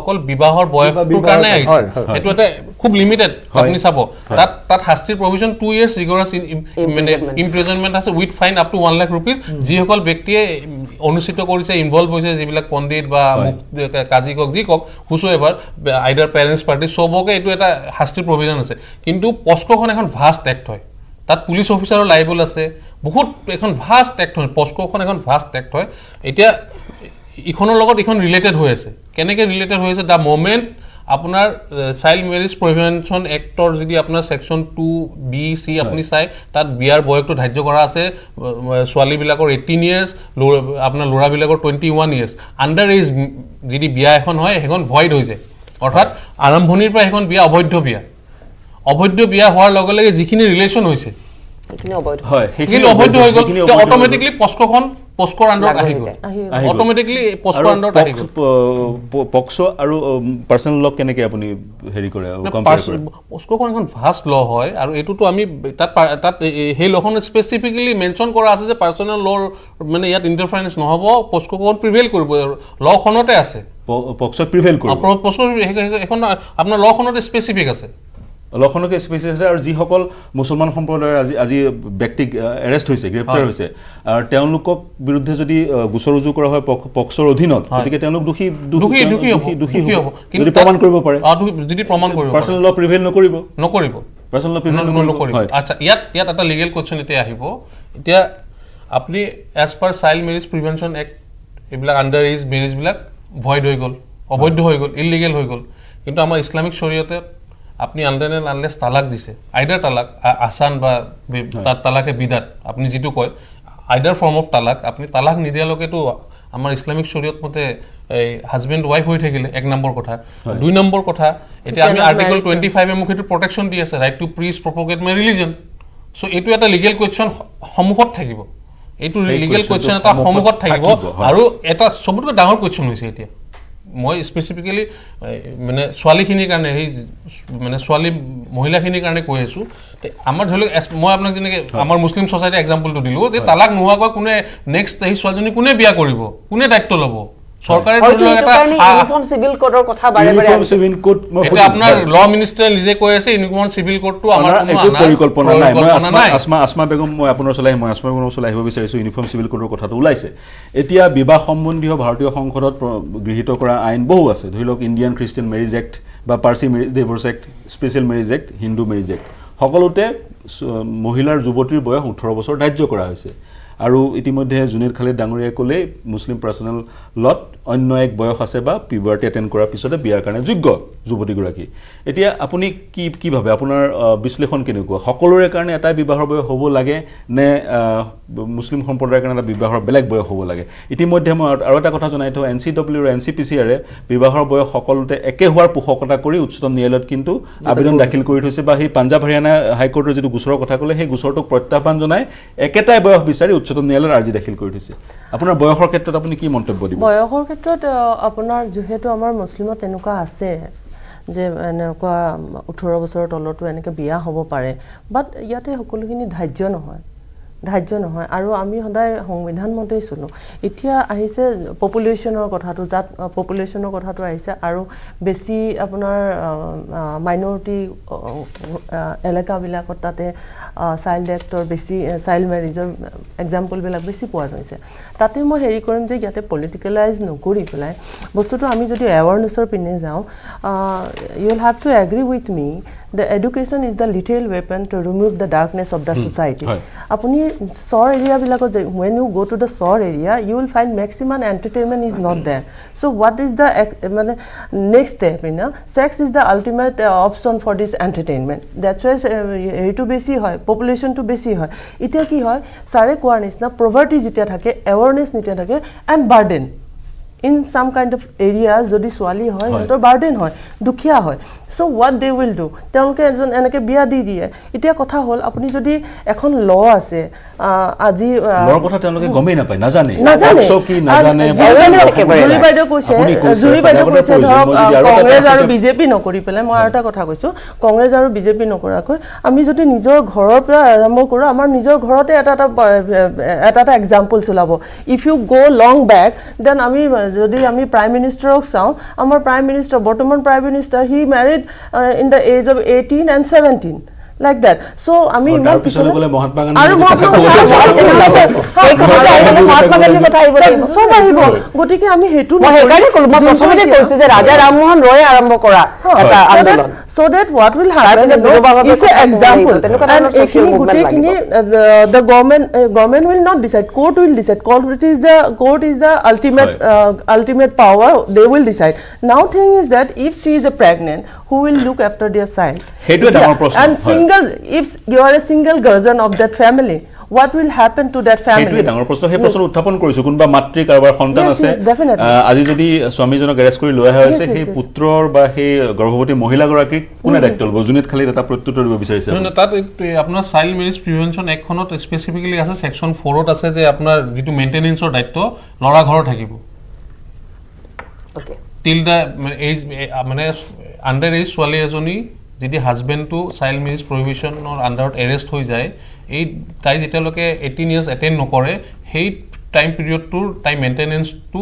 লৰা ঘৰৰ দিব লৰা ঘৰত থাকে লৰা ঘৰত আপুনি পাৰ্সোনাল চাইল্ড মেৰিজ প্ৰিভেনশ্যন পক্সৰ কথা কৈছে পক্সৰ কোৱা নাই মইতো prevention of child marriage section 4ত আছে আৰু সেকশন 5ত এটো ডিস্ট্ৰিক্ট জাজে এটা কমিটি মানে এটো মানে প্ৰত্যেক ডিস্ট্ৰিক্টৰ ডিস্ট্ৰিক্ট জাজজন is the nodal judicial officer মানে তেখেতে হেতু ধাৰ্য কৰি দিব maintenance court will decide district মুখ্যমন্ত্ৰী যি ধৰণে কৈছে thing is that the qazi the pandit and all the society people they should be punished নিয়ম আছে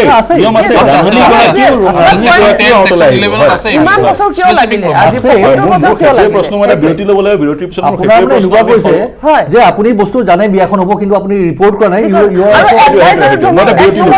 আৰু ঘটক বিলাক যে আছে সেইবিলাক আসল ঘটক মানে বিৰতিৰ পিছত প্ৰশ্নটো আমি সকলোৱে সজাগতাৰ কথা কৈছো ইমান বছৰ পাৰ হৈ গ'লে সজাগতাৰ মেকানিজম কিটো কি প্ৰণালী কেনেকৈ আগবাঢ়ি ওলাব চৰ অঞ্চলত এই ধৰণৰ ঘটনা অবাধে চলি আছে বাল্য বিবাহ কিন্তু তৎসত্ত্বেও সজাগতাৰ যোগেদি প্ৰতিহত কৰিব পৰা হোৱা নাই সজাগতা কেনেকৈ সেই বিষয়ে আলোচনা কৰিম কিন্তু এই মুহূৰ্ত ল'বলৈ এটা বাণিজ্যিক বিৰতি শীঘ্ৰে ঘূৰি আহিম কেৱল ষ্ট্ৰং নহয়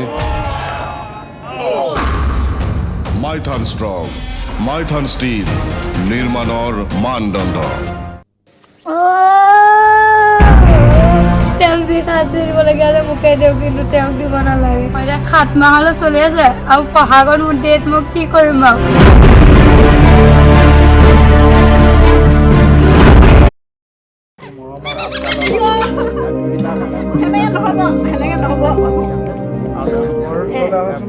মানুহৰ সৈতে বনৰীয়া চৰাই সহৱস্থান বাধ্যবাধকতা বা বন্দিজীৱন নহয় চেঁচাই এহাল ধনেশ পক্ষীয়ে এটা পৰিয়ালৰ সৈতে সহৱস্থান কৰিছে তিনিচুকীয়া জিলাৰ বৃহত্তৰ বাৰেকুৰি অঞ্চলৰ 9 মতাপুং গাঁৱৰ বীৰেন্দ্ৰ গোহাঁইৰ পৰিয়ালটোৰ সৈতে বিগত 3 বছৰ ধৰি বাস কৰি আহিছে এটা বনৰীয়া ধনেশ পক্ষীৰ পৰিয়াল প্ৰায় 3 বছৰৰ পূৰ্বে ধুমুহাত বাৰীৰ এডাল প্ৰকাণ্ড গছ ভাঙি পৰিছিল আৰু সেই গছজোপাত এটা গাঁত কৰি ধনেশ পক্ষীৰ এটা পৰিয়ালে বাঁহ সাজি লৈছিল গছজোপা ভাঙি পৰাত বাঁহটোত থকা ধনেশ পক্ষীৰ পোৱালি দুটা আঘাতপ্ৰাপ্ত হৈছিল পৰৱৰ্তী সময়ত আঘাতপ্ৰাপ্ত পোৱালি দুটা গোহাঁয়ে উঠাই আনি ঘৰুৱাভাৱে যৎপৰনাস্তি চিকিৎসা কৰি সুস্থ কৰি তুলিলে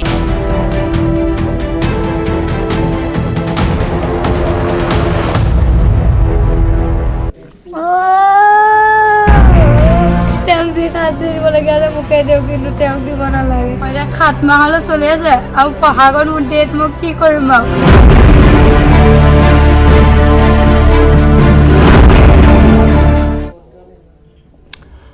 শেষৰটো খণ্ডত উপনীত হৈছোঁ বাল্য বিবাহৰ কথা পাতি আছিলোঁ অৱকাশ পাইছোঁ কাৰণ অসমৰ মুখ্যমন্ত্ৰী অসম চৰকাৰে পদক্ষেপ গ্ৰহণ কৰিছে হয় বাল্য বিবাহ সামাজিক ব্যাধি আৰু এই বাল্য বিবাহৰ কাৰণে অসম প্ৰসূতিৰ মৃত্যুত আৰু নৱজাতকৰ মৃত্যুত ভাৰতবৰ্ষতে শীৰ্ষ স্থানত যি তথ্য আহি পৰিছে NFHS 5ৰ তথ্য মতে প্ৰতি 1000 প্ৰসৱত 52 নৱজাতকৰ মৃত্যু হয় এটো অসমৰ তথ্য আৰু যি ভাৰতৰ মহাপঞ্জীয়কৰ তথ্য দিয়া হৈছে সেই তথ্যটো এক ভয়ংকৰ ছবি এখন প্ৰকাশ পাইছে বিশেষকৈ প্ৰসূতিৰ মৃত্যুৰ ক্ষেত্ৰত গতিকে আৰু এই প্ৰসূতি আৰু নৱজাতকৰ মৃত্যু কেতিয়া হৈছে যেতিয়া গৰ্ভধাৰণ কৰিছে এগৰাকী যুৱতীয়ে 15 পৰা 19 বছৰৰ ভিতৰত অৰ্থাৎ যিসকলে আৰ্লি প্ৰেগনেন্সি কৰিছে তেওঁলোকৰ এই ধৰণৰ সমস্যাৰ সন্মুখীন হৈছে যাৰ ফলস্বৰূপে সেই যুৱতীগৰাকীও ভৱিষ্যত অন্ধকাৰলৈ গৈছে আৰু এখন সুস্থ সবল সমাজো গঢ়ি উঠিব পৰা নাই মানসিকভাৱে শাৰীৰিকভাৱে ভাগি পৰে তেনে ধৰণৰ যুৱতী যি যুৱতীয়ে অতি সোনকালে আৰ্লি এজত মাতৃত্বৰ বুজা ল'বলগীয়া হয় বা মাতৃত্বৰ বুজা ল'বলগীয়া স্বাভাৱিকতে বিয়া পতাৰ পিছত মাতৃত্বৰ বুজা লয় এই সন্দৰ্ভত কথা পাতি আছিলোঁ মই সকলোৱে ইয়াত কৈছে সজাগতাৰ প্ৰয়োজন চৰকাৰে পদক্ষেপ ল'ব লাগিব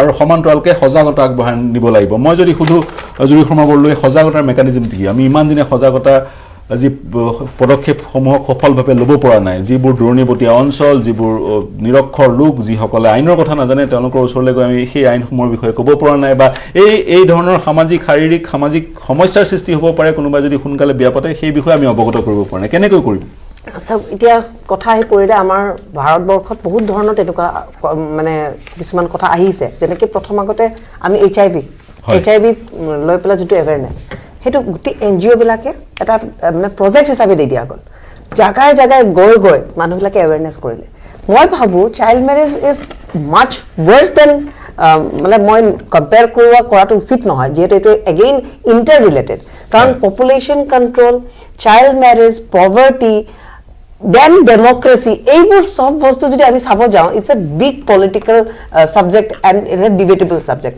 ইয়াতো পাতিব লাগিব আজি আপুনি যোনটো এটা প্যানেল ডিসকাশন কৰিছে ইয়াৰ জৰিয়তে আজি আমি যিমানেই নহয় আমি all the things should be kept behind আৰু আমি সমাজখন ভাৰতখনক আগুৱাই নিয়াৰ কাৰণে awareness of a mechanism আমি যোনটো ভাবো যে we have to be as social stakeholders আমি আগুৱাই আহিব লাগিব মেকানিজম কোনো চৰকাৰে বনাই নিদিয়ে আমাৰ গোপাল শৰ্মা ডাঙৰীয়াই কৈ আছে যে এনেকুৱা ল বনোৱা গৈছে এনেকুৱা ল কিতাপত থৈ দিয়া যায় আজি মই ইয়াতে আমাৰ ডাঙৰীয়া আছে তেখেতে সচ্চাৰ কমিটিৰ এখন ইমান ডাঙৰ মাইনৰিটিৰ মানুহখিনিক লৈ পেলাই এটা কমিটি বনোৱা হৈছে আৰু তাৰে ৰিপৰ্ট ইমান ডাঙৰ ৰিপৰ্টটো ইউপিএ চৰকাৰৰ সময়ত মই নিজে কংগ্ৰেছত আছিলোঁ এইকাৰণে মই জানো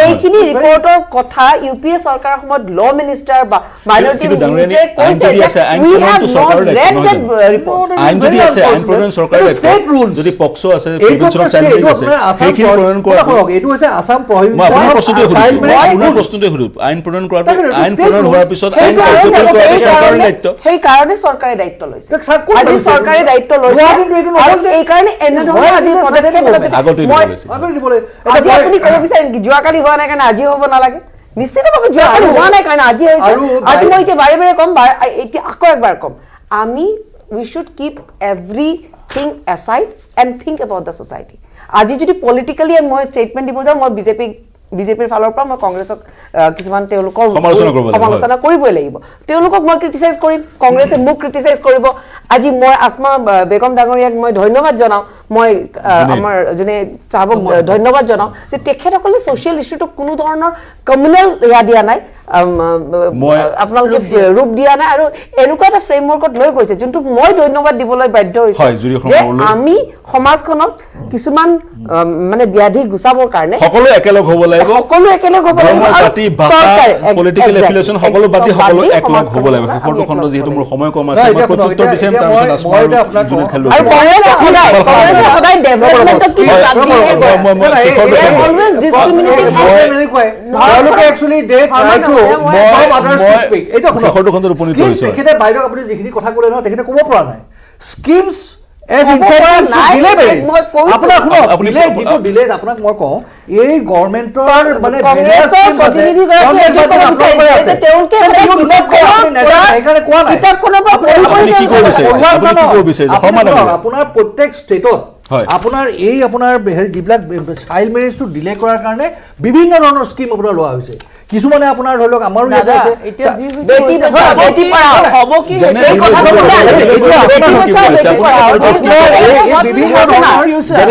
what will happen to that family will have সেইটোতো হয় মই আপোনাৰ ওচৰলৈ আহিম child marriage is violation of human rights scheme বিলাক কোনে চাইল্ড মেৰেজ যে ভায়োলেশন গভৰ্ণমেণ্ট ডিপাৰ্টমেণ্ট বিলাকে কিন্তু তেওঁলোকে গভৰ্ণমেণ্ট ডিপাৰ্টমেণ্ট খিনিক তেওঁলোকে ভাল ধৰণে ব্যৱহাৰ কৰিব নোৱাৰাৰ কাৰণে আজি এই সমস্যা আজি মুখ্যমন্ত্ৰী কৈছে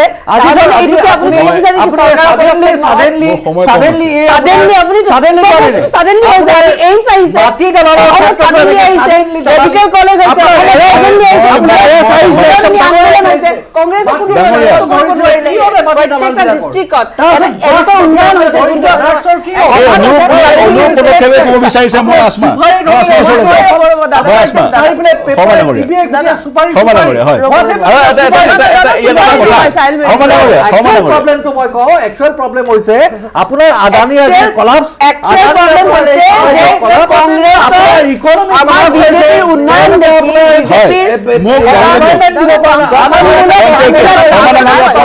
পইণ্ট টেকেন ঢাকিবলৈ ইয়া কৰিছে হয় পইণ্ট টেকেন তেওঁলোক আজি এখন লৈ হয় পইণ্ট টেকেন মই আসমা ওচৰলৈ মই আসমা ওচৰলৈ যাব লাগিব মই আসমা ওচৰলৈ যাব লাগিব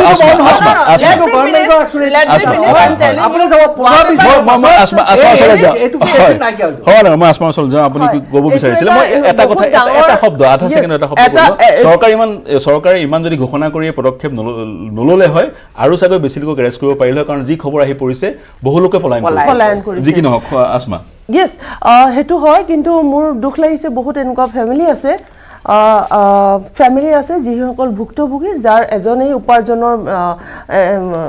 উপাৰ্জনৰ এজনেই আছিল এজন হ'ল গতিকে তেওঁ জুনেদ খালিদ ডাঙৰীয়া যোনটো কথা ক'লে যে ফ্যামিলি মেম্বাৰ ল'ৰাজনৰ ফ্যামিলিয়ে হেতু দায়িত্বখিনি ল'ব লাগিব বাট থিং ইজ দ্যাট যদি দায়িত্বখিনি ল'ব লাগিব যদি উপাৰ্জন কৰা মানুহজনেই জেলত থাকে দেন হেতু এটা কেনেকৈ ডিচাইড কৰিব প্লাছ হোৱাট উইল হেপেন মানে কি কয় আইনী ব্যৱস্থা এটা লোৱা হ'ব what will happen two this family and all what will happen to the family and all. Even I want to say that there is a brilliant boy, very studious hoy, brilliant hoy, but he is preparing for some maybe examination of the service. But what will happen jodi kiba eta phakot pori in any kind of circumstances that he got married and all, what will happen to his future because he is in jail.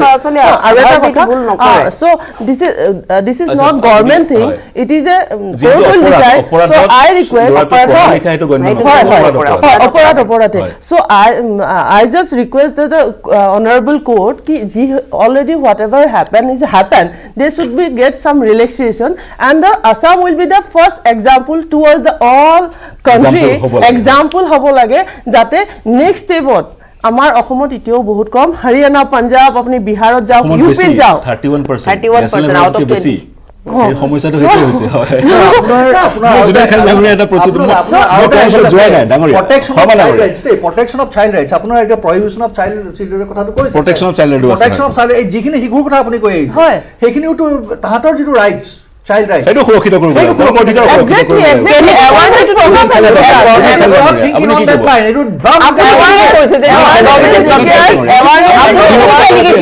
অধিবক্তা গৰাকী আছে অধিবক্তা গৰাকী কথা শুনো সমানাগৰীয়া অধিবক্তা গৰাকী আছে সমানাগৰীয়া অধিবক্তা গৰাকী কথা শুনো সমানাগৰীয়া যিখন এক্ট আছে তাত ধৰি লওক যদি যেনেকৈ আসমাই ক'লে কথাটো যে আপোনাৰ যদি ইনকাম কৰা মানুহজন জেলৰ ভিতৰত আছে সে কোৰ্টে এটো ডিসক্ৰিপশন যে কোৰ্টে মানে কাৰবাৰ ওপৰত এটো লাইবিলিটি দিব যে আপুনি সোৱালজনী মেইনটেনেন্সটো দিয়ক সৰকাৰ হ'ব পাৰে লৰাটো পৰিয়াল হ'ব পাৰে এনিবডি এলস এক নম্বৰ কথা দুই নম্বৰ কথা মই এটা কথা ইয়াত মানে কিছুমান প্ৰ্যাকটিক্যাল কথা এতিয়া আহিব যেনেকৈ আসাম পুলিচৰ ইমান মেন ফোৰ্স নাই ইমান খুবা এটা কেস এটা ৰেজিস্টাৰ হ'ব এটা প্ৰসিডিউৰ আছে এজন আইএ লিখিব লাগিব কেস ডায়েৰী লিখিব লাগিব এজন আইএ এপইন্ট হ'ব লাগিব তেখেতে ইনভেষ্টিগেট কৰিব তেখেতে এভিডেন্স ল'ব ডকুমেন্টছ কালেক্ট কৰিব কোৰ্টৰ আগত প্ৰডিউস কৰিব ইমান এটা মেন পাৱাৰ নাই ইমান জেলত ইনফ্ৰাষ্ট্ৰাকচাৰ নাই এই মানুহখিনিক লৈ পেলাই এটা কি কৰিব জেলত দিব বা মুখ্যমন্ত্ৰী কৈছে জেলৰ যি স্থান সম্প্ৰসাৰ কৰা হ'ব এক্সপান্ড কৰা হ'ব জেলৰ স্থান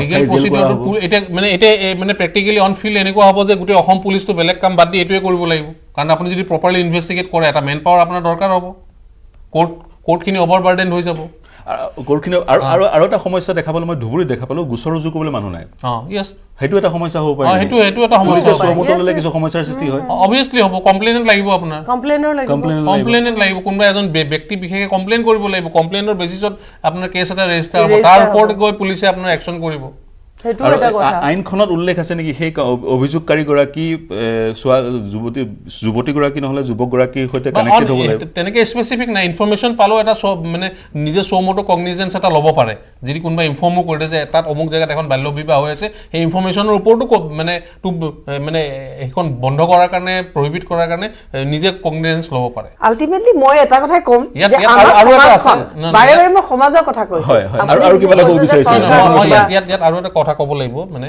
এটা আমাৰ এখন সোশ্যাল ওয়েলফেয়াৰ স্টেট হয় হয়নে আমাৰ সোশ্যাল ওয়েলফেয়াৰ স্টেট হয় তে সোশ্যাল ফেব্ৰিকটো যিকোনো এটা যদি আমাৰ গভৰ্নমেন্টৰ কামে যদি সোশ্যাল ফেব্ৰিকটো নষ্ট কৰি দিয়ে সেইটো গ্ৰহণযোগ্য নহব কাৰণ এতিয়া আমি যেটো এটো আপুনি অসম চৰকাৰে যেটো কৰিছে এটো ওয়েলকাম কৰিব লগা কাম কৰিছে কিন্তু অলপমান প্লেনিং হতে অলপমান এটা প্লেনিং কৰিব লাগিছিল এতিয়া গোটেই 4000 ছোৱালীৰ ভৱিষ্যত কোনে দায়িত্ব ল'ব কোনে প্ৰশ্ন দিব এতিয়া ধৰি লওক মুছলিম ছোৱালী কিজনী যদি মতা মানুহখিনি ডাইভৰ্স নিদিয়ে এই ছোৱালী কিজনী কোনে এতিয়া মানে এতিয়া কি হোল লাইফ এনেকৈ থাকিব নেকি হেতু প্ৰশ্ন গভৰ্নমেন্টে দিব লাগিব এটা একদম ক্লিয়াৰ পইণ্ট লৈ এটো গভৰ্নমেন্টে স্পেসিফিক কৰিব লাগিব মানে কোনে দায়িত্ব ল'ব এই ছোৱালী কিজনী হে বাচ্চা কিনে কোনে দায়িত্ব ল'ব এনে এড্ৰাপলি কৈ দিলে আমি এনেকে আঁচনি দিলো আমি এনেকে চাউল দিলো এনেকে এটা এজনী ছোৱালীৰ ভৱিষ্যত আছে ন আৰু এটা কম আপোনাক গভৰ্নমেন্টে এফালে এটো কৰিছে প্ৰশংসাৰযোগ্য এভিকশনত যিবিলাক ছোৱালী এটা বেঘৰ হৈ পেলাই ৰাস্তাৰ ওপৰত আছে এইবিলাক কি হ'ব এতিয়া হয় এভিকশনৰ প্ৰসংগটো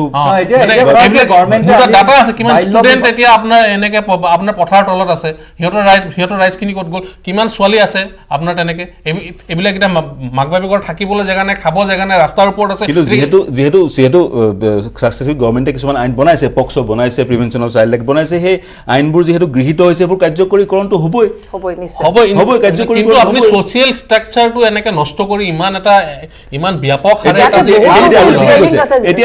এতিয়া মোৰ 1 মিনিটৰ সময় আছে এমেন্ডমেন্ট আনিব বিচাৰিছে চৰকাৰে এই প্ৰটেক্ট প্ৰিভেনশন অফ চাইল্ড ম্যাৰেজ এমেন্ডমেন্ট আনি পেলাই ছোৱালীৰ বয়স 21 বছৰ কৰিব বিচাৰিছে তেতিয়াও কিছু সমস্যাৰ সৃষ্টি হ'ব নহয় জানো